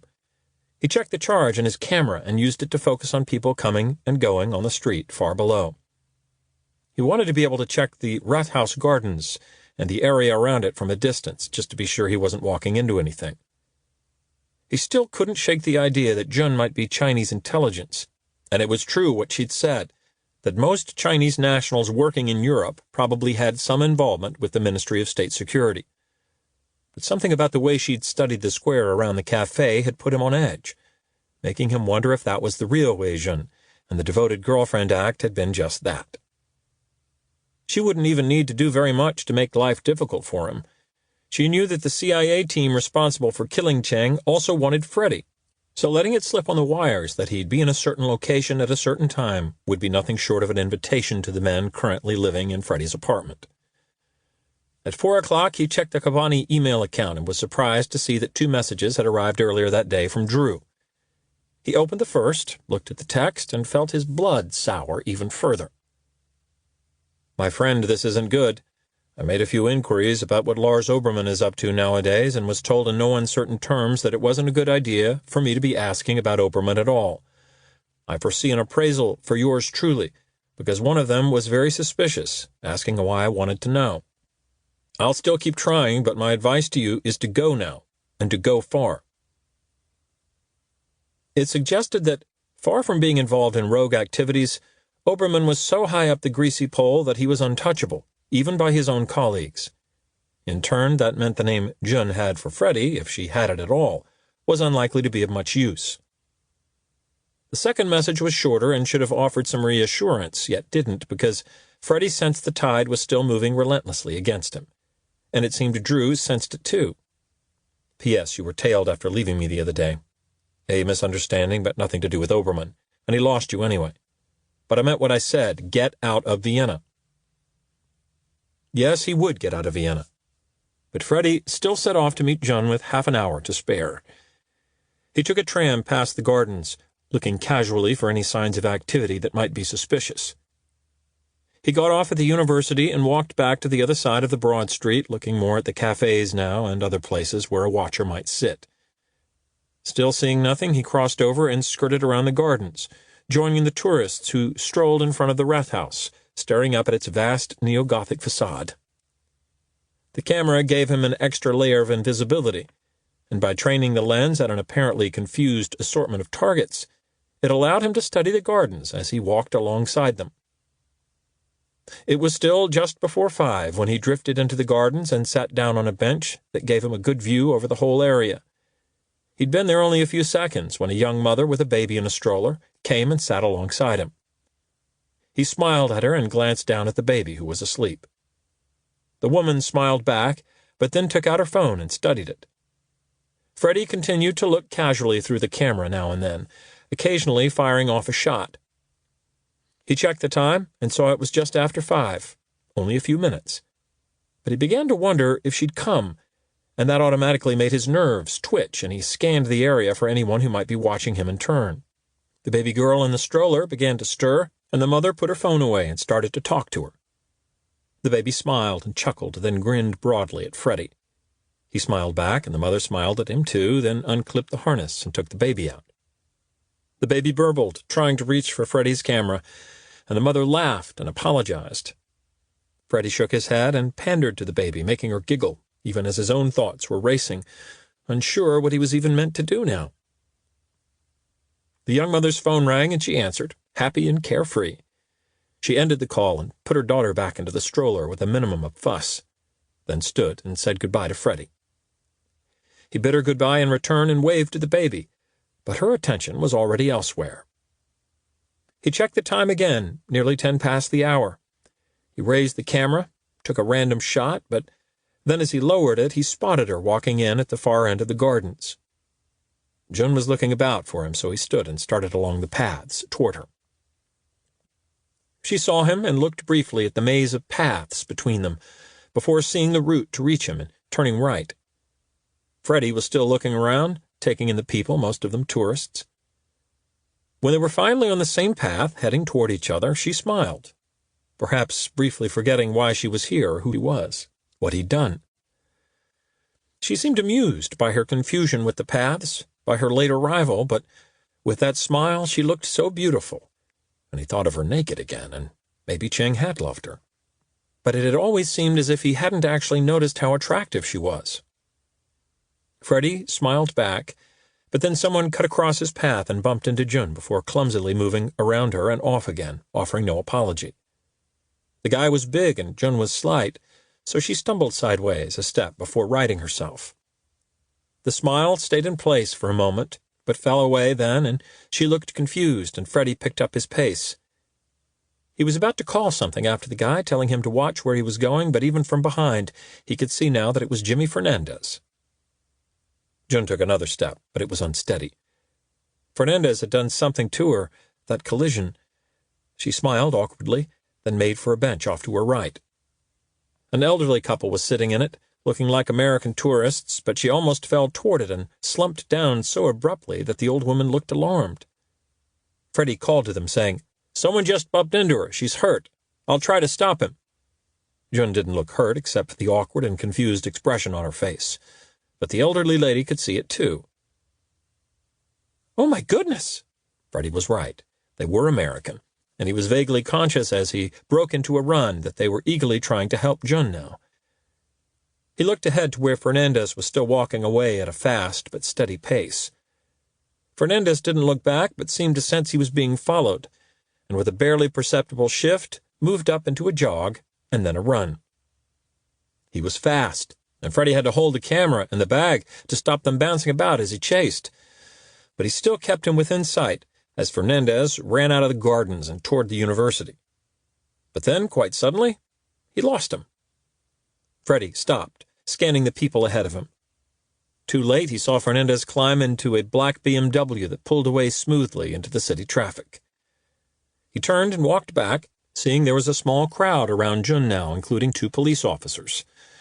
June lay on the floor, and a female police officer seemed to be trying to revive her. The male colleague was talking to the elderly couple, and they pointed at Freddie as he approached. Freddie looked down at June's face, disturbed by the glassiness of her open eyes, staring blankly up into the sky above her. Her skin looked waxy, and there was no question in Freddie's mind that she was dead, that the beautiful, timid smile she'd given him would be the last thing she'd ever do. The wastefulness of it was overwhelming. And looking down at her, his mind lurched back to Yemen. How could it do anything else? That final operation had foundered on his failure to see that Abdullah wasn't just a pawn, but someone who had his own agenda, someone who'd anticipated what the Western intelligence agencies were trying to do and had used it for his own ends. Freddie had misread that situation, and now he had misread this one. Oberman's kill team stationed in his apartment had not been tipped off about Freddie's continuing presence in the city, nor had they come for him. They'd come for Wei Jun. And whether she'd been an intelligence officer or not, she'd probably intended to help him. But any help she might have offered was lost. "You saw someone attack her?" Freddie pulled his attention from the futile attempts to save Jun and nodded as he looked at the police officer who'd asked the question. "A man, he bumped into her really hard, and it knocked her sideways, and then she collapsed next to that lady." Freddie noticed some of the other bystanders listening in. The police officer looked confused and said, "But he didn't hit her?" "He collided with her. Didn't look hard enough to hurt her." He shrugged, showing his own confusion. "Maybe he did something to her. I don't know. She tried to walk on, then I saw her stagger." "Could you describe the man?" "Yes, I could show you footage of him in my apartment. He had his back to me the whole time. I just saw it was a man, quite stocky." 2 teenage boys with skateboards stepped forward, and one said, "We saw him. We can describe him." "You saw the attack also?" The other boy said, "Yeah, he bumped into her, but he lifted his hand like this and hit her on the back of the neck." He demonstrated in slow motion, using his friend as a double for Jun. The officer moved in to talk to the boys in more detail, and Freddie edged around him, not making any show of walking away, but looking back to where the female officer now sat on her haunches and shook her head with a look of sadness and bafflement. The elderly couple were still sitting on the bench, looking down at the scene as though in the front row. But now the old man took his jacket off and gave it to the officer and said in English, "Use this to cover her up. Poor girl deserves some dignity." "Thank you," said the officer. She carefully draped the jacket over Jun's face and upper body, with a care and tenderness that left Freddie feeling inadequate. These 3 people were treating the stranger before them with dignity in death, with a humanity that Freddie had himself misplaced somewhere and never fully recovered. Once again, he was thinking of Yemen. Those moments afterwards, the stillness and the quiet within the SUV. Talal and Pete dead in the front. Mel's head slumped against him as if she'd fallen asleep on a long car journey. His realization that he had been spared but that he had to get out of there, that he had to drive that SUV and reach safety. The shame of his escape. The police officer didn't speak to him again, and even when more arrived, there were other witnesses, better witnesses. No one thought it was really anything to do with him, and in some way, that felt about right. He stayed until the ambulance came, and then he put the camera into his messenger bag, bulky alongside the laptop and the gun, and walked into the old city. Not sure where he was walking, but only wanting to think. He wanted to think about himself and what his plan should be now. But even more than that, he wanted to think about what had just happened because he couldn't shake the feeling that in some way it had been his fault. True, it hadn't been his fault that they'd targeted Chang, nor even that they'd targeted Jun, but if he'd been slightly more observant, slightly less concerned about his own safety, surely he would have seen that Obermann's team had come back for her, not him. Would it have made a difference? Had he warned her? And would she have even listened to his warning? He had no way of knowing. All he really knew was that Obermann had viewed Jun as being a risk for the same reason Freddie was, because he thought they'd seen too much. That they both had an insight into whatever Cheng had done in his final weeks to earn his own death sentence. Yet Freddie was convinced that Obermann was wrong about both of them. Jun had died for nothing, and after all the death Freddie had seen, he wasn't sure why that bothered him so much. But somewhere deep within he could feel a shift taking place on the back of that feeling. Until now, he had essentially wanted little more than to stay alive. But increasingly, he knew he also wanted Lars Obermann dead. Chapter 27. He walked slowly but far, thinking only to put some space between himself and his former apartment. Because he was acutely conscious of the gun in his messenger bag, and even though nothing had changed directly for him, he felt an overwhelming urge to confront them, to kill them, the two men who'd holed up in his apartment and murdered Wei Jun. He tried to tell himself he was angry about her death and about how needless it had been, but in truth he hadn't known her at all, certainly not enough to be moved to vengeance. The real source of his anger was more personal, the fact that he badly miscalculated again and that they seemed to be winning. He wanted to turn that on its head, to confront them. But he also knew it would undoubtedly be a mistake to do so, because he was no soldier. The impulse was still strong, an almost physical desire to distance himself from the person he'd become. Passive, watching, doing nothing. And so he walked, because there was nothing else he could do. He walked until darkness had descended, and then he stepped into a small bar that was empty except for a few young guys sitting around playing cards and drinking beer. He drank a few beers himself, trying to keep it slow, not wanting to get drunk when his thoughts were already in fragments. If Drew was right, then the name Jun had hoped to provide for him might not have been much use anyway. But either way, now he was left with nothing. Perhaps the only hope was to disappear, to follow Drew's advice to go now and go far. That was what Freddie always seemed to do. He fled. He pulled the body of his friend from the car and left it in the dirt, and he fled. By the time he left the bar, the city was quieter, a Sunday night calm, and a patchy fog was clinging to the buildings. He'd crossed the Danube Canal before finding the bar, and guessed he was still close enough to the river to account for the fog. He looked around, trying to get his bearings, not even sure he could face going back to the hotel, then walked in what he presumed was more or less the right direction. There weren't many other people about, which suited him, and when he turned onto one street and saw a group up ahead and heard their raised and raucous voices, his first instinct was to change direction and head back the other way. Instead, he stopped, edging into a doorway, and watched, wanting to see what was going on before he committed to setting off again. It was 3 or 4 young guys, but he was certain he could hear a female voice, too. They were all moving about, agitated, excited in a dangerous way, and as one of them made an odd little sideways jump, Freddie saw the girl beyond them. Once again he almost turned and walked away, because a glance was all it took. The floppy purple mohawk. It was Eva from the madhouse. They were hassling her, he thought, and she sounded angry, but with an edge of fear in her voice. One of them reached out and grabbed at her breast, and she knocked his hand away and slapped him. And the other three laughed, but quickly closed in on her, pushing her toward the wall. She shouted, loud enough that they looked uncertain, backed off a little. And then quite suddenly they were running toward Freddie, and he wasn't sure why at first, but then he saw that they'd snatched her small backpack. Freddie was hidden in the doorway, lost in shadow, but he could see them, their faces triumphant, like this was just a game they'd won. They were young, dark-haired, with features that could be Eastern European or Middle Eastern, and they were running in such a haphazard fashion that he kept getting glimpses of Eva still standing some way behind them. They'd almost reached the doorway. The one at the front saw him there, and even in his exuberance he gave Freddie a warning look, letting him know this was none of his business, which it wasn't. But that look had scooped up all of Freddie's anger and self-loathing, all the things he'd been carrying deep within himself for 5 years, and brought it spilling to the surface.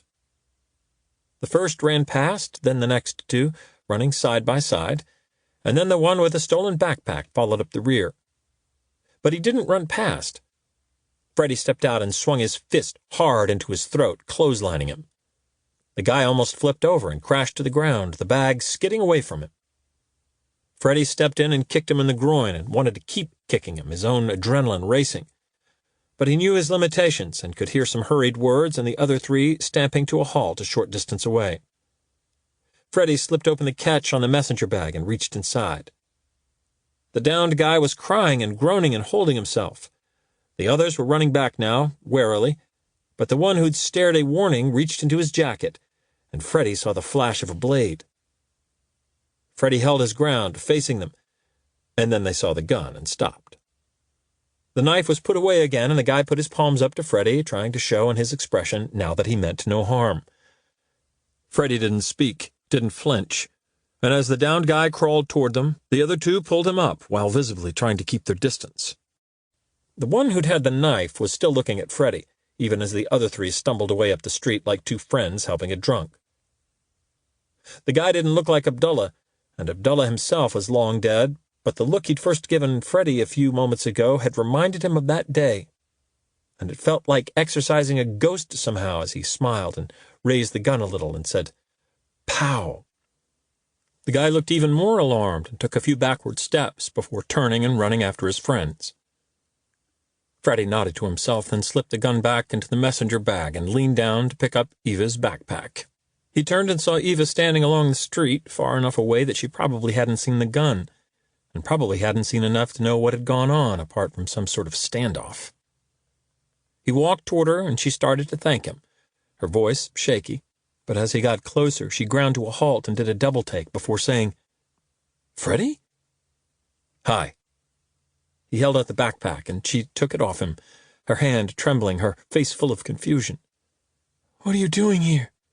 He looked around, up at the fog where it seemed suspended around the lights. "I don't even know where here is.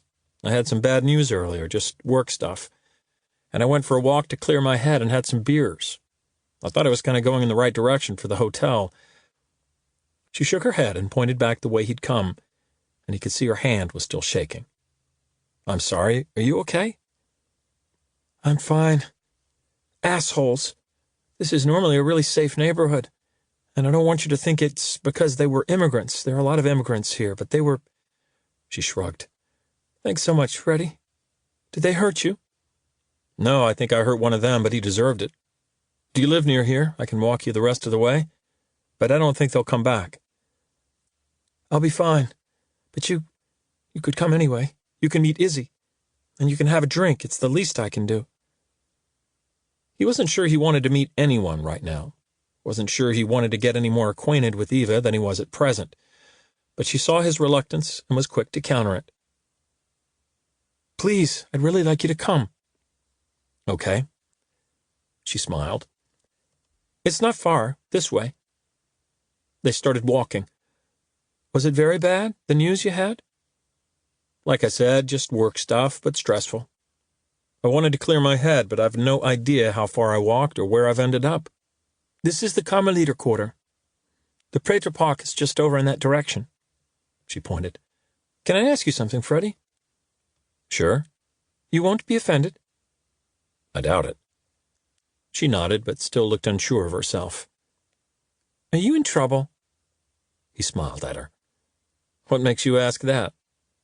I don't know, just a feeling. I thought you told me I had lots of good energy. You do, but sometimes that can get you into trouble. You're not like our other guests. How so? He was actually thinking about the businessman who'd checked in on the same day as him. Now he really hadn't been like the other guests. Maybe I didn't say it right. I like our guests, a lot of them anyway. But they're all kind of the same, and you're not. Arnold thinks so too. That's why I asked if you were in trouble, because it's like you're carrying something heavy a lot of the time, like something you know about and no one else does. He smiled again, not wanting to dismiss her, but wanting to throw a protective wall around the area she was inadvertently probing. My life isn't as interesting as you think. Sure, I've got some problems, but nothing as serious as a lot of people are dealing with. Okay, I just had a terrible feeling when I realized it was you just now. He thought she was going to say that she feared he'd been following her, but she took him by surprise. I had a terrible feeling you might, I don't know, be thinking about doing something stupid. Something... He looked at her. Eva, I've had a bad day, and yes, there are things in my life that I wish were different, but I would never, ever contemplate killing myself, no matter how bad things got. I have too many reasons to stay alive. She smiled, so reassured that he wondered quite how suicidal he'd seemed. I didn't mean to suggest... Not at all, and it's kind of you to think of me at all. She pointed at a door and said, You're going to love our apartment. And I can see your art. Yes. She was beaming as if she'd already forgotten the attack in the street and her analysis of Freddie's mental or emotional state. And as he followed her inside, he was determined to keep the mood like that for as long as he was here. Chapter 28. She opened the door to let him into a surprisingly grand hallway, high-ceilinged, the sort of place that might have belonged to a lawyer or banker 100 years ago. But that aside, the whole place had the feel of something that now belonged to young artists. There were paintings and random objects hanging all over the walls, odd assortments of furniture, most of it upcycled and brightly colored, sculptures and various artifacts from various Eastern religions, including both Buddha and Shiva statues, and candles everywhere, many of them lit. There was a pervading smell, too, that took Freddie back to college and the rooms of people who'd had similar tastes. Was it incense or jasmine or a mixture of different scents? Whatever it was, he immediately felt relaxed. They walked into a large living room, big sofas covered with throws and patterned sheets attached to the ceiling and hanging down in billows so that it almost resembled the inside of a tent. A young woman was sitting there, reading, engrossed. She had short blonde hair and was dressed all in black. And as she looked up, Freddie almost took a step back because she was one of the most beautiful people he'd ever seen. She smiled, put the book aside, and rose from the sofa in one graceful motion. She came over, kissed Eva, and then looked at her with concern. I'm fine. Some guys were hassling me on the street, tried to steal my bag. Freddie was passing. He stopped them. Freddie from the hotel? She looked at him with bemused astonishment. And even as he was feeling flattered by the fact Eva had spoken about him, she held out her hand and took hold of his rather than shaking it. I had a feeling we would meet. Hello, Freddie, I'm Izzy. I've heard a lot about you. Will you have some wine? I really should be going. I have a busy couple of days ahead. She smiled at him, an expression that was at once quizzical and calming, and he realized she was waiting for him to actually answer the question. Sure, thanks. Good, she gestured at the paintings. Most of these are Eva's. She left the room as Eva said, Only some of them. Let me show you. But she only needed to point out one for him to be able to spot all the others. They were an unusual mix of abstract and figurative, vibrant colors, and the texture she'd talked about, deep terrains of paint. It made him wonder how often he'd checked into a hotel in the past, or been served in a restaurant, and not realized he was being served by someone talented, because these paintings were as beguiling as Eva herself. They turned at the sound of glasses clinking, and Izzy came in carrying a bottle and corkscrew in one hand, 3 wine glasses in the other. She carried them with the easy confidence of someone who'd probably worked in a bar or restaurant herself. "I hope Red is okay?" "Red's fine, thanks." She nodded, and as she uncorked the wine, she said, "What do you think?" "The paintings? I think they're amazing. I mean, I'm no expert, but they're so beautiful." He turned to Eva. "And I understand what you mean about capturing the texture in a photograph. You need to see them in the flesh." He thought of Drew, who'd used the same expression about the Bruegel, seeing it in the flesh for the first time. "I'm pleased you like them, and I need people to see them. I need to get a gallery to back me, but it's difficult." "You could open your own." She laughed, thinking he was joking, which in itself suggested he didn't know much at all about the art market or how tough it was. Sometimes he felt he didn't know much about anything. For the last year, he'd been dedicated to studying Jung Chang, and it seemed he hadn't even learned very much about him. They sat down as Izzy poured, then raised their glasses and drank. "Are you an artist, Izzy?" "I studied art, but I'm a theater set designer. I've had a few successes, but my dream is to design for the opera." Eva leaned over and leafed through a large book on the coffee table. "These are some of Izzy's designs." She handed it to Freddie. "This was for a production in Graz last year." Even as he looked at it, Izzy said, "That's really just an idea book. Naturally, I make more detailed drawings, models too, but it gives you a snapshot, maybe." He looked at the drawing, a three-dimensional rendering of the set for a production of Wedekind's Spring Awakening. He turned through some of the other pages, drawings that were part creative, part architectural. As he put the book back, he shook his head and smiled. "I don't like being around this much talent." Izzy laughed, then said, "But you are an IT specialist?" Did she sound doubtful? Before meeting her, he'd imagined Izzy as a spiritual Earth Mother type, not the stunning metropolitan in front of him now. But she still seemed to have something uncanny about her, something that tied in with the things Eva had said. "It's complicated, but yeah, I work with computers, information. So I guess that makes me an IT specialist." In truth, his original job had been as creative as theirs. It was just that in the end, Abdullah had rewritten the script, and Freddie had been the last to know about it. As if turning into that thought, Eva said, "It's been such a crazy day today, not just those guys hassling me on the street. A tourist died on the Rathausplatz." She turned to Freddie. "You know the gardens in front of the Rathaus, the city hall?" "What happened?" "We're not sure. One of the guests told us, and then Arnold found out. They think maybe she just died of a heart attack or something, but she wasn't old. She just collapsed on a bench there in the gardens and died. I think she was Chinese." Freddie wondered what they'd used. From what the skateboarders had said, Fernandez had almost certainly punctured her skin with something. But that had never been Freddie's field, and there had probably been developments in the last 5 years anyway, because there were always developments in the technology of death. Hearing about it again and knowing the truth of it only reinforced his sense of the wastefulness of her death. June hadn't been in a position to harm Oberman, and it was true Oberman couldn't have known that, but her murder still seemed wanton. They planned the same for Freddie, of course, but he was determined not to let that happen. A determination that kept growing even as his options appeared to be drying up. He wasn't a soldier, but he was more than the civilian they took him for. And maybe his career had ended with a disaster. But he'd once been a master in his own small field. He just had to exploit the gap between who he'd been and who Oberman thought he was. "Freddie had a bad day, too?" "Oh?" "Not a bad day. I had some bad news about work. And in the end, it meant I had a good day." Izzy looked questioningly. "I went for a walk, got lost, and that's why I'm here." Again, he thought she might say something about the coincidence of happening along at that precise moment, but that was a paranoia from his world, not theirs. "I think you were always meant to come here at some point. I just sense it." "Me too," said Eva. She looked at Izzy. "Didn't I tell you?" "Yes. Eva told me you have lots of good energy, and I see that. But I think bad things have happened to you, maybe a long time ago. But you've been thinking about them recently." Freddie sipped at his wine and smiled. He didn't want to be rude to them, and it was tempting to let himself be swept up in this little world of theirs, an environment that felt warm and comforting and full of an unquestioning love.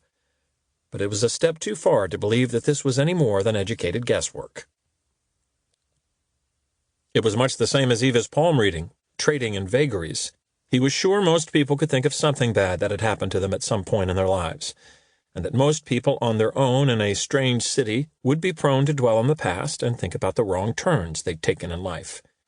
There was no magical insight and no special powers at play. Even so, he said, "I lost some friends a few years ago, in an accident, and it's true I have been thinking about it the last day or two, but only because I'm thinking about bigger questions, changing my life, doing something different." You mean giving up your job? Kind of. I work for myself, but his words fell away, and a terrible sense of urgency swept in on the silence. Confronting Obermann's men in his apartment would have been a mistake, but he still had to confront them on his own terms, in his own way. Freddie looked at his watch. "I really need to go. I've got a lot to do over the next few days." Eva looked at him, alarmed, maybe still fearful about his state of mind, then at Izzy, as if asking her to do something. "It isn't so late, Freddie. Couldn't you stay a little bit longer?" She picked up the bottle and leaned over, and he allowed her to top up his glass, then watched as she emptied the rest of the wine into their own glasses. "What kind of accident was it that killed your friends?" "A helicopter. We were installing communications systems for an aid agency in Yemen. I should have been there too, but I was ill. The helicopter crashed, and the 3 of them were killed." "That's terrible. And you feel guilty?" "It's natural, don't you think?" Tuning into the way Izzy and Eva thought, he added, "You might disagree, but I think the best course is to accept that it's a natural feeling, to acknowledge it, to carry it, and not let it carry you." "I agree," said Eva. "That's beautiful. You know, I had a boyfriend." She saw Freddie's reaction. "When I was younger, you know how it is. But he committed suicide, and for a long time I felt guilty, and sometimes still do. What you said, it's the correct way." And now he felt cheap because he'd been making it up, a little random hippie philosophy so they didn't have to talk about what had really happened in his life. But Eva was relating it to a traumatic experience of her own, an experience that also put her worries that he might be suicidal into different relief. There was a beautiful atmosphere in this apartment, and these were beautiful people. And any other time he could have happily relaxed, sinking into this sofa, drinking wine with them, but he didn't belong here, not yet. Maybe not ever. He looked at his watch again and took a gulp of his wine. "I have to go," Eva said. "Where?" "To the madhouse, of course." He finished the wine and put the glass on the table.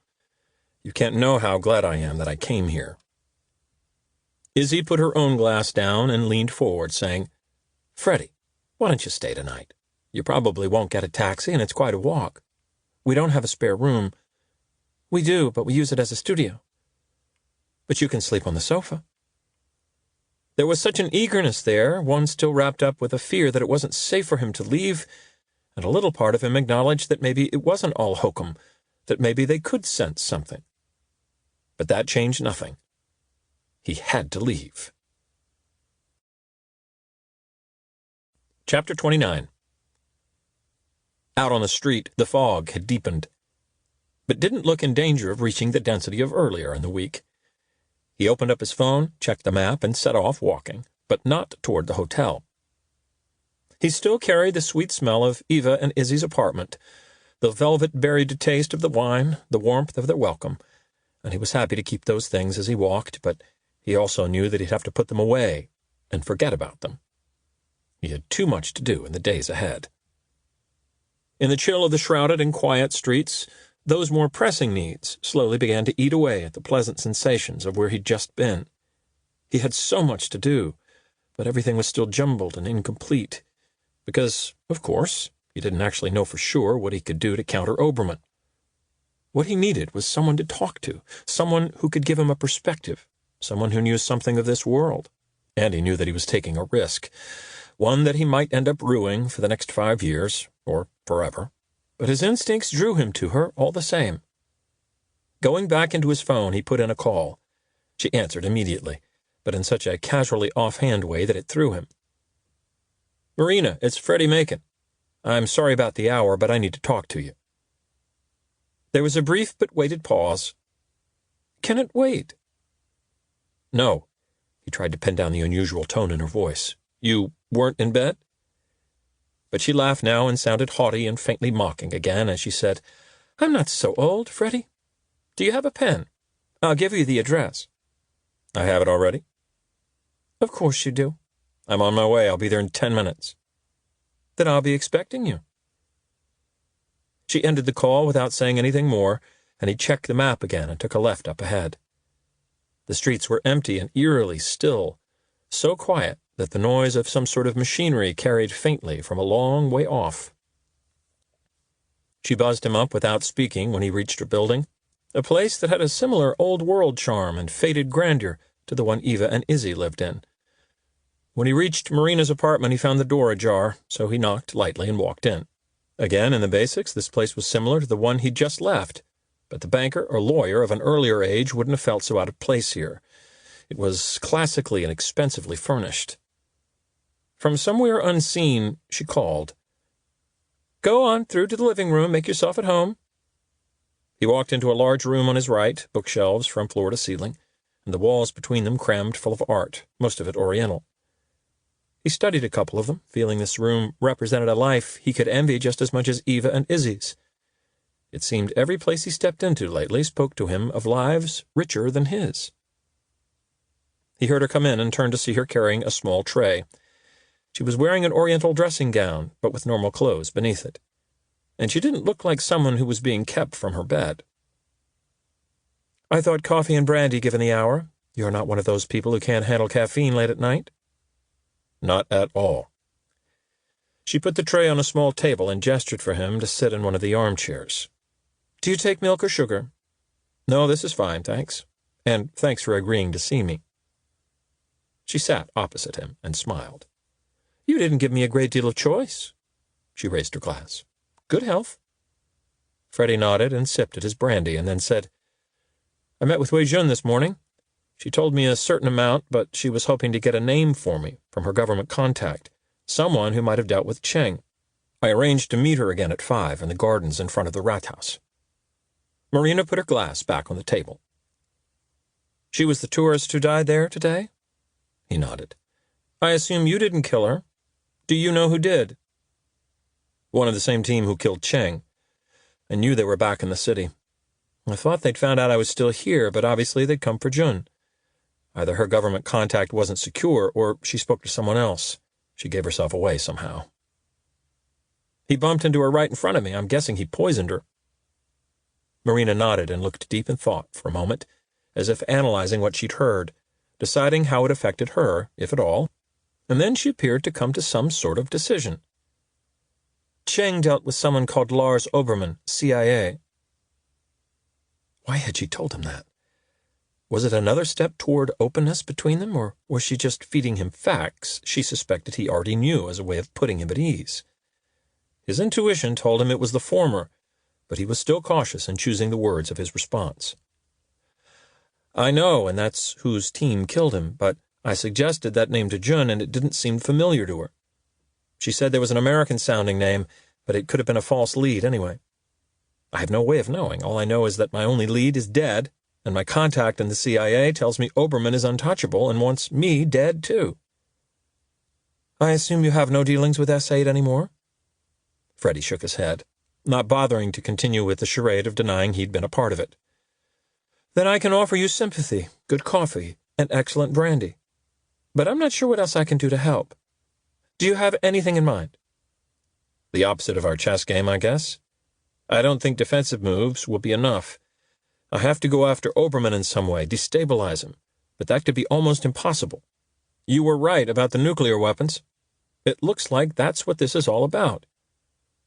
She remained impassive for a few seconds, then reached down for her coffee and took a sip, and only as she placed the cup back on the saucer did she speak again. "I was always curious about how much Cheng shared with Jun. Did she know very much?" "Enough. Enough to describe Cheng's program to a layman like me." He smiled a little grudgingly. "You know all about it, don't you?" "Did Cheng tell you?" "Goodness, no. Cheng and I never discussed anything like that. But yes, naturally, we knew about this, and as it happens, I believe we've already detected and disabled it on our own systems." And by we, of course, you mean the University of Vienna. She laughed, but then grew serious again. The one thing that's really puzzled me these last few days is the timing. Why now? That's puzzling me, too. Jun told me the program was created 2 years ago, but my surveillance operation only started a year ago. And then this all happens in the last 2 weeks. Jun talked about a new patch he wanted to create, but she didn't think he was working on it before he died. I have a hunch, and you should hope I'm right, because it could dramatically improve your chances of survival. So, I think we'd both accept that if this does concern nuclear weapons systems and they think you saw something sensitive, they'll keep committing resources until you're eliminated. But the timing is wrong. We also both know that most of what goes on in this shadow world of ours is never about the big things. It's always something peripheral, something destined to be rendered irrelevant by history. But I have no idea what else it could be. Unless Cheng was writing a sitcom and plagiarizing the Big Bang Theory. She smiled as if at an undergraduate and said, I have no idea what you're talking about, although I presume it was an attempt at humor.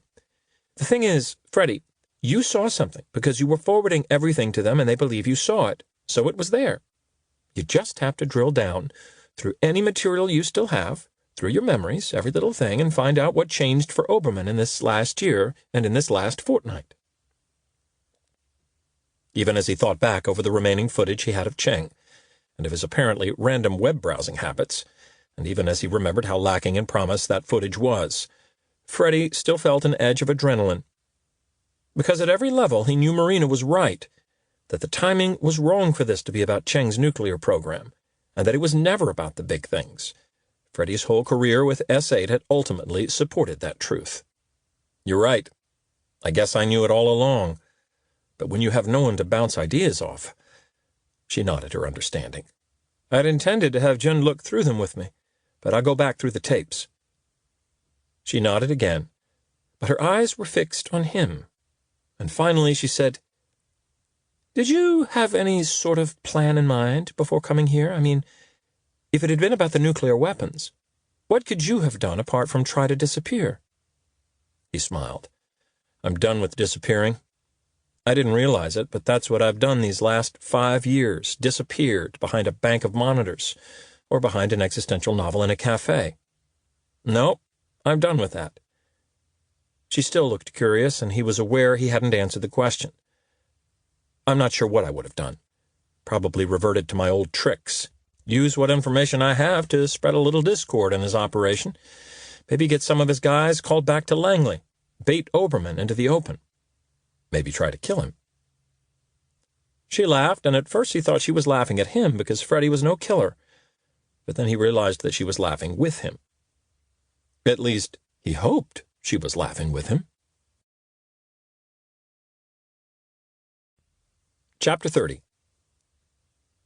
It took him 30 minutes to get back to the hotel, but he preferred to walk, giving himself time to think of practical things he could do to gain some breathing space and unsettle Obermann. There was a danger in taking that line of action, but he knew from experience that most people were likely to make mistakes when they sensed they were losing control. When he reached the madhouse, the door didn't slide open. It was the first time he'd ever come back after the doors were locked at 1 a.m. He stood there for a few seconds, looking at his faint reflection in the glass, still very much the appearance of someone who belonged in a hotel like this.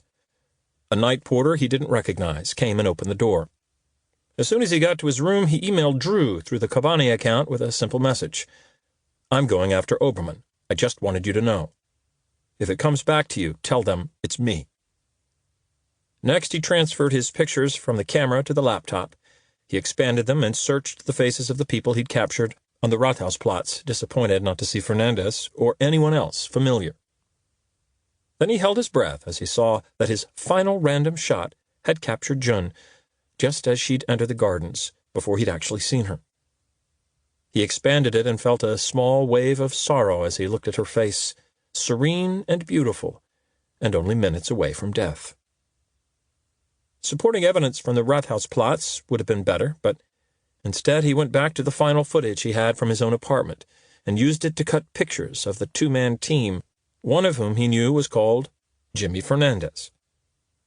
Constructing fake dossiers and manipulating the news had been an everyday part of his former life, and it felt oddly satisfying to find himself doing it again. Once he was done, he created a new Gmail account in the name of Friend of China and used it to email the information to a few key people at the Chinese embassies in Vienna and Washington, telling them that a CIA cell had killed both Cheng and Jun, giving them the address of his old apartment where they'd been staying and the location of their base in Prague. He used the same account to email much the same message to the federal police in Vienna. Then he sent the picture of the two-man team to the Orion News Agency in Istanbul and the Qatar News Network in Doha, using a proxy account from his S-8 days, informing them that these were the two Americans the Austrian authorities were seeking in relation to the death of two Chinese nationals. It was a scattergun approach because he had no idea how the Chinese or the federal police would act on it, or if they'd act at all, although he'd disseminated enough fake stories through Orion and QNN in his time to know that he could rely on them. And he also knew that any activity or chatter on the wires would be enough in itself to unsettle Obermann and his team, making them fear an imminent attack from some quarter or other. He pushed away from the desk now, got up, and walked round the room, thinking he probably needed another line of attack. Freddy's manipulation of the news might rattle Obermann, but in real terms it might only knock two people out of his team, and Freddy felt he needed much more than that to tilt the field in his favor. Years ago, he'd known a German intelligence officer, and Freddy thought of emailing him now with a possible link between the CIA unit stationed in Prague and the death of Leo Benke. The only trouble was that Freddy couldn't remember the contact's surname. He was called Tom, and as Freddy walked, he silently worked through the alphabet, trying to get the second name to shake itself loose. It didn't work.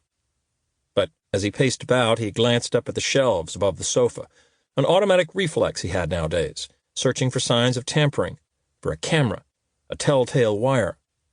That, in turn, made him think of Cheng, and how lacking in suspicion he'd seemed, even after the warning from his friend in Hamburg. Freddy stopped walking, but still stared at the shelf, as if the answer lay there. Hamburg.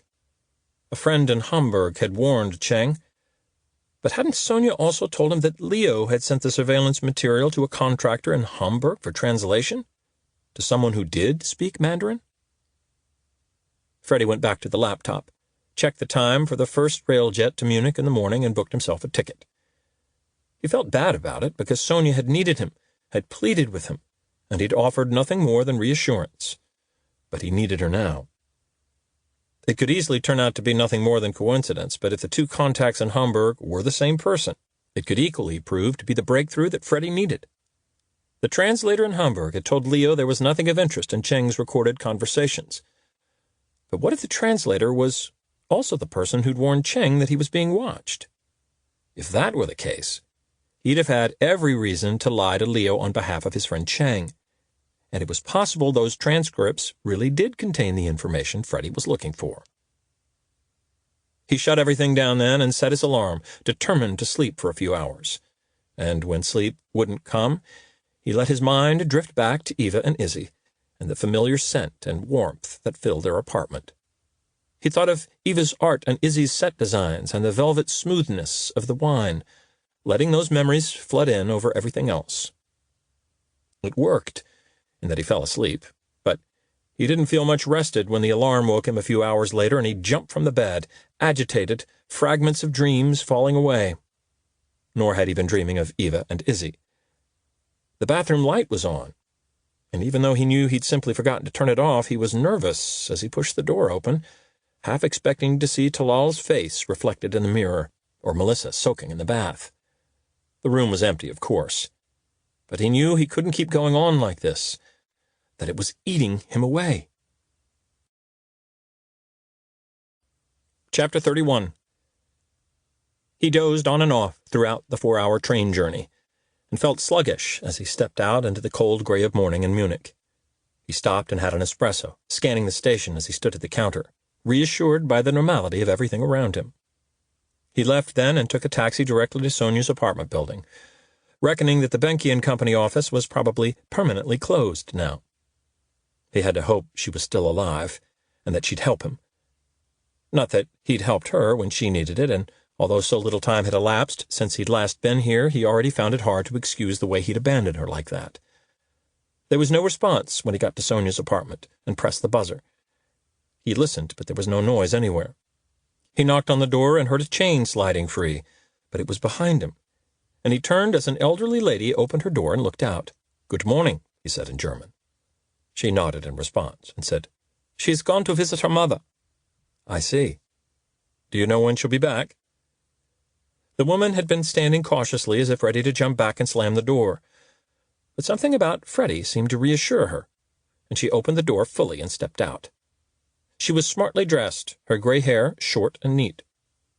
"I don't think it will be soon. The police were here, and I saw in the newspaper the boss of her company was murdered. I think it must have upset her very badly." "Yes, naturally." He made a point of looking concerned, then of being unsure what to do for the best. "Does her mother live in Munich?" "Dresden." She smiled and gestured toward Sonia's door, her words heavy with implied meaning as she added, "You see, she wasn't from Bavaria." "I see. Yes, I see." He frowned. "I need to get in touch with her, but I only have her office number, not her cell phone." "She kept herself to herself. I don't have a contact number, no spare key." Freddie nodded, seeing it had been a wasted trip, and that by refusing to help Sonia earlier he'd lost his connection to the potential contact in Hamburg. "I told the electricians the same, but they had a key. Nice young men. Foreign, maybe Polish, but nice." Freddie nodded again, realizing it might not just have been a wasted trip, but a foolish one as well. "They fixed the smoke alarm out here, too, though they weren't required to. I offered them coffee, as Fräulein Edel was away. They were most polite." He was conscious as she spoke of the smoke alarm in the ceiling above them, certain that the electricians had probably fitted it with a camera, but he resisted the urge to look up at it. He just thanked the lady for her time and made his way out, certain now that he'd made a terrible mistake in coming here. He could only hope they didn't have any operatives left in the city. The chances of that were good, but he knew from experience that with the right access, a unit like Obermann's would only need their target to twitch the thread once before they started closing him down. He found a taxi and headed back to the railway station, but stopped short of getting there, went into a store and bought a hoodie. He put it on under his coat and pulled the hood up, then made his way into the station, keeping his head down, conscious of the cameras. He sat like that on the platform, too, next to an Arabic-looking man who was drinking coffee from a styrofoam cup.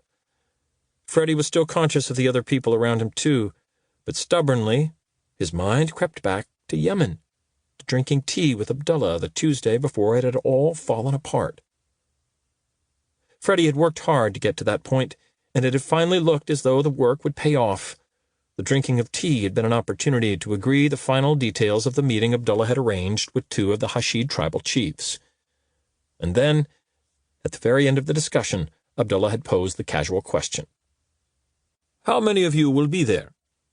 Freddie told him 3 of them, plus their translator. "That's good. It's good to show that you're serious, committed." And something in Abdullah's eyes at that point should have told Freddie the truth. If Mel or Pete had been there with him, perhaps they'd have seen it. Afterwards, he'd replayed that little ceremonial tea-drinking time, and again, and retrospectively, he always saw the look, the fleeting expression that should have told Freddie he was being played. But he'd missed it, when it had counted most. It felt important all over again somehow. Obermann's team had probably been scratching their heads trying to get a lead on Freddie, and he'd just handed it to them by allowing himself to be filmed outside Sonia's apartment. Worse, if it hadn't been for the old neighbor, he wouldn't have even known he'd given them a lead. After 5 years of self-recrimination, right now, it felt as though he'd learned nothing at all. Chapter 32. He hadn't brought his laptop, but wished he had, because going through the surviving Cheng footage on his phone was hardly practical. And so he had another long journey ahead of him with nothing much to do. What he did have in his messenger bag was the gun, which had seemed overly cautious early this morning, but seemed less so now. And he spent most of the journey back to Vienna looking out of the window and wondering how close they might be to finding him. How close he'd come to getting caught right there at Sonia's apartment. Finally, after Salzburg, he went to his phone and checked the German-language news websites. He'd only scrolled through a couple when he stopped and smiled with a slight resurgence of professional pride, because there were the pictures of Fernandez and his colleague, and a story explaining that the police wanted to talk with them in connection with the disappearance of an academic and the death of a Chinese tour guide. He tried to imagine how it had gained traction, and his instinct was that Orion News and QNN had done his job for him, just as they had so often in the past. But it was equally possible the Chinese had decided to exploit the situation and probably didn't much care about the truth behind it. At the same time, Freddie wondered why Oberman hadn't used the same trick on him. They'd apparently been searching for him across Europe, and yet they hadn't tried to frame Freddie for the disappearance of Cheng or the murder of Jun. It would have been the easiest way to get him detained, and the fact they'd chosen not to employ that tactic suggested some grounds for hope. Oberman might well be untouchable, as Drew had suggested, but it seemed this particular part of his operations, the surveillance and murder of Cheng, the employment and subsequent pursuit of Freddie, wasn't fully sanctioned by the top brass at Langley. That probably also answered the question of why they hadn't done the surveillance in-house to begin with, because Oberman didn't want his superiors to know about it. Of course, the operation being unsanctioned also meant that Oberman and his team could pretty much do what they liked, as long as it never got back to Langley. Even worse, the longer things went on, the more imperative it would become to eliminate the risk that Freddie posed. Freddie kept that in mind as he left the train in Vienna. His carriage was at the back, and he followed the other departing passengers along the platform, remaining casual, but slowly scanning the people ahead of him, the people on neighboring platforms, looking for anything or anyone that didn't fit.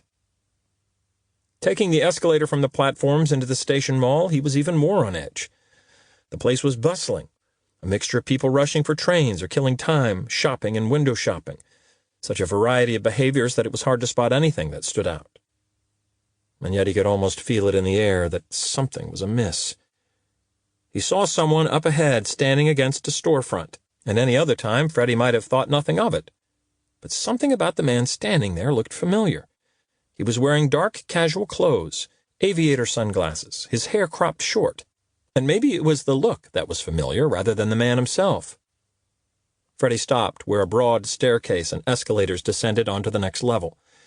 He leaned on the railing to one side, able to look down at the people moving between floors, a little of the floor below, the whole of the section he was on. The store opposite sold electrical goods, and a handful of TVs were showing the same channel.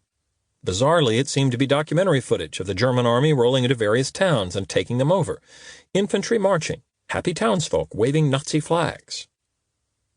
Freddie glanced back in the direction he'd just come from and saw a couple of men standing there, even without recognizing them. They all had that same workmanlike approach to civilian attire, pretending to engage in conversation, while one of them casually kept an eye on Freddie's location. Freddie looked down the stairs, but it was still clear below as far as he could see.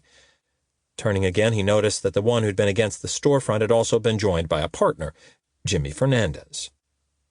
Now that he saw them together, even at a distance, he knew that he had recognized the first guy, even with the aviators. He was the one who'd moved into Freddie's apartment along with Fernandez. They started walking toward him, their pace relaxed, not drawing attention. Freddie looked back down the stairs, and another two had appeared at the bottom there, too. Oberman must have had most of his team in the station right now. It was like playing chess with Marina, that same sense of becoming hemmed in, not knowing how it had happened. As big as the mall was, there were no other easy exits. Freddie had a choice: take the stairs, rush the two guys down there and hope to knock them off balance, or duck into one of the stores, maybe even ask them to call the police. Neither option appealed to him. His heart was pumping hard, adrenaline coursing, his body firing up, ready to act, even as his mind skipped through the limited options, undecided. He looked about again, taking in the 6 men, 4 blocking his escape, 2 closing in. He looked at the store opposite. A sales assistant had just walked onto the shop floor and spotted the Nazi soldiers parading proudly across half a dozen screens. The assistant moved quickly back to the counter, and all the TVs jumped through a couple of channels, a children's cartoon, sport, before landing on the news and a picture of the Rathausplatz. Freddie stared at it, desperately hoping it was what he thought it was. He turned to check on Fernandez and his friend, maybe only 30 yards away. He looked at the other people milling around, deciding who was most likely to intervene. A couple of ruddy and heavy-set young men wearing the distinctive green and white soccer shirts of Rapid Wien, looking in the window of the clothes store behind him. He looked at the TVs again, a newscaster now, and then he almost whooped when the screens filled with the pictures of the two men. Fernandez was almost on him. Freddy pointed at him and shouted, "Hey!" Fernandez looked briefly startled in response before laughing and making some joke to his colleague. Freddy turned to the two young sports fans who were staring at him now. He walked urgently across to them, pulling one by the arm, pointing at the approaching men and at the screens. "That's them! Call the police! Help me stop them!" The one he'd grabbed went to push him away, but the other glanced quickly between the men on the screens and the men in the mall. "He's right. I saw it earlier." He turned to Freddy. "They killed a tourist?" "Yeah, that's them." The other's hostility to Freddy fell away, and he stared at the approaching men curiously, even as he took his phone out. Freddy looked back again, and a confused Fernandez glanced up at the screens himself and almost staggered backward. It was clear they didn't know they'd made the news. Fernandez said something urgently to his colleague, but the pictures disappeared. The shot went back onto the newscaster, and Fernandez's colleague was more concerned about the first Rapid Vienna fan who was approaching them with intent and shouting to other people to call the police. Fernandez and his friend started to back away a little, unsure how to play what was already beginning to look like a volatile situation. Bystanders becoming interested, shouting questions and accusations. Fernandez turned and looked ready to run, but the sports fan's blood was up now, and he lunged forward and threw himself on Fernandez, knocking him to the floor. Even as Fernandez fought back, more people rushed in, helping to pin him down, while others grabbed his colleague, knocking off his sunglasses in the process. Freddy was tempted to look back to see what the rest of Obermann's team was doing, but he ran into the melee instead, and in the confusion continued past it, running until he was almost out of the station, and a few police officers came jogging in the opposite direction, increasing their pace as the shouting became audible. Freddy's heart was tearing along so quickly that it was hard for him to slow down and adopt a casual pace, and he was conscious of how scarily close he'd just come to being taken down.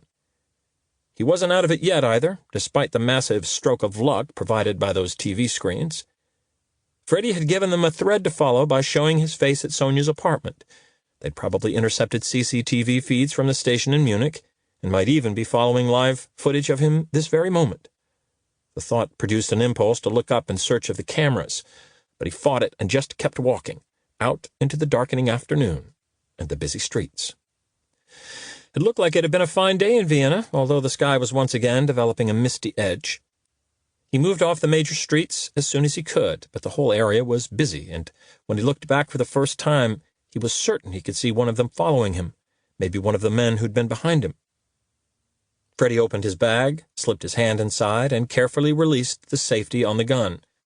He was conscious, too, that he was heading almost directly toward the madhouse. He would need to get back there, but not now. Seeing a turning to the left onto a much quieter street, he took it, then crossed the road and turned right onto another street that was empty of people. Almost immediately he slipped into a doorway that was some sort of service entrance. He looked up, but there was no camera, and he pulled the gun from his bag and stood with it by his side. He waited a long minute, beginning to think he might have been mistaken, that the guy he'd seen hadn't been one of Obermann's. An old woman turned onto the street on the other side of the road and looked across at him, vaguely, before going on her way. She was so short that she was almost invisible behind most of the parked cars.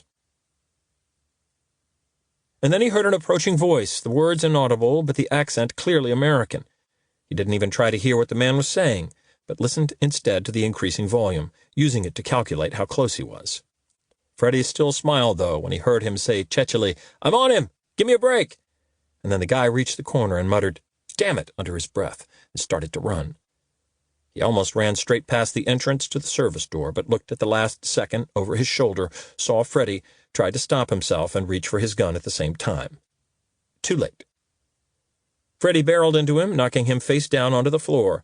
The guy put his hands down to stop himself, but Freddy was on top of him even as he landed, a knee in his back, the gun pressed against the nape of his neck. Freddy could hear a tinny voice in the guy's earpiece, and then he spoke back, winded and hurt. "He's got me. Get someone." Freddy pressed the gun harder, and the words dried in the guy's throat. He was breathing hard.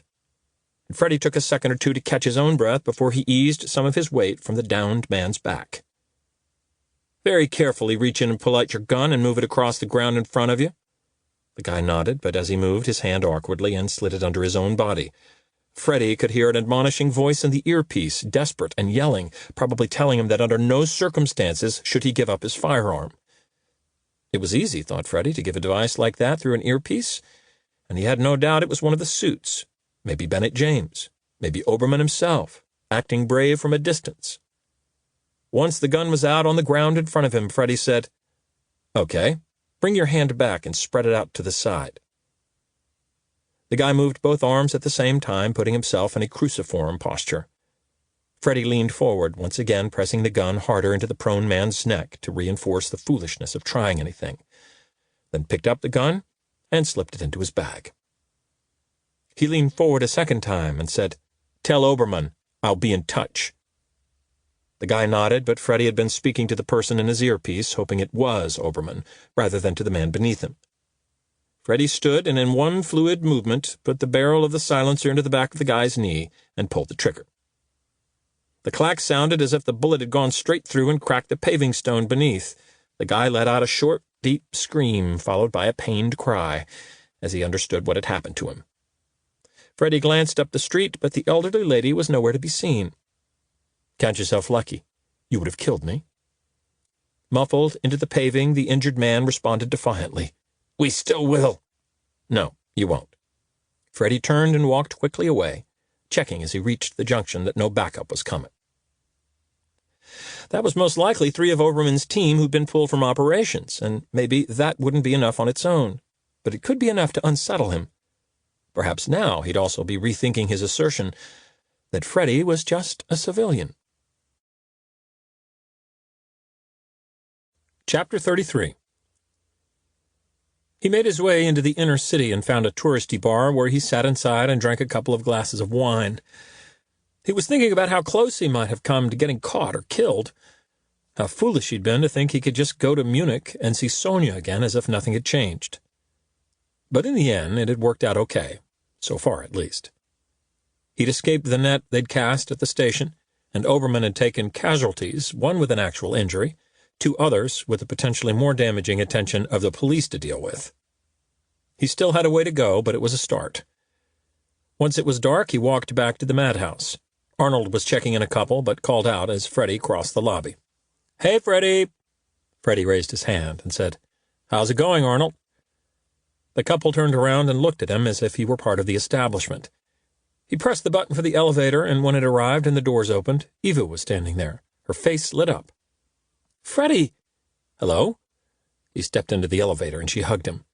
Then she stood back and smiled. "Where have you been?" "I had to go out of town for work." He put his finger on the button to hold the door. "Were you on your way down?" "Yeah, I was just finishing my break, but I'll ride back up with you." He took his finger off the button and pressed for the 5th floor. "Was it a tough day? You look tired." "I have 2 guns in my bag, and I kneecapped someone earlier today, though I didn't kill him." "It was an early start, that's all. I wanted to say, though, thanks for the hospitality last night." They reached his floor, and the doors opened, and both of them drifted out, Eva apparently forgetting that she had a job to do. "No way! I wanted to thank you." "What you did, beating up those guys?" "I didn't beat them up." "You scared them off, and you got my bag back." She smiled and watched in silence as he put his keycard into the panel and opened his door. He pushed the door open, and she said, "Can I come in?" "Sure." He gestured for her to go in ahead of him as he slipped the card into the panel on the wall and the lights came on.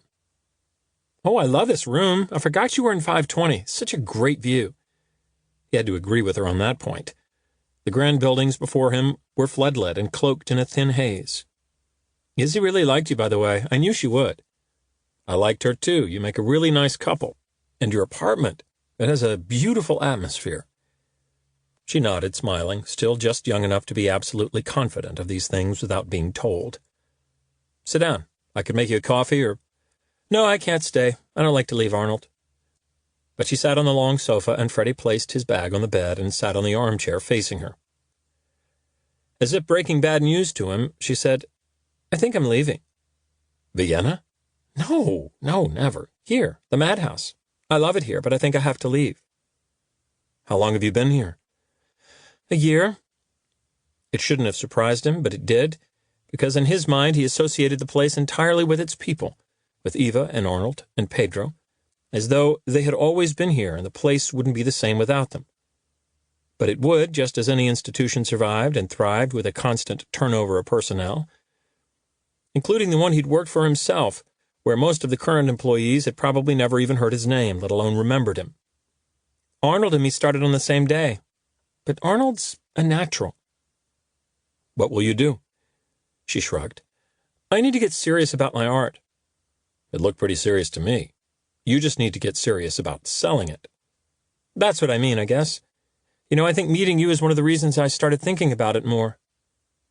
He was flattered, but also mystified. One thing Freddie knew for sure was that there was nothing exceptional about Freddie Macon, certainly not enough to inspire someone so immensely talented into changing her life. I'm glad, and I'm glad I met you too. She nodded but stared at him, her expression hard to pin down. You would tell me if you were in trouble? Of course, I'm not in trouble. I just have a lot of work on right now. Difficult, taxing work. She looked reassured and smiled brightly. I should go. I'll miss Arnold. I might even come back for a drink every now and then. But I have to leave, I think. Not until I do, I hope. Deal.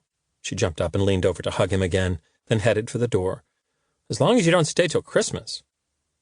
And then she was gone. He sat for a little while, still wearing his coat, wishing his life were different, as he seemed to whenever he was around Eva. If he came through this, that's what he would do, make his life different, make it right. Slowly he got to his feet and took off his coat. He booted up the laptop and made himself a coffee, then drew the blinds, even though he was convinced there was no surveillance outfit in the world that could spy on him in this room. It was more a psychological need for privacy, the knowledge that in the next few hours he needed to find the truth hidden in the last 24 hours of Cheng's life before it had all come crashing down. Once again, when he brought the feed up, he fast-forwarded through long sections.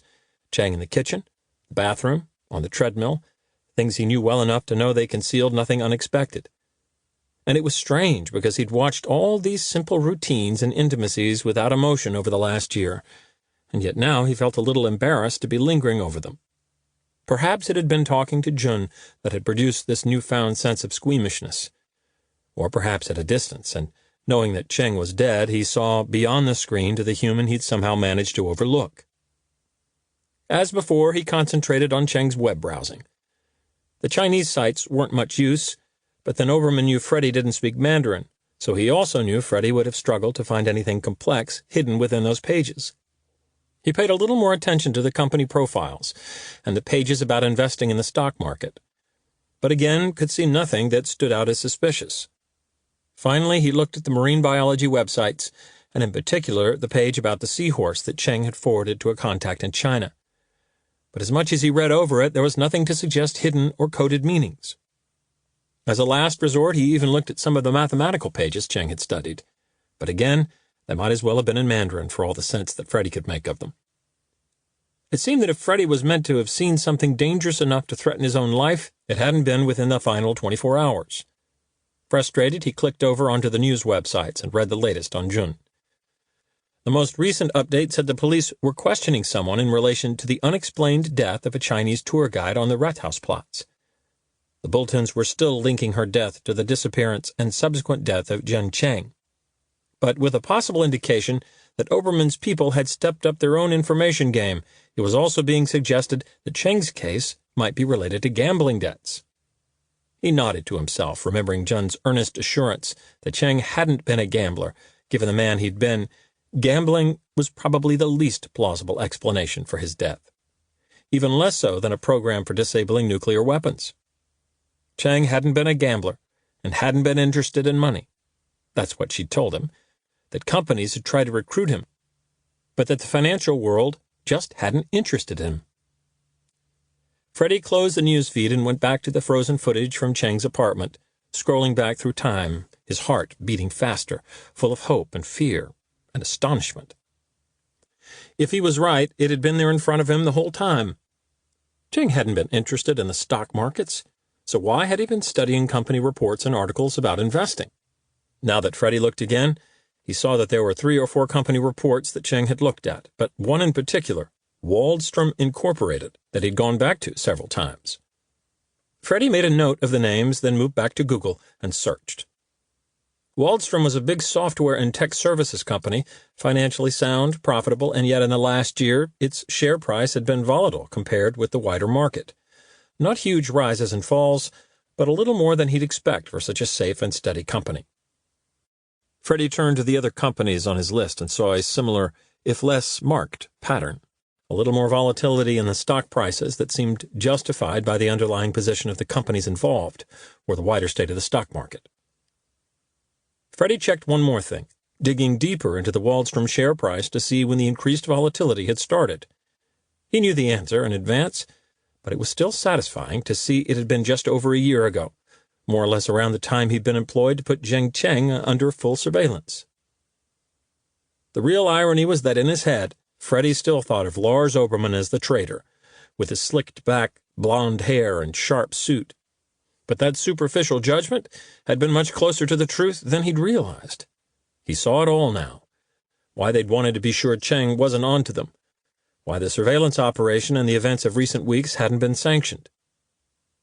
Obermann had been gifted a program for interfering with the launch codes of nuclear weapons, creating an unobtrusive lag between the launch command and the execution of that command, a delay of which the person pressing the button would be completely oblivious. If Marina was to be believed, that program and Cheng's purpose had already been cracked by at least one of the affected parties. But if Freddie's instincts were right, Obermann had spotted a much more attractive application. He'd used it to game the stock market, to cause a fractional delay between buy or sell orders and their execution, a delay in which a fleet-footed investor could preempt what was about to happen and profit accordingly. Freddie had to admit to himself that he even had a grudging respect for people who would think to use the program in that way. The trouble was, in the end, Cheng had worked out what they were up to. Maybe they'd spoken to him about adapting the program for other purposes, and something in those exchanges had encouraged Obermann to be cautious, and Cheng to be curious. Freddie wanted to speak to Marina again, more to bounce the idea off her rather than because he needed her help, but he felt sure he was right. Cheng had given a program to the CIA in the hope of averting a future nuclear war, the idealistic pacifist's ultimate dream, and the person he'd entrusted that program to had used it to make himself rich. The next question for Freddie was what to do about it. Obermann wanted him dead because he feared Freddie had seen the truth of what he was doing. And now Freddie had seen it and couldn't undo it. Nor was he sure that he had anything much to bargain with. Obermann didn't know about the footage of Cheng that was still stored in the cloud. But if he was technologically savvy enough to have used Cheng's program in this way, he surely had to have allowed for the possibility of it being there. In the past, it might have been plausible to tell Obermann there was a disk Freddie would hand over in exchange for guarantees. But those days were long gone. Any acknowledgement at all of a digital footprint would just make Obermann all the more determined to send Freddie the way of Cheng and Jun. So, Freddie had to find out about the money, where Obermann was keeping it, how legitimate marine finance was, and who knew about it. He had to find a way of undermining the one thing Obermann had been so desperate to protect, and to do that, he needed more time. That only raised the issue of his first priority, to continue slipping the net Obermann was trying to close around him, but also to continue hitting his team wherever he could, never allowing Obermann to believe he was completely in control. Freddie didn't know much, but he knew all too well how disturbing it felt to realize someone else was dictating events. Chapter 34. Time and again in the night he woke from dreams, thinking Mel was in the room. Not as he'd known her, but as he would now always remember her, her face blood-smeared, a hole in her forehead that looked too big and too fractured for the round that had caused it. On 2 occasions he woke from an all-too-real dream in which he thought he'd already woken and seen her sitting on the sofa where Eva had been. When he eventually gave up and climbed out of bed, it had only just turned 7. But he knew no more sleep would come, or at least not the kind he wanted. He showered and went down for breakfast, restored as much by Pedro's easy and good-humored welcome as by the food. and as he sat there, the early mist started to lift to show the beginnings of a clear sky and another fine day. He went back up to his room and checked the news, then checked the Kabani account, where he found an email from Drew. "Call me as soon as you can." Freddie took the card for the pet store and called the number Drew had written on the back. Drew answered almost immediately, but warily. "Hello? You asked me to call." "Wow, that was quick." Freddie glanced back at the email and saw that it had come in only 10 minutes ago.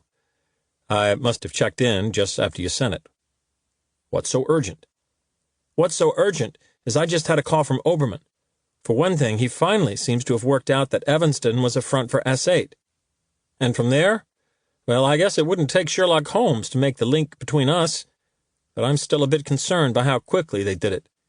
You know, my role in Yemen wasn't exactly public knowledge either." "Is it likely to be a problem for you, I mean?" "No, I don't think so." He didn't sound sure. "Anyway, Oberman wants me to set up a meet with you." "I bet he does. I've had 2 of his guys arrested and put another in the hospital." "And killed one?" "One that they knew of." Freddie thought back to the blood-mashed face, remembered the sickening crunch of the iron splitting that face open. Drew's voice was a welcome interference. "What's your end game, Freddie?" "To put him out of business, I guess. I won't tell you yet, but I know what his game is. And it's nothing to do with nuclear weapons. And I'll bet it's nothing the company knows about either. I just need more time." "Honestly, I don't know how much more time you'll have. The more of his people you take out, the more ruthless he'll get in tracking you down. And the fewer people he'll have left to do it. That's how mistakes get made, we both know that." "I wouldn't bank on it, not with Oberman." He paused, but Freddie waited for him to speak again. "So I guess you don't want to meet him?" "Do you honestly think it would be a smart idea for me to agree?"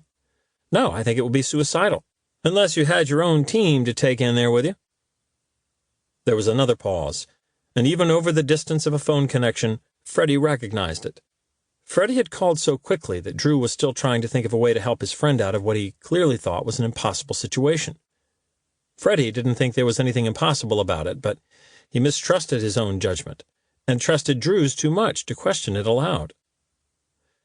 "I don't know what to suggest, Freddie. Really, I don't." Freddie knew one thing. He had to give Drew something, a line he could take back to Oberman that would protect his own position. And Freddie wouldn't meet, but he could at least try to knock a couple more of Oberman's men out of the field. "Okay, don't respond to him yet. He wouldn't expect it so soon anyway. I'll call you back in a couple of hours, and I'll give you my response then. At the very least, it should be enough to cover your back." "Freddie, I don't care about that." "No, I know, but I do. Give me an hour or two, and I'll get back to you." He ended the call and went online to check if the Hotel Danzig had availability. Looking at the website, it was slightly grander than it appeared from the outside. Either that, or they had a really good photographer. He moved the guns into his equipment case, packed a change of clothes and essentials into the messenger bag, and headed out, waving to Arnold as he walked through reception. "Hey, Freddie, have a good day." "You too, Arnold. See you later." And Freddie smiled, because if questions were asked in the days ahead, he doubted anyone at the madhouse would even notice he hadn't been in his room for 24 hours. Freddie set off across the city, and it was only when he reached the Danzig that he realized it took up almost one entire side of the small street on which it was set. Another smaller hotel took up the rest, separated from the Danzig by a narrow alley. He stepped into the lobby, which again was spacious, with marble floors and pillars and luxurious pot plants and an ornate ceiling. It had the air of a business hotel that was keen to ape the style of the grander hotels in the city. There was a young man in a suit standing behind the reception desk. "Good morning, sir." "Good morning. I don't have a reservation, but I was wondering if you had a room, just for tonight." "Of course, I'll check." "Preferably facing out onto the street?" The receptionist nodded and stared at the computer before frowning. "Unfortunately, looking onto the street, we have only a suite on the top floor, but with that you also get a balcony terrace." "How much is that?" He looked at the screen again. "For tonight, that would be €450. Again, it gave the lie to the grand veneer that a suite here was the price of a double in the hotels it superficially resembled. "Okay, I'll take it." Freddie reached into his jacket, took out a credit card and passport, placing them on the desk. This was a gamble because it was his last fake identity, but he had no idea what would go down in the next 24 hours in this hotel, and he didn't want to use his own identity or the one he was using at the madhouse. The receptionist smiled, looked at the passport, and put a form on the desk. "Thank you, Mr. Heston. If you could just fill in your details and sign at the bottom. Would you like me to take payment for the room now?" "Sure, why not?" Once the formalities were completed, the receptionist turned to a wall of pigeonholes behind him and took out a key with a red tassel on it. "You're in room 520. Freddie smiled at the coincidence and said, "Good, that's a lucky number for me." "I'm pleased," said the receptionist, with the air of someone who responded in the same way to every nonsensical comment his guests made. "You'll find the elevators just over there, and I wish you a pleasant stay at the Hotel Danzig." "Thank you." Freddie picked up his equipment case and made his way to the elevators, checking the access to the stairs, making sure there was no other exit. He did the same when he got out on the 5th floor, walking the length of the corridor in both directions before finally making for his suite. It opened into a living room, ornately decorated in a way that most people could tolerate only in a hotel room. The bedroom next door was much the same, a bed with a canopy, Baroque furniture, and it was from here that French doors opened onto the balcony terrace. He slid them open and stepped out. There were a couple of plants in large, classically styled pots, a round table with 2 chairs to the left, empty space to the right, although a little shadowing on the tiled floor suggested a couple of sun loungers had been there through the summer months. He leaned back against the balustrade, looking in through the French doors. He was conscious that the move he was planning was a big step outside his normal area of expertise. And now he was here. He wasn't even sure he could pull it off. The idea was to give Drew some cover, and at the same time take out another couple of Obermann's people. But there were so many variables. What if Obermann sent more than 2? What if he didn't send any but came up with some other way of getting Freddie out of the picture? Even if Obermann sent only 2, Freddie couldn't let a few lucky breaks distract him from the truth, that he was out of practice and inexperienced in this sort of field work anyway. He walked back out into the corridor and checked for a fire escape, but found a door to the roof instead. There were service stairs, too, and there had to be a service entrance because he'd seen only the lobby doors on the front of the building. So if more than 2 came, he could cut his losses and escape before they got up here. He looked at a slightly grotesque table with a vase on it, placed in the corridor just beyond the entrance to the elevators. He could slip on one of his few remaining camera units in behind one of the legs, which would at least give him a bit more notice of how they were gearing up to come into the room. That just left the question of how he could handle 2 of them, most likely both armed. A flashback came in on the back of that thought. For some reason it had seemed smart at the time, that neither he nor Mel had been armed that day in Sanaa. And Talal had never carried a weapon, so they'd driven into an ambush with only 1 gun in the car, and Pete had been the first to die. One thing Freddie could be sure of, the guys coming here to look for him wouldn't be so stupid. He stepped back into his living room, imagining their progress after working the lock. They'd be vigilant in this first room, and there weren't too many hiding places here. They'd get more jittery as they moved through the suite, particularly stepping into the bedroom with the door to the bathroom in front of them on one side, the walk-in closet to the left of the bed, the French doors open onto the balcony. He could almost feel their nerves at this point, and no matter how practiced they were, they would be feeling nervous standing on the threshold of the bedroom. They'd focus on those 3 danger points: bathroom, closet, balcony, silently deciding who'd sweep which area. But that also meant he couldn't actually be in any of those 3 areas because they'd be at their most vigilant by then, ready for an attack.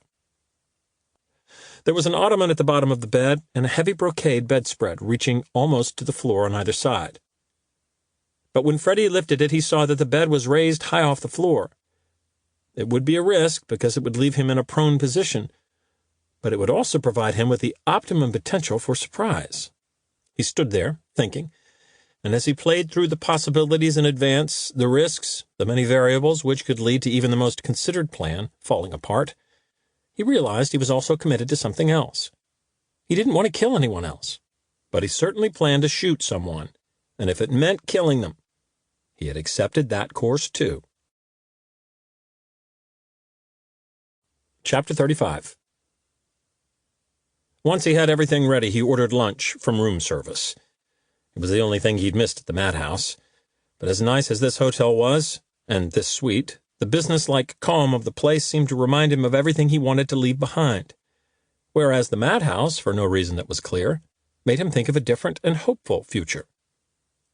After eating, he called Drew, who picked up on the first ring. "Freddie, what have you got?" "It's like I said, Drew. I don't want to meet. You can tell Oberman I said we've got nothing to discuss." But then comes the important bit, and I'm trusting your acting skills here. With regret in your voice, because we go back a long way, you tell him that I'm hiding out in the Hotel Danzig. Say you don't know for sure, but I'm probably using the alias James Heston. And tell him you think I'm planning to move on later tonight. I'm not sure that's such a smart option. No? Well, I'm out of smart options. This is what I have. Starve him of support. Expose his operation. There was a long silence, but finally Drew said, "I just wish I could do something to help. But the stuff Oberman's involved with, you're talking about a clearance level in the stratosphere." "For the stuff he's officially involved with, trust me, the interests he's trying to protect right now are firmly lodged in the gutter." "All the more reason to be careful. And bear in mind, now that they know about your S8 connection, they could get even more dangerous." "I don't see why." "Really? Because no one knows what S8 does, and that'll freak them out and make the responses harder to predict. If they knew what I know, that you're just a bunch of flakes and weirdos." Freddie laughed. "Past tense, I'm an ex-weirdo." "You got that right. I'll make the call now, but you take care." "Thanks, Drew." Freddie ended the call.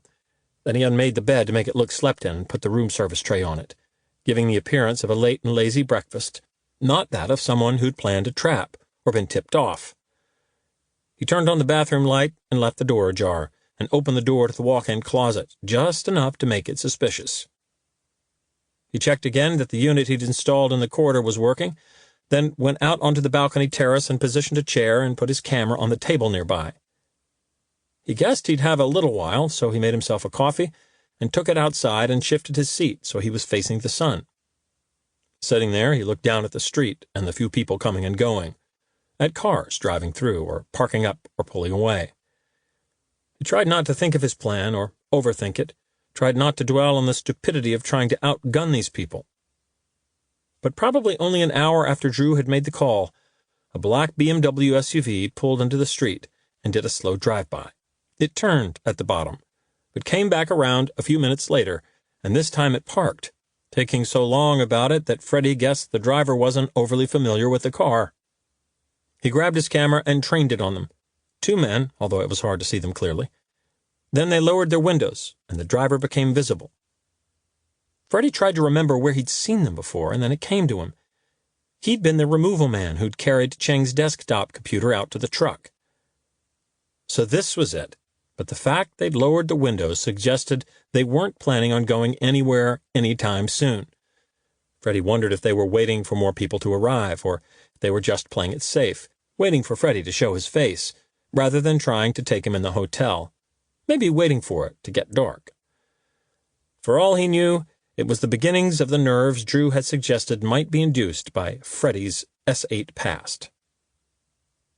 It meant all this planning for an attack within the room had been pointless, but he was glad of that in a way, glad that it wouldn't now be put to the test and found wanting.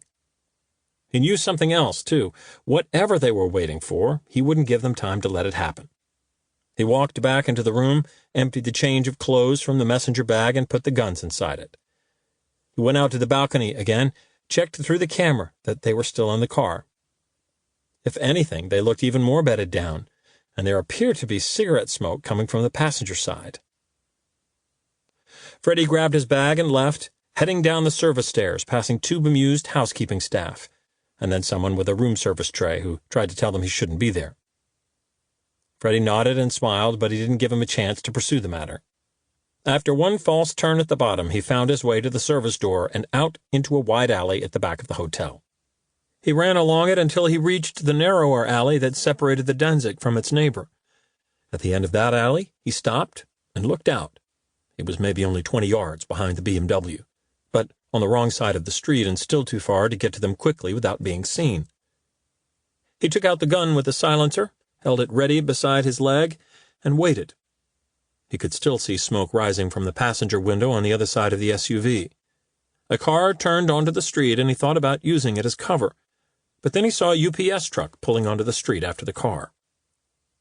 As long as it really was a UPS truck and not just more of Obermann's team arriving, it would allow him both the time and the cover he needed. But it stopped first in the middle of the road before even reaching the spot where Freddie stood. The driver jumped out and walked into the neighboring hotel with a small package. Freddie waited. Smoke once again drifted from the SUV.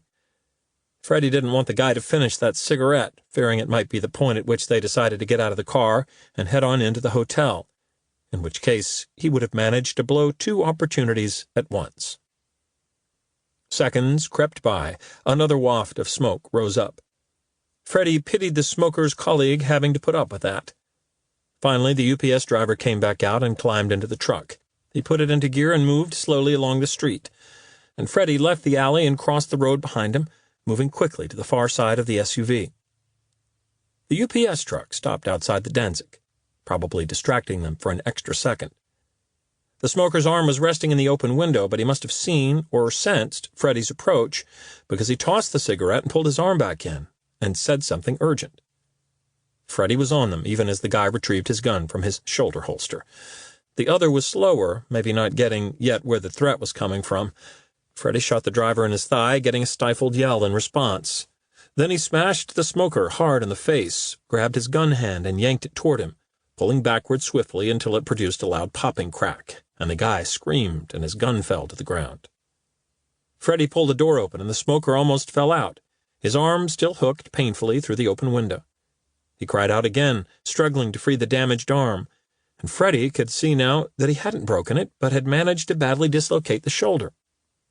He slammed the door against the man's body, managing to catch his head again for good measure, and kicked the gun away. And as the smoker fell out and dropped limply to the ground, Freddie trained the gun on the driver, who'd finally thought to reach for his own firearm. "I don't want to kill you, but I will if you try it." The driver froze, hand poised. The guy on the floor was moaning and trying to crawl clear of the SUV and away from Freddie. "Okay, put the gun on the passenger seat slowly."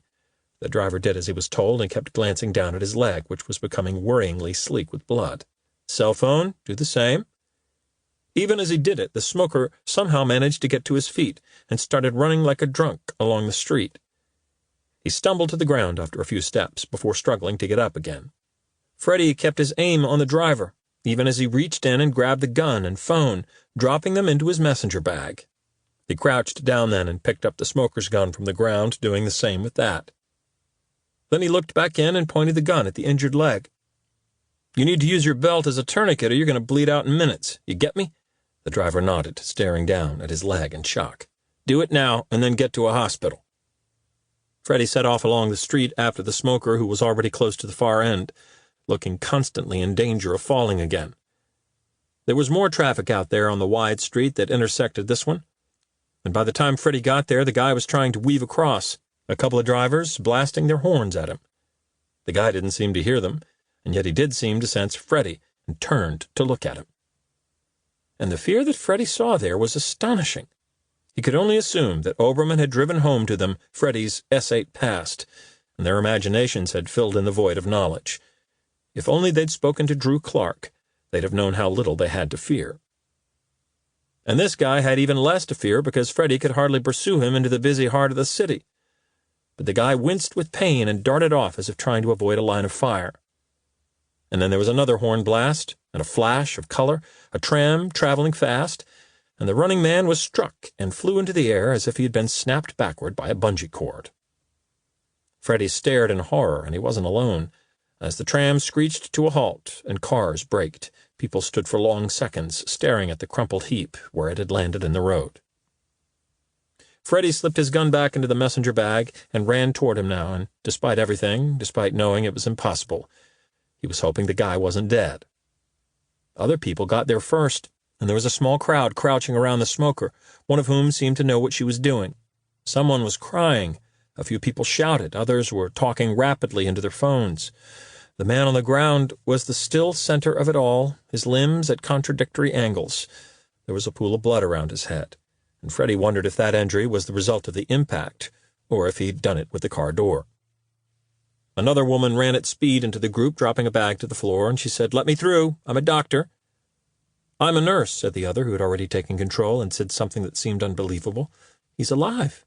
He's alive." A few people gasped at those words, and Freddie was one of them. He stared in disbelief, thinking not only of the beating he'd given him, but of the explosive collision of body and fast-moving tram. And he felt tears in his eyes, and willed this man to stay alive more than he'd ever willed it of anyone. This man who had been sent to kill him. Chapter 36. He stayed for longer than he should have, maybe 15 minutes, until he'd seen the injured man lifted into the ambulance, until he'd overheard the doctor talking to the paramedics about the severity of the injuries, saying what everyone else there was undoubtedly thinking, that he was lucky to be alive. And then Freddie walked back to the hotel, dropping the driver's cell phone into a drain on the way. The alarm on a parked car was sounding, shrill and irritating even against the ambulance siren in the background. It was the car that had been in front of the BMW, and Freddie could see now that the back wing had been dented, but that the driver of the SUV had apparently made good his escape. The hotel receptionist was on the phone and staring at the computer as he spoke. Freddie nodded and smiled, but it seemed to go unseen. He took the elevator to the 5th floor, removed the camera he'd hidden behind the table leg in the corridor, then went into his room and repacked his things. By the time he got back to reception, the phone call had finished. Freddie put the key on the desk. "I've had a call from work. I have to be in Prague, so I'll be checking out. And could I have a taxi to the main railway station?" "Of course." The receptionist arranged the taxi even as he went back to the computer, then said, "So it's just the room service lunch to pay. You took nothing from the minibar?" "No." "And I can charge it to the same card?" "Sure." "That's great. I hope you enjoyed your stay with us, Mr. Heston." Freddie smiled. "Well, I was only here for a few hours, but it's a nice hotel. I'll definitely stay again next time I'm in Vienna." "Thank you, and we hope you'll stay longer next time." He gave a little laugh, and Freddie offered a laugh in response because the guy was trying.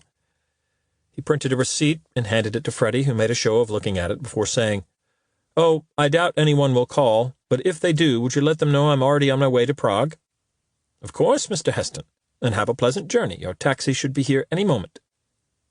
Freddie walked out, looking along the street. The damaged car had stopped wailing, and there was nothing beyond the end of the street to suggest the accident that had just taken place. A moment later, a taxi turned onto the street and pulled to a stop in front of him. The driver jumped out, but Freddie held up the equipment case and said, "Just this. I'll take it in the car with me." He got in, and the driver put on his seatbelt and looked in the rear view. "So, Hauptbahnhof?" "No, actually, Westbahnhof, please." The driver nodded and set off. Freddie looked out at the traffic and tried to focus on the fact that the events of the last hour had been a success. He'd left 2 of Obermann's people badly injured, which meant 2 more couldn't be called upon to track him down, and he hadn't killed anyone. Yet it didn't feel like a success. He felt sick, and now that he thought about the way he'd approached the car, shot the driver, messed up the passenger, his mind skipped back and linked it with Abdullah all those years ago. True, Freddie hadn't killed the men in the BMW today, but the violence he'd done, it wasn't him, wasn't who he'd been or who he wanted to be, and he didn't even know how he'd slipped into this course of action. At the Westbahnhof, he paid the driver and found a cafe where he sat for an hour drinking coffee, trying to empty his thoughts, trying to find his way back to the mindful moment, a state he'd so desired and admired in the year he'd watched Cheng. But it wasn't to be found, and the more he stilled his thoughts about the problems he faced in the present, the more it seemed to allow the past to come flowing back around him. He thought of taking another taxi, but walked instead, trying to take pleasure out of the golden hour as the sun fell and illuminated the stone of the city's grand buildings. It wasn't working. But when he was a few minutes from the hotel, he spotted a familiar flash of purple ahead of him, heading in the same direction, and his spirits lifted immediately. "Eva!" She looked puzzled in response to hearing her name, then spotted him and looked touchingly pleased to see him. She waited and hugged him as he reached her and smiled, then looked down at the equipment case. "Is that your work?" He nodded, but the inner voice once again imagined telling her the more startling truth. "But I now have 4 guns in my messenger bag, and I shot someone and chased a man into the path of—" "What are you doing?" She shrugged. "On my way to the madhouse. I start in 20 minutes. "Then we can walk together." They set off, and Eva started telling him about a job Izzy had been offered, working at a theater in the city. Small, but really influential. He enjoyed listening to her, enjoyed asking questions, wrapping himself once more in their world.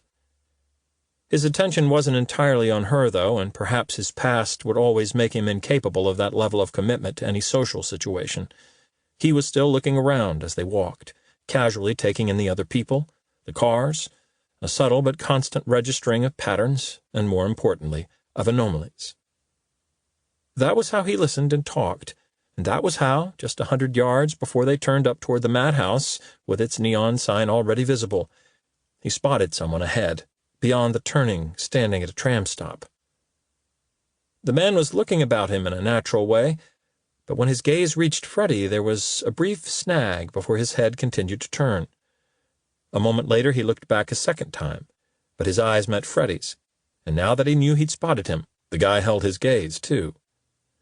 It was the guy with the frameless glasses, the same one who'd taken down his cameras, and it looked like he'd worked out where Freddie had really been hiding, or at least he'd had a pretty strong hunch that it paid off. Freddie felt an instant and aggressive fear as he realized that being seen with Eva was the worst possible development. He already knew enough about the way they operated to know they'd be more than happy to use her as a way of getting to him. He couldn't allow that to happen, and he was angry, too, that this guy had managed to expose his own complacency, just as Abdullah had, 5 years ago. "Listen, Eva, I'm going to carry on walking along here. I just want you to casually say goodbye and head up to the hotel. Don't hug me or anything like that, okay?" He could see out of the corner of his eye that she did a double-take and looked up at him. "What are you talking about? Why? Is something wrong?" "No, everything's fine. But there's a guy up ahead I need to speak to, a competitor, and he's a real jerk, a gossip." "Are you embarrassed for him to see me with you?" "Absolutely not." He risked turning and giving her a smile. "Why on earth would I be embarrassed? You're one of the best people I know." She looked flattered but mildly skeptical. "I'm serious, but humor me just this once." "Okay." Her tone became teasingly offhand then. "See you later, Freddie." "Not if I see you first." She laughed now and turned away, and he faced forward again, but the guy had gone. He could understand that. The guy probably knew he couldn't attack Freddie out here in a busy street, but perhaps also feared that Freddie wouldn't be bound by the same rules. Freddie scanned the crowds, and then, thanks to the guy's height and physique, he spotted him walking away from him. Freddie kept his eye on him as he waited for the crossing light to turn green, then ran across the road and for another 50 yards until he closed most of the distance between them. The guy glanced behind once, but more frequently he looked to his right and at his watch, becoming almost agitated enough that it rubbed off on Freddie, when he started to wonder if the man he was pursuing had called in for backup. Not that there could be many people left from the original team to call upon. And then Freddie saw what it was all about. The guy looked back one more time and jumped onto a tram. Freddie picked up his pace, but he was too late, and the tram pulled away. As it eased past him, building speed, the guy looked out with a mocking smile and wagged his finger at Freddie where he stood. There was such arrogance in that gesture that Freddie was almost tempted to chase after the tram and catch the guy at the next stop. But he was no longer sure of the point. Whatever Obermann's men thought him capable of, and in spite of what he'd already done today, he was even less likely than they were to shoot someone in a busy public street, and considerably less likely to kill someone. But he still had a problem because this guy's hunch about where Freddie was staying had been proved right. It wouldn't take much more checking to find out that Eva worked at the madhouse, and that there was someone fitting Freddie's description staying there. He cursed under his breath because he'd stayed too long and because he feared this guy was better at this than he was. Yes, Freddie had stayed too long, and the worst of that was that he might have put Eva in danger as a result. They wouldn't care what his relationship with her was, only that he seemed to like her, and any attempts to downplay how they'd looked on the street would count for nothing, because they'd looked happy with each other like they were friends. Freddie knew how that worked. He'd used other people's happiness against them often enough in the past, and had stripped people of it, too. He crossed the road and headed into the inner city. More than anything, he wanted to go back to his room at the madhouse to collect his stuff and get out of there. But it was too late for that. He kept thinking of Eva, that final laugh of hers, and he knew in his bones that they'd target her, and that meant the time for playing games was over, and the man he'd already hurt had suffered needlessly. He walked into the bar in the Park Hyatt, found a quiet corner, and ordered a gin and tonic. When it came, he sat for a while, trying to think of another way forward. But there was only one that he could see, and whatever happened to him, it was the path he would have to take, because he wouldn't let it happen again. He wouldn't let other people be hurt by his failures. There weren't many good reasons for Freddie agreeing to meet Oberman, and he didn't have time to think of better ones. So he'd played the cards he had and take his chances. He put in a call to the number he'd copied from the inside of his arm all those days ago. It rang for a while before someone picked up. "Oberman." "I'll meet with you." There was the briefest pause, and then a self-satisfied laugh. "What a surprise. I wonder, is that because we know about your girlfriend?" "Give me a break. She's a girl who works in the hotel where I was staying. And credit to your man, he tracked me down. If he'd done it 2 days ago, when I was still staying there, you might actually have caught me." Oberman produced another truncated laugh, almost to himself, and said, "Maybe you've moved on from the hotel, but if the girl really was just someone who works there, I don't think we'd be having this conversation. You don't need to worry, though. We don't go after innocent civilians." "You thought I was an innocent civilian when you sent Phillips back to kill me." "True, although it turned out you were neither. Now, I know why I'd like to meet, but I wonder what your plan might be." "The same as it is for most people. I don't care about what happened to Cheng or to Leo. I care about what happens to me. I want to make a deal." "I'm not sure you have anything I need." "Do you think I'm stupid, Lars?" "Excuse me?" "Simple question. Do you think I'm stupid?" "See, I obviously think I do have something you need. Otherwise, I'd be crazy to meet you. I might as well just put a gun to my head and pull the trigger." "Well, Freddie, I think maybe you are crazy, and I do think you're actually doing this to protect the steampunk freak we saw you with. But hey, I don't care why. As long as we get our face-to-face, let me think it over and I'll get back to you." "No, this phone won't be switched on. I'll call you back." "As you wish. How about you call me in the morning and I'll give you a time and place?" "Sure. But if you try anything in the meantime, the deal's off, and so are the gloves. You hear me?" "Loud and clear. I'll await your call."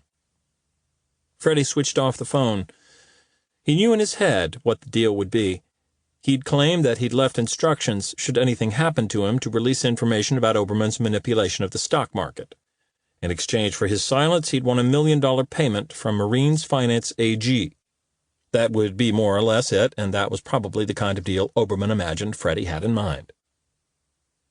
But it would never come to discussing deals, because Oberman had only one intention: to kill Freddie. And he surely knew that Freddie wanted him dead in return. That's how the meeting would really go. No deal, and at least one of them dead. Chapter 37. It was dark by the time he reached Marina's building. He didn't even know if he'd find her in, but she buzzed him up without comment, and he once again found the door open. The smell of cooking pulled him inward. He closed the door behind him and found her in the kitchen. She turned and raised her eyebrows, then looked down at the equipment case. "You're not planning on staying, I hope?" He smiled and shook his head. "It's my surveillance kit." "Do you want the one back that you left in my office?" "So you found it? I turned it off later on the day I called in." She smiled, looking unfazed by the fact that he'd eavesdropped on her phone calls. "And do you want it back or not?" He only had 3 units left, but even so, he said, "No, I don't think so. I'm getting out of that business anyway." "I'm a good cook, but I eat quite lightly. You learn to at my age. This is a beef stew, an old family recipe, served with good bread and better wine. You'll join me." He was about to object, but she pointed. "Plates are in the cupboard there, cutlery in the drawer to your left, and napkins in the drawer next to that. As you see, I eat in the kitchen if I'm being informal. But then, you've hardly come dressed for dinner anyway." He put the case down by the wall and carefully placed the messenger bag next to it. He fetched a plate, cutlery, and a cloth napkin monogrammed with Cyrillic letters, and placed them opposite hers on the heavy wooden table. "You'll find a glass in the cupboard there, and you can pour the wine. It's already open." Again he followed her instructions as she put a plate of thickly cut bread on the table. She gestured for him to sit, and then he watched as she brought the stew to the table and served it onto the 2 plates before sitting down herself. "Thank you. Seriously, you can't know the day I've had and how much I appreciate this. I'd try it first." He smiled, but the stew was as comforting and restorative as the aroma had suggested from the threshold of the apartment. They ate in silence for a few minutes. And then she took a sip of wine and said, "So, what have you been up to since last we met? Any progress?" "Of a sort. I managed to put 2 of his men under suspicion for Junn's murder and possibly got them arrested, though I guess they're probably out by now." "I imagine so, but I also imagine they would have sent them back stateside." "I shot another in the back of the knee, then this morning I shot another in the thigh, and a third—" He shook his head, remembering that explosive thud, the hopeless clatter of his body crashing broken onto the road surface, the nurse calling out, "He's alive." Freddie took a drink, and Marina immediately topped it up again. "I'd already heard him, but he ran from me. He got hit by a tram. It was just— I've seen some horrible things, but I heard about it on the news. He survived, I believe." Freddie nodded, although he didn't know if the man had died since, or how bad his injuries were. "And I note you've tried to avoid killing people. That's wise. An injured officer raises questions that need to be answered. A dead one only creates an organizational thirst for revenge." He smiled, admiring her calculating professionalism. "I'm not a killer. That's how simple it is.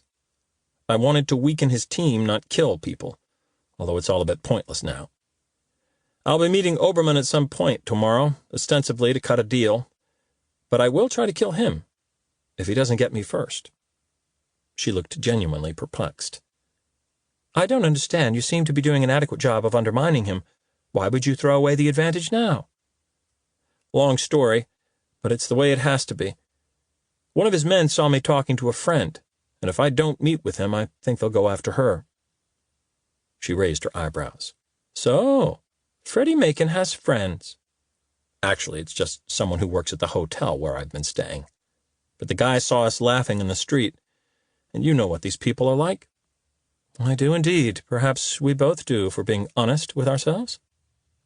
She was right, in that Freddie had only recognized the risk to Eva in the first place because he'd never been averse to exploiting innocent contacts in his time with S8. "So, that's how it is.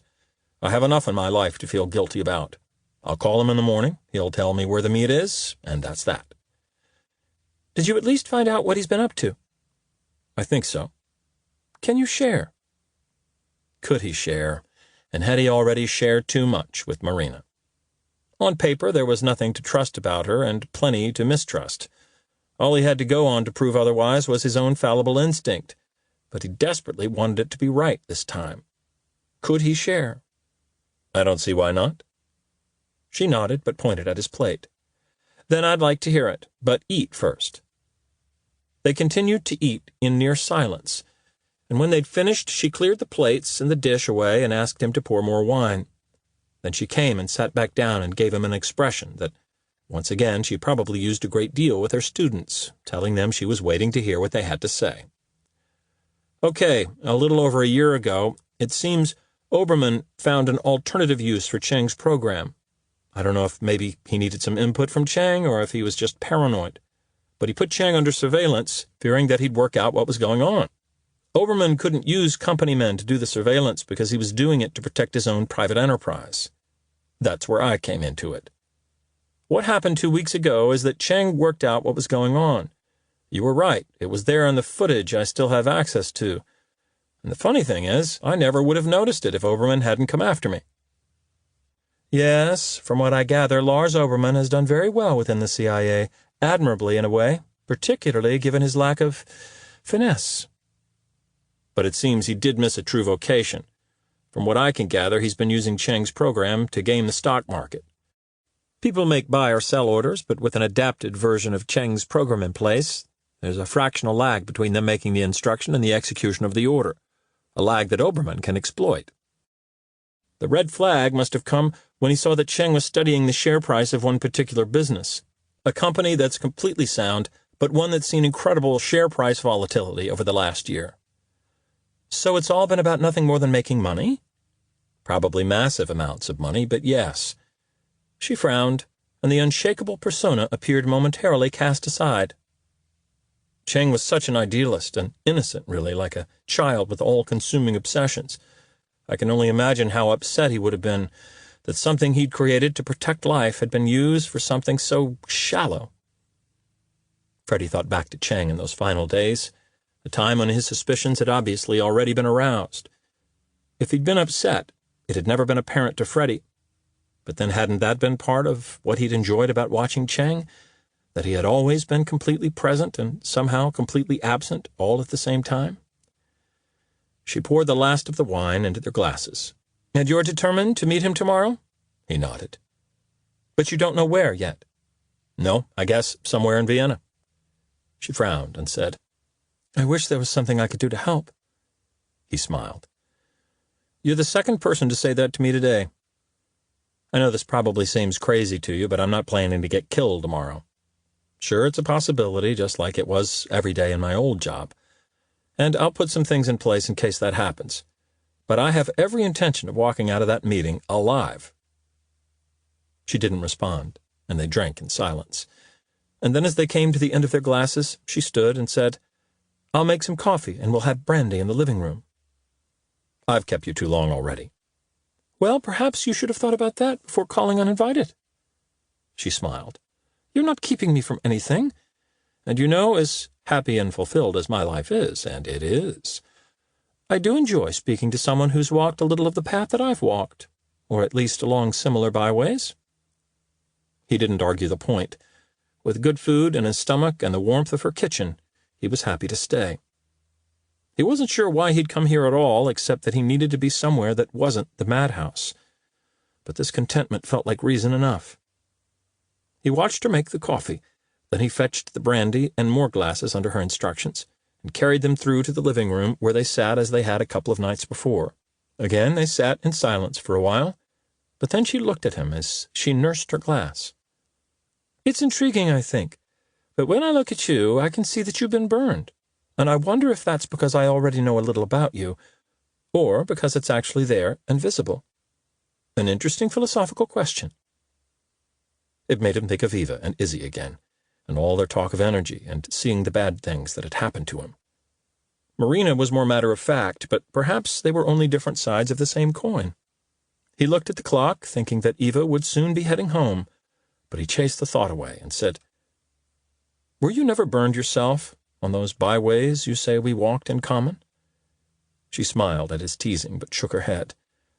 "No, not directly, and perhaps I've oversold my own role. I know S8 has routinely been involved in some particularly hazardous situations. Either way, I've been lucky." "We're good." "Yes, I'm very good."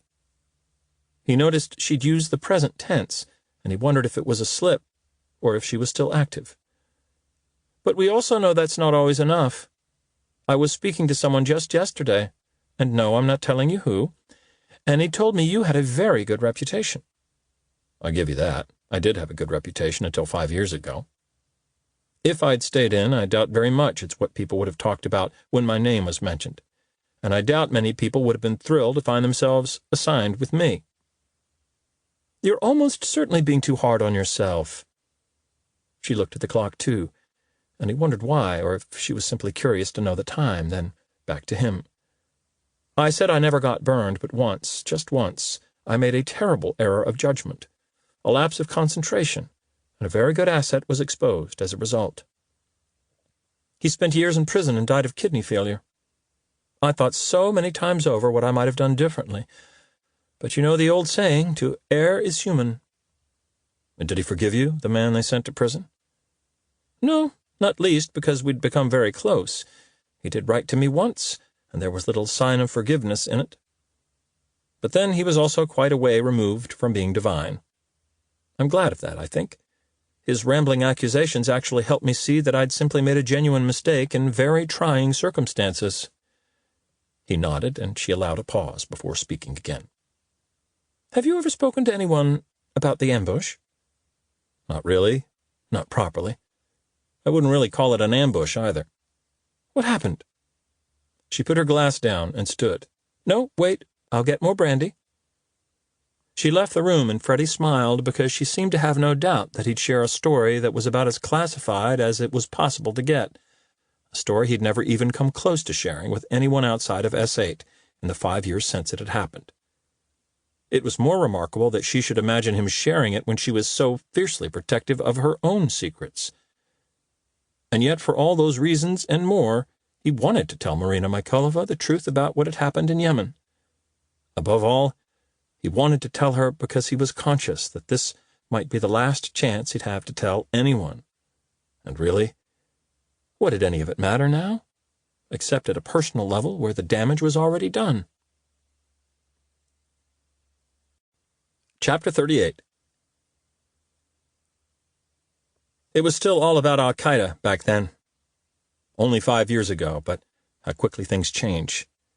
AQAP was the big danger, Al-Qaeda in the Arabian Peninsula.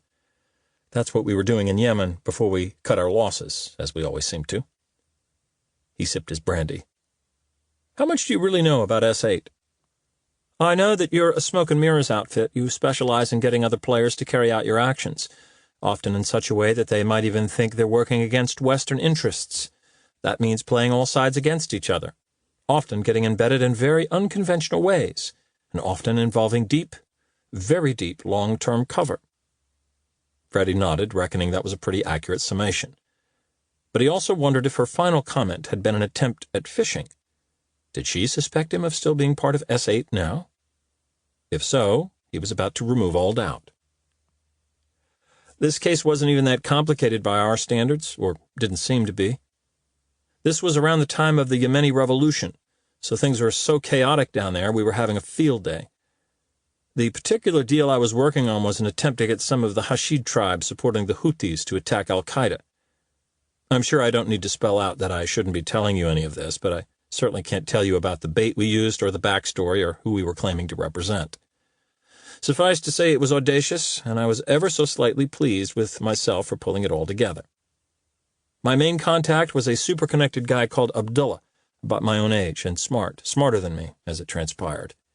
He arranged to meet with 2 of the most influential tribal chiefs, but it meant us going into a neighborhood of Sana'as that was usually pretty much out of bounds. Do you know Sana'a? No, I don't know Yemen at all. The thing is, for any number of stupid reasons, we went in there more or less unarmed. Explain, why would you do that? It was part of our cover. We were civilians, Evanston Electronics. So normally we'd have a security detail, but we couldn't take them this time because it was so sensitive. And I guess we were sloppy, complacent, believing our own hype. That doesn't sound stupid at all, and none of us is immune to complacency. He accepted the point and said, Okay, maybe not so stupid, but only one of our team, Pete, had a gun. He was in the passenger seat of the SUV. Then there was Talal, our driver and translator. I was in the back with Melissa. Even as Freddie spoke, the heat and dust came back to him, and he automatically sipped his brandy again as if to wash it away. Talal was listening to the radio and started singing along to some song. We were laughing with him because he couldn't sing. But he knew it, and he didn't care. We got to the roadblock, a few guys with guns. Talal spoke to them, and then Abdullah came out. He had a scarf over his face, but I could tell, just looking at his eyes, something was wrong. No preliminaries. He shot Pete in the head, then hit Talal in the chest. I remember Mel turned to me like she was pleading for me to do something because it was my operation, and this was my contact shooting people. You know, they'd counted on me, trusted me, but then there was another bang. You know how it is? It's like you're deaf and only another gunshot can restore your hearing. So yeah, there's another bang and her forehead caves in and her blood's everywhere, all over my face, just everywhere. I can taste it. I can taste it even now. He sipped at the brandy again. Suddenly it goes completely silent, like I really am deaf. And I turn, thinking I'm next, thinking I'll look him in the eyes if it's the last thing I do, and he points the gun at me and pretends to fire, and says, "Pow," like he's taunting me. Then he tosses the gun onto the floor in front of Pete, and he just turns and walks away, no fear. And they're gone, just like that, they're gone. So he spared you because he wanted you to know that he'd won. Freddie nodded. But then I'm left just sitting there in the back of this SUV with 3 dead people, 3 friends. And the roadblock's gone, and Abdullah and his men, but people are starting to come out into the street showing an interest. And like I said, this is a really dangerous neighborhood. I knew I had to get out of there, and I panicked. I was in shock, I guess, scared. And I guess anybody would have been. But I don't think I'll ever quite forgive myself what I did next. She reached for the bottle and opened it, adding more to both their glasses. He nodded his thanks. I got out of the car and walked around to the driver's side. There were a lot of people on the street by the stage, getting curious, approaching, and not looking too friendly. I pulled the door open, and I saw Talal slumped there, his shirt soaked with blood, flies already landing on it. And the words stuck in his throat as he remembered it. Saw it. Talal's confused expression, the red flowering of blood across his shirt, the flies. And Freddie had to drink again. He clenched his jaw, let it pass. I pulled him out, into the dirt. I should have put him in the back. I know I should. But I was looking at all those hostile faces. You know, he wasn't just our translator, he was our friend. But I just left him there in the dirt, and I got in that car and reversed and then drove away. And I didn't look back. Not once. Don't you think most people would have done the same in that moment? A dangerous situation, the dead weight of a body, and you would have had to carry him back around to where you'd been sitting? I think most people would have done what you did. Freddie nodded, accepting the point, while also knowing that it concealed a lie. If Pete had been in the driver's seat, I'd have thought of his wife, and I'd have lifted him out and put him in the back. Mel was due to get married later that year, and, well, there's no way I would have left her. No way. He could feel the tears building in his eyes, and resented them. You know, Talal was our friend. But he was an Arab, a local, and I left him. And I'm ashamed, so ashamed of that. He was 22, he had a wife, they'd just had a baby girl. 5 minutes earlier, I'd been laughing at him singing. What kind of friend was I? Marina showed a look of understanding now, and said, Was his body ever found? Not his body, no. The next day his head was left outside the TV station. His head. That was all. And Abdullah? Freddie smiled, still unable to conceal his bitterness. I so wanted to know. I so wanted to catch him so that I could ask him to his face. 2 weeks later, he was killed in a drone strike that hit a wedding. He wasn't even the target. I quit the next day. I think S-8 ceased operations in Yemen a few weeks later. I understand. She looked down at her brandy. One of the snippets I heard about you made me curious. That you were engaged to be married, but that you called it off when you left S-8. But I understand it now. You felt responsible for what happened to your colleagues, and you felt you should have been killed too. You denied yourself the happiness you felt you denied their partners. He thought of Melissa naked, her skin glistening with sweat, the rumpled sheets. Kind of, maybe subconsciously. But that makes it sound much nobler than it was. Truth is, it was a few months before I called it off with Chloe. A few months in which I was mixing my drinks with 6 different colors of prescription meds. A few months in which I never quite managed to leave Yemen. Not mentally. Truthfully, the way I was back then, it would have been an act of cruelty to stay with her. Marina nodded, but said, I still stick by what I said. You're being far too hard on yourself. And I know I said earlier that you look like someone who's been burned, but you haven't struck me this week as someone who's carrying this kind of weight around. He thought back over the last week or so, since a migraine had saved his life and he'd killed a man in his apartment. His week at the madhouse, meeting Eva and the others, meeting Marina, seeing Drew again. It sounds crazy, but I think I've been happier this last week than I have in a very long time. Because you've been active again? Maybe. But trust me, I don't miss that world. I think the thing is, I've been in Vienna for over a year, but it's like I've only been living here this last week. She raised her glass with a smile and said, Then let me be the first to bid you welcome. Thank you. He raised his glass too, and they drank. He thought she might bring up the question of the next day again, try to persuade him to adopt a different course, but she didn't. And he wondered if that was because she knew how determined he was to see this through in his own way.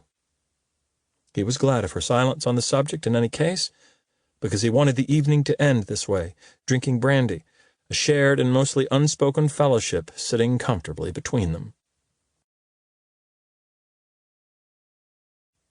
Chapter 39.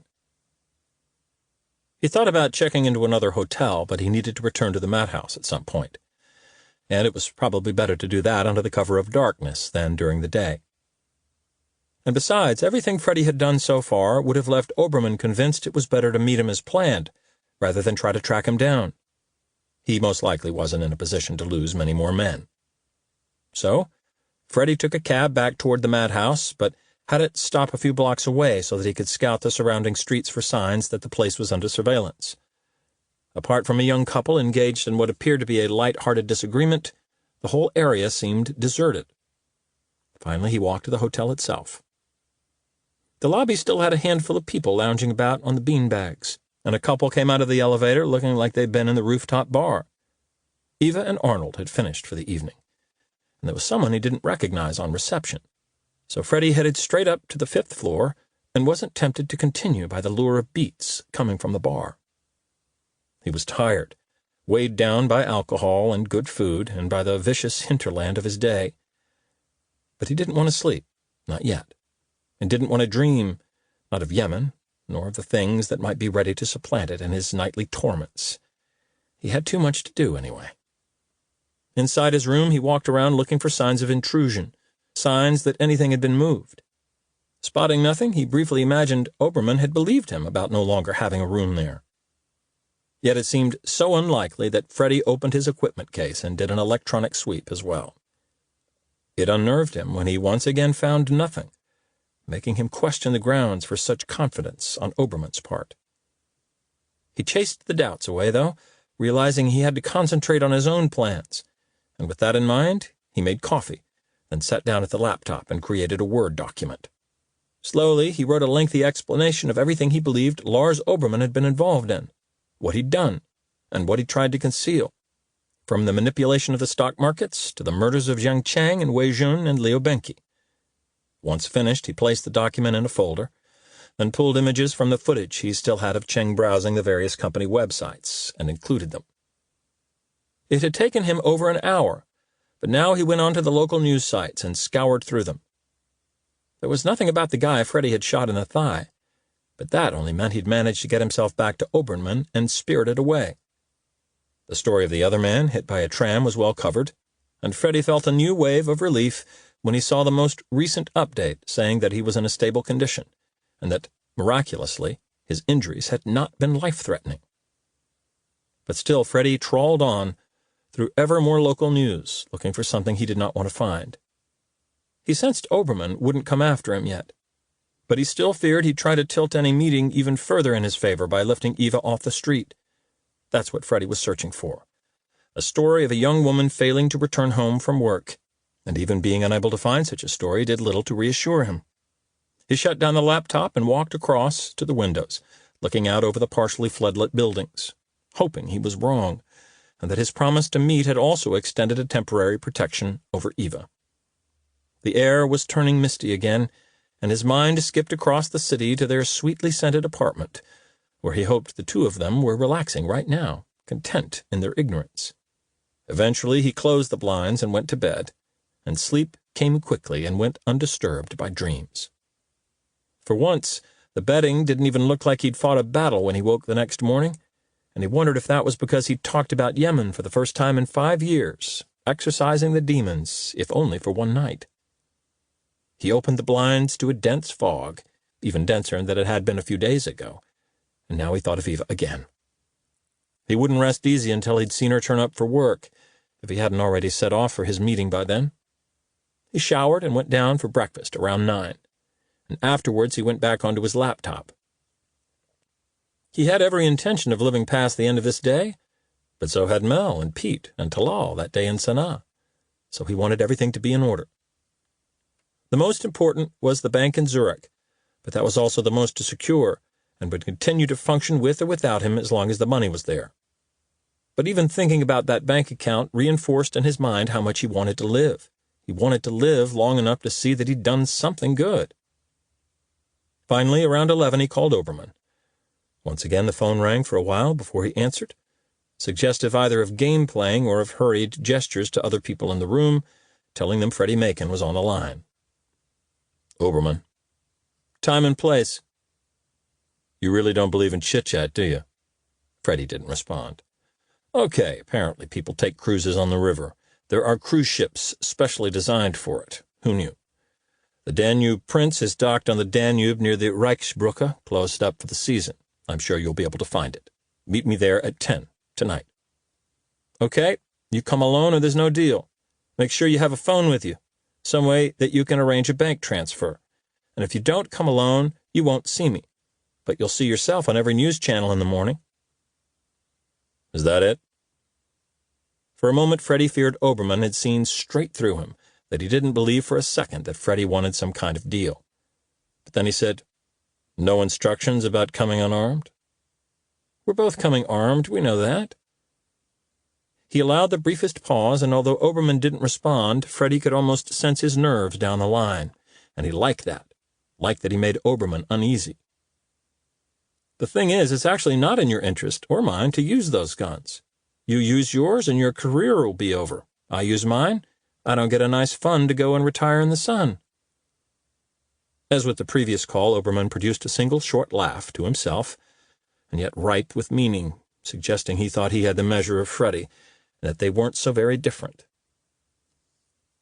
10 o'clock tonight in the observation lounge of the Danube Prince. And yes, I'll be on my own. I'll be there. Freddie ended the call and switched off the phone. Immediately he went back to the laptop and found the spot where the Danube Prince was moored. He wanted to go right now to check it out, but the chances were they'd expect that, or at least anticipate it, and perhaps have someone down there for the next hour or two in case Freddie showed up. Instead, he went on to the cruise company's website and looked at pictures of it. Like all the river cruise boats, it was relatively low and narrow, but incredibly long. From one picture, he could see that there would probably be only a single gangway onto the dock, although Oberman could have people hiding out on board already, or land people from the river. He looked at the deck plans where the observation lounge was situated, above the restaurant at the front of the boat. He looked at the areas he'd have to walk through to get there, the possible danger points. Although, looking at the plans, the entire boat was a danger point. If Oberman was confident enough just to kill him without fear of repercussions, Freddie would have only the slimmest of chances. Once he was happy he'd learned all he could about the Danube Prince remotely, he went for a walk, enjoying the mystery of this opaque morning. He stopped for an early lunch at the vegan cafe, then took a taxi across town to the wide low wharf alongside the Danube. He would have waited for dark, but given that visibility was down to a matter of yards, he guessed it wouldn't be busy down there, and only someone camped right next to the boat would see him. The driver dropped him near the south side of the bridge, and as Freddie walked onto the wharf, he could see the low white superstructure of one of the cruise boats emerging out of the fog. He released the catches on his messenger bag, but when he got to the front, he saw that it wasn't the Danube Prince. He walked under the bridge itself, the traffic sounding slow and strangely subdued up above in the fog. There were two boats moored next to each other on the other side of the bridge, and he couldn't see the name of the second, although the one alongside the wharf, once again, wasn't his. He continued along the dock, the noise of the traffic falling away another notch, and yet all the other sounds of the city somehow reaching him in confused and muffled echoes. There was another boat moored on its own, and on the stern he could see the name he'd been looking for. He moved alongside it, past the small open deck at the back, past the windows of staterooms. He saw the spot where the gangway would be, but there was only a closed doorway in the side of the boat there now. There were more high windows, albeit with blinds drawn behind them, and what he imagined was the restaurant, and up above them the sweeping glass roof of the observation deck. There was another small open deck at the front, but the bow curved away from the dock, making it almost impossible to get aboard there. He looked down at the muddy water, then headed back to the rear deck. Unless Oberman planned to get the gangway opened, this was the only place he could board. Freddie took a quick look around to make sure no one was watching him. There were trees lining the dock, beginning to lose their leaves now, but still looming shadows in the gray for the time being. Somewhere beyond them was the rest of the city, apartment blocks and hotels, reduced to stray and jumbled sounds. In one swift movement he stepped over the railing and onto the deck. It was wider than he'd imagined now that he was on it, and there were 2 doors leading off the deck, with steps on each side to an open upper sundeck. He climbed the steps, then opened his equipment case and attached 2 cameras, one looking at each of the doors. The units would be easy to spot if Obermann came up top, but almost impossible to see from below. Closing the case, he went back down and looked through one of the doors. There was no sign of it being alarmed. He worked the lock, stepped inside quickly, and closed it behind him, then waited, listening. He'd been right about the lack of an alarm. He supposed kids in Vienna had better things to do.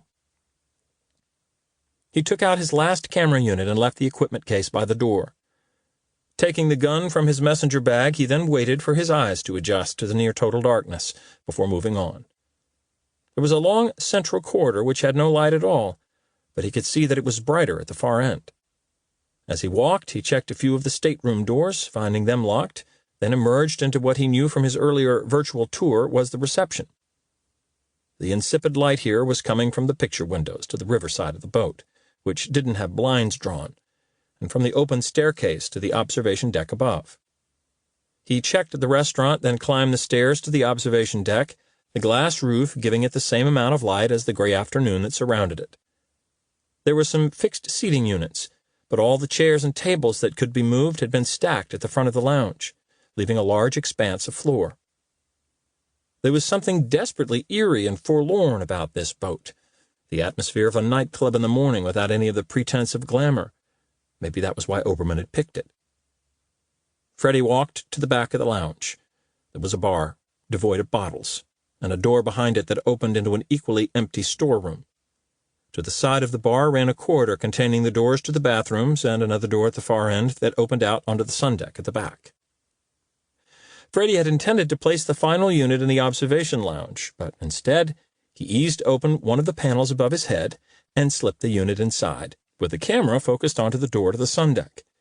If anyone was going to outflank him, it would be from there.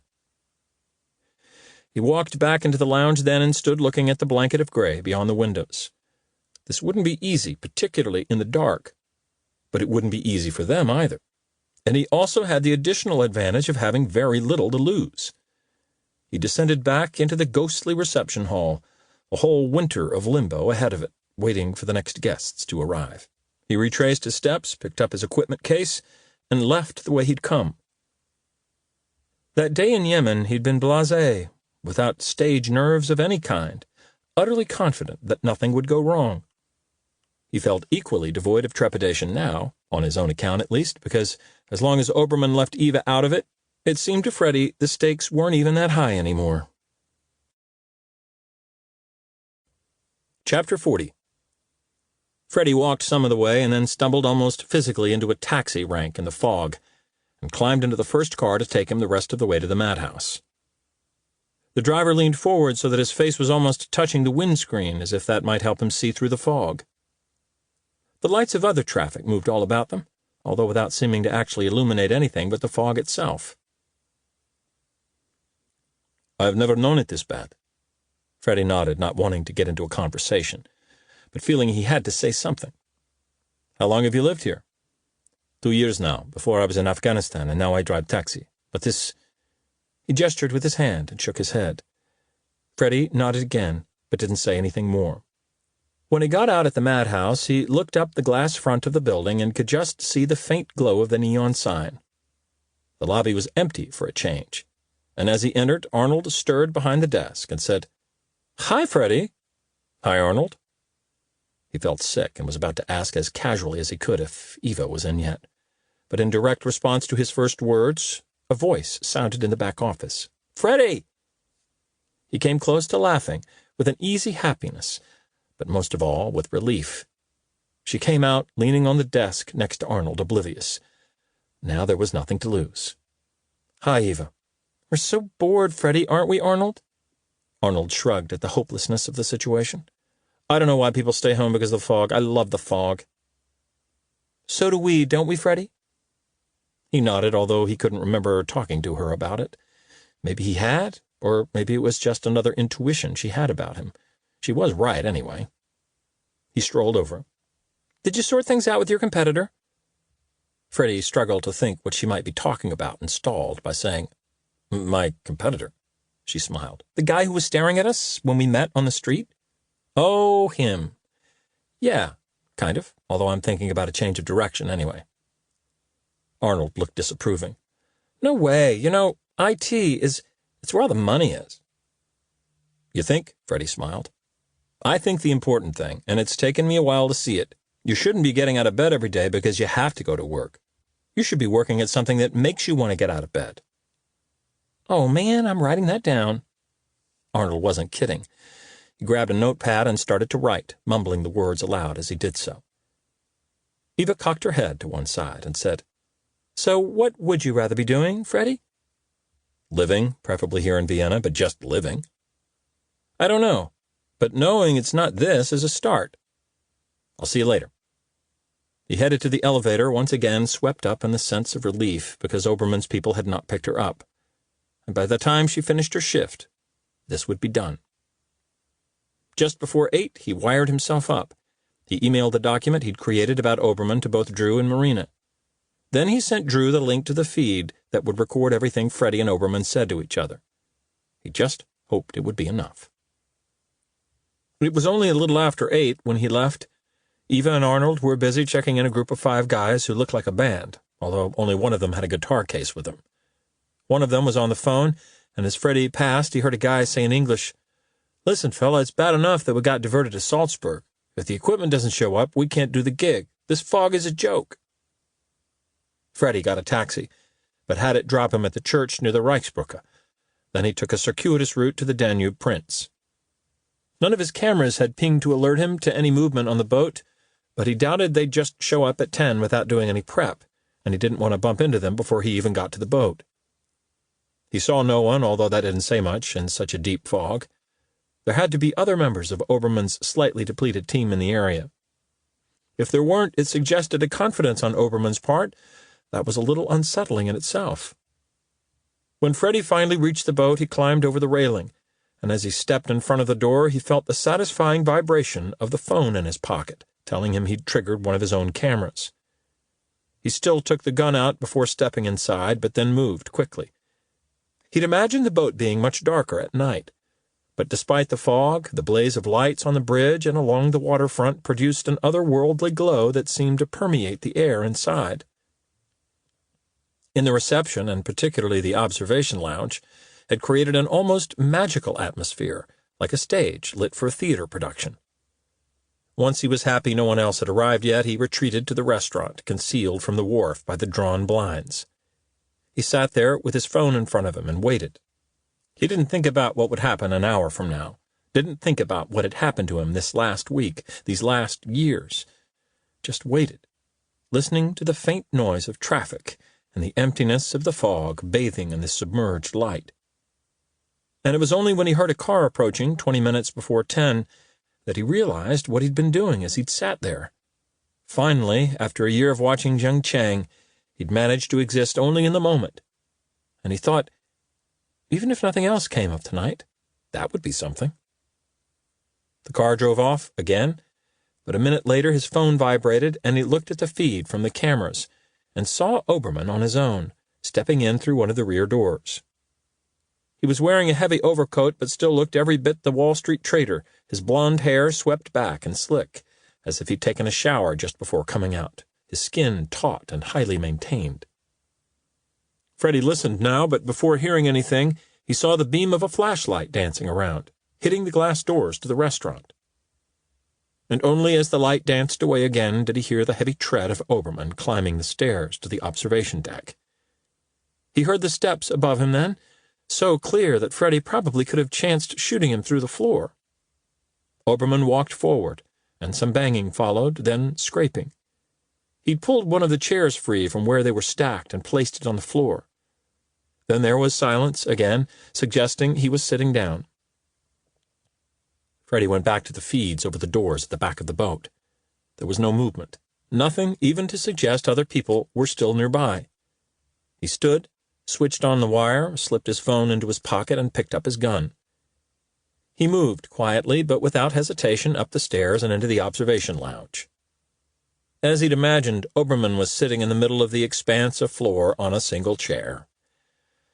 Freddie was struck once again by how it looked like a set for a theatrical production.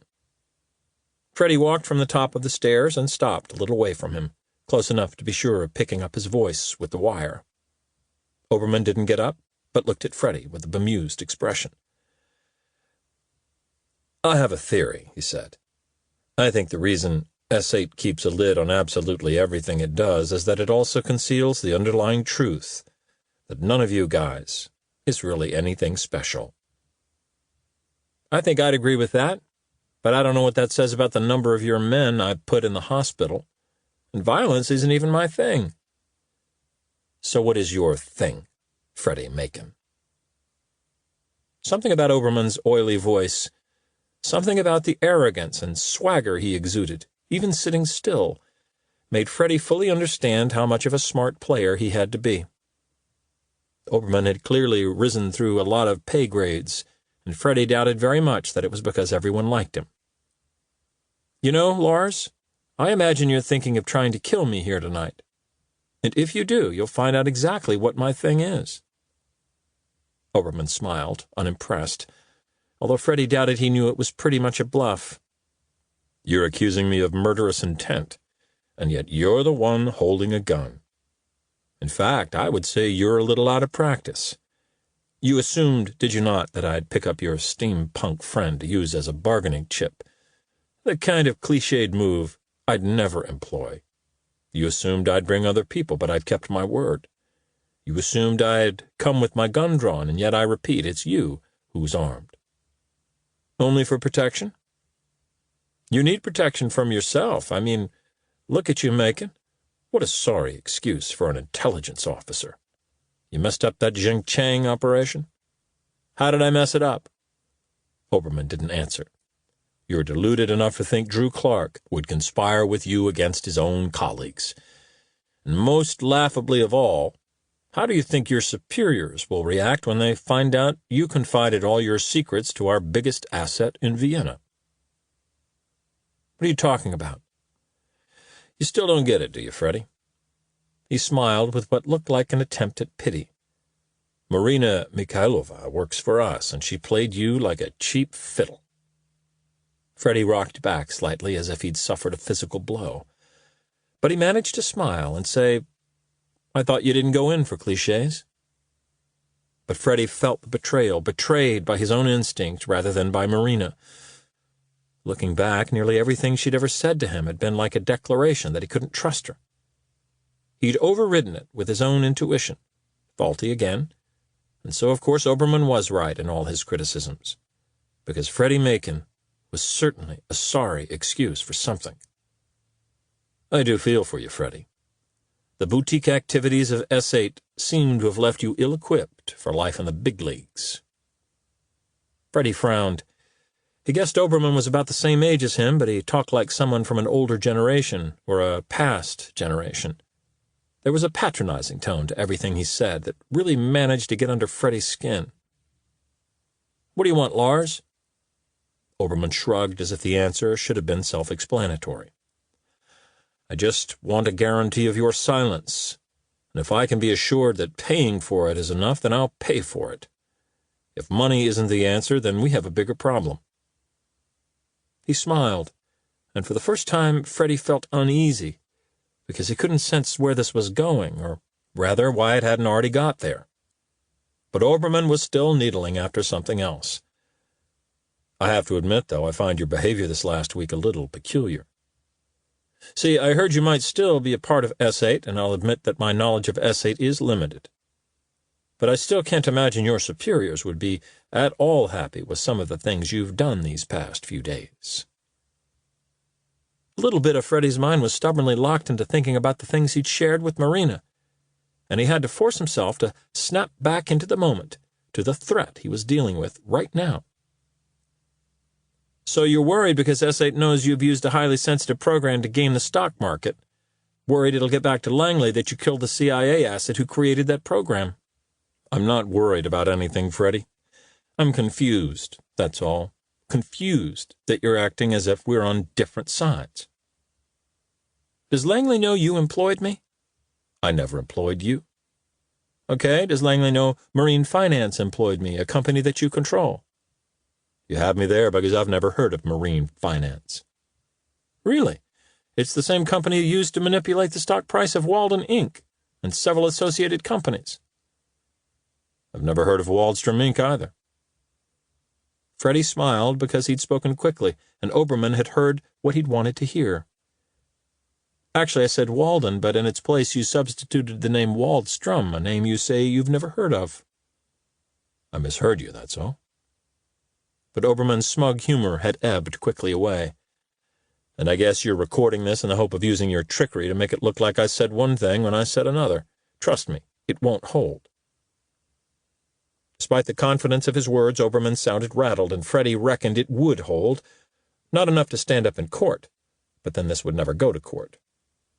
Trying to regain the initiative, Oberman said, "So let's play the same game. How would your superiors feel about the people you've killed and maimed this week?" "You know, Lars, everything I've done this week has been in self-defense." "So you'll have told them about it, I'm sure." "Told who?" "You don't get it, do you? I don't have any superiors. I left S8 5 years ago." Oberman smiled again, a genuine smile this time, and Freddie realized he'd just made the worst mistake. He felt his phone buzz in his pocket, telling him one of the cameras had spotted movement and activated, and he heard Oberman say, "That's all I wanted to know." It's what Oberman had been waiting for. He didn't care what information Freddie had. The only thing he'd been afraid of was killing an active S8 officer, and Freddie had finally confirmed that Oberman had nothing to fear at all. Freddie started to raise his arm, but he was too slow, and didn't know how he could have been too slow. The camera had only just activated. He should have had time, but his gun was nowhere near level with Oberman when the shot tore the air open, and he felt the punch in the back of his shoulder blade, and his own gun dropped to the floor with a clatter that in this moment of deafness sounded like a stone falling into a well. And at first, Freddie thought he could stay on his feet, but his legs buckled and he fell, crashing onto his back, and the pain tore through him, radiating out from the shoulder in jagged pulses. He was aware of Oberman standing up, approaching. He saw someone else, whoever it was who'd shot him, walking over and picking up the gun Freddie had dropped. He couldn't see his face, only the halo of hazy light around him, and Freddie was lost in wonder that he'd made this so easy for them. What had he expected? He'd always been too complacent. But at least this time, only he would die as a result. The newcomer said, "You should have killed me when you had the chance." Freddie laughed a little, although even that small convulsion caused another jolt of pain. He couldn't see his face clearly, but he recognized the voice. Bennett James. "I thought you were just a junior. A nobody." "No, that's you." It was Oberman, and he was standing over him now, and Freddie could see his face, and was vaguely aware that he too had produced a gun from somewhere and was pointing it at Freddie's head. It would have been far better for everyone if you'd been in that helicopter 5 years ago. He was grateful that Marina hadn't apparently seen fit to tell them about Yemen, and he smiled, too, because Oberman was right. It would have been better, and Freddie didn't mind if that flaw in fate's fabric was mended now. Even so, he said, "There was no helicopter." "What?" He didn't wait for an answer. The gunshot came, and a neat hole appeared in Oberman's forehead, and he fell. Bennett James shouted something and moved, but a second shot came, and he fell, crashing down on top of Freddie, producing such a pulse of pain from the injured shoulder that Freddie cried out. And yet, even now, he was trying to think. Bennett James had already been on the boat somehow, and the ping from Freddie's camera had to be someone else coming aboard, someone else who'd saved him, possibly. It was Drew. It had to be. Despite what Oberman had said, Drew was capable of working against his own colleagues, when it really mattered. The weight of the dead man lifted a little, and then got dragged off him, simultaneously offering relief and another sharp, nerve-shredding dose of pain. And then his savior knelt down and cast a professional eye on his shoulder. And it wasn't Drew at all. "Marina?" She nodded. "That was closer than I would have liked, but all's well that ends well. I was lucky there were only 3 of them." 3? I thought The third one's floating somewhere in the Danube." She shrugged nonchalantly. "Can you sit up if I help you?" He sat up, wincing through the pain, but finding it easier once he was upright. She eased his coat off, then used the bullet hole as an entry point to tear his shirt open. She grimaced, but didn't look panicked, which was something. "It's a mess, but I don't think it's hit anything important." "It felt important at the time." She laughed. "But Oberman said you were—" "Working for him? Yes, that's what he believed. As I said, he wasn't the brightest." "Not sure what that makes me." He laughed, but immediately grimaced with another stab of pain. "But thanks, anyway. We should be thanking you. And no, I'm not going to tell you what I mean by that, but first off, we need to get that shoulder seen to. Can you stand?" He nodded, and she helped him get to his feet, and he looked down at the two bodies. It was the same situation, 5 years apart. He'd been the one who'd miscalculated, and yet other people had been killed as a result. But at least this time, it was more or less the right people who died. 4 months later. Chapter 41. Winter was all through the city, with snow on the ground and cold in the stones and the air raw with it.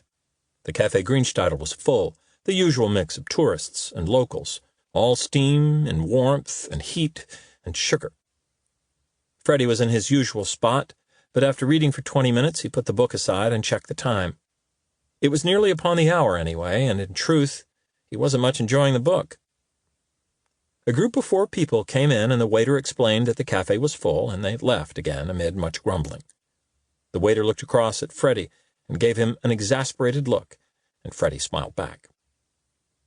He leaned back in his seat then, gingerly, although that was from force of habit rather than because his shoulder was still tender. It had taken 2 operations and a metal pin, but it was getting better. If anything, he was probably fitter now than he'd ever been. Drew had visited him in the hospital, and he was glad of that, because he wasn't sure how he'd have found out about Oberman otherwise. It certainly wouldn't have been from Marina. So, thanks to Drew, he knew that alarm bells had been sounding in Langley for most of the previous year, and Oberman's death, while regretted in some quarters, had generally been viewed as the neatest available outcome. On the other hand, during an evening of intense recuperative boredom, Freddie had done some searching and discovered that Marine Finance AG was still very much active. He presumed the CIA had taken it in-house and were probably using it to game some stock market or other, just as Oberman had, albeit for different reasons.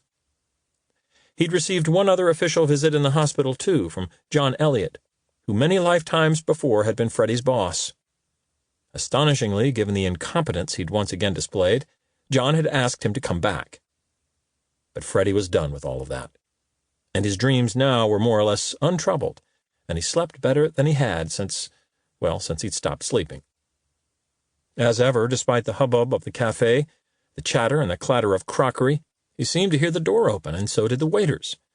One of them glided over to meet Marina on the threshold and take her coat and fur hat. She chatted with him briefly, and then came over to the table and greeted Freddie. The chess set was produced, and they sat up, but waited for their order to arrive before starting the game. As had become their custom, she raised her coffee cup as if it were a drink for toasting, and said, "To Cheng." To Cheng. They started to play, and Marina said, "How's the gallery going?" "Surprisingly well. I've taken on another 2 artists. Things are moving. People are talking about it." "You shouldn't be so surprised." She smiled, teasing. "You had to be good at something." She casually moved a knight in a way that unnerved him. He'd learned that she was most dangerous when she appeared most casual. "But I'm glad you found a reason to stay. And I enjoyed the opening for Eva's show the other week. I enjoyed it very much." He nodded. It was a fun evening. Even now he couldn't believe that he was here, a resident of Vienna, a real resident, part of its cultural fabric. They played on for another few minutes, but then he glanced across the room and noticed a young woman with long dark hair on her own. She wasn't even looking at them, but something about her troubled him. He made his next move. Marina pondered for a little while before countering. He glanced again, and once more the woman wasn't looking in his direction. But he couldn't shake the idea that she was watching. Something was just a little bit off about her. When he turned back, Marina was smiling at him. "Don't worry, she's watching me, not you." She laughed a little. "You keep forgetting you're not the only one with a past." "I keep forgetting I'm the only one who's left it in the past." He made a point of not glancing back at the woman now. "Could it be a problem?" "Goodness, no." She smiled again, completely unfazed, and looked down at the board. "And much more pressing for you right now is what you plan to do with that bishop." Freddie looked down at the map of the board as they'd redrawn it, and an irritating familiarity came over him. "I've already lost, haven't I?"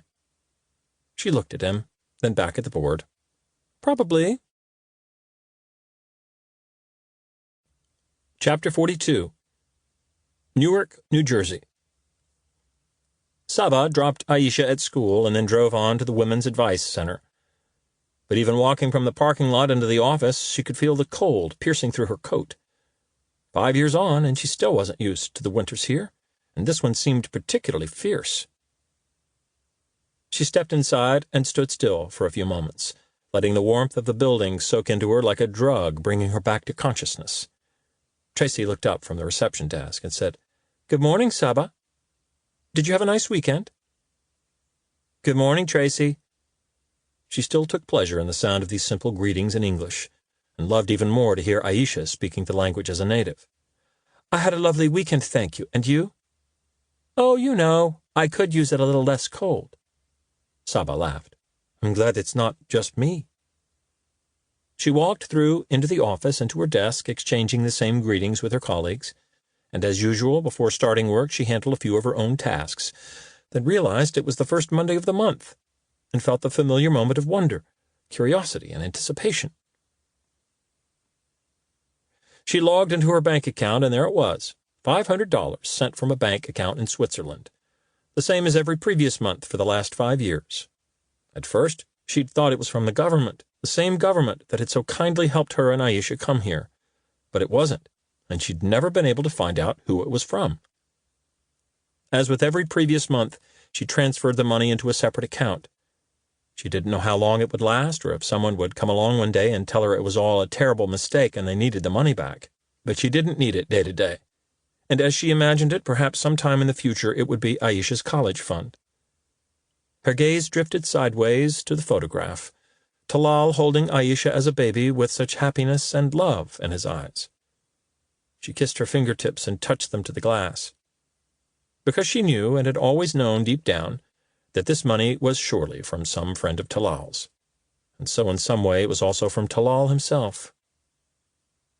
She would have given everything she had now to bring Talal back, but it still meant so much, every month, to see that someone in the world still cared about him, and what had happened to him, and about those he had left behind. After all, what greater act of friendship could there be?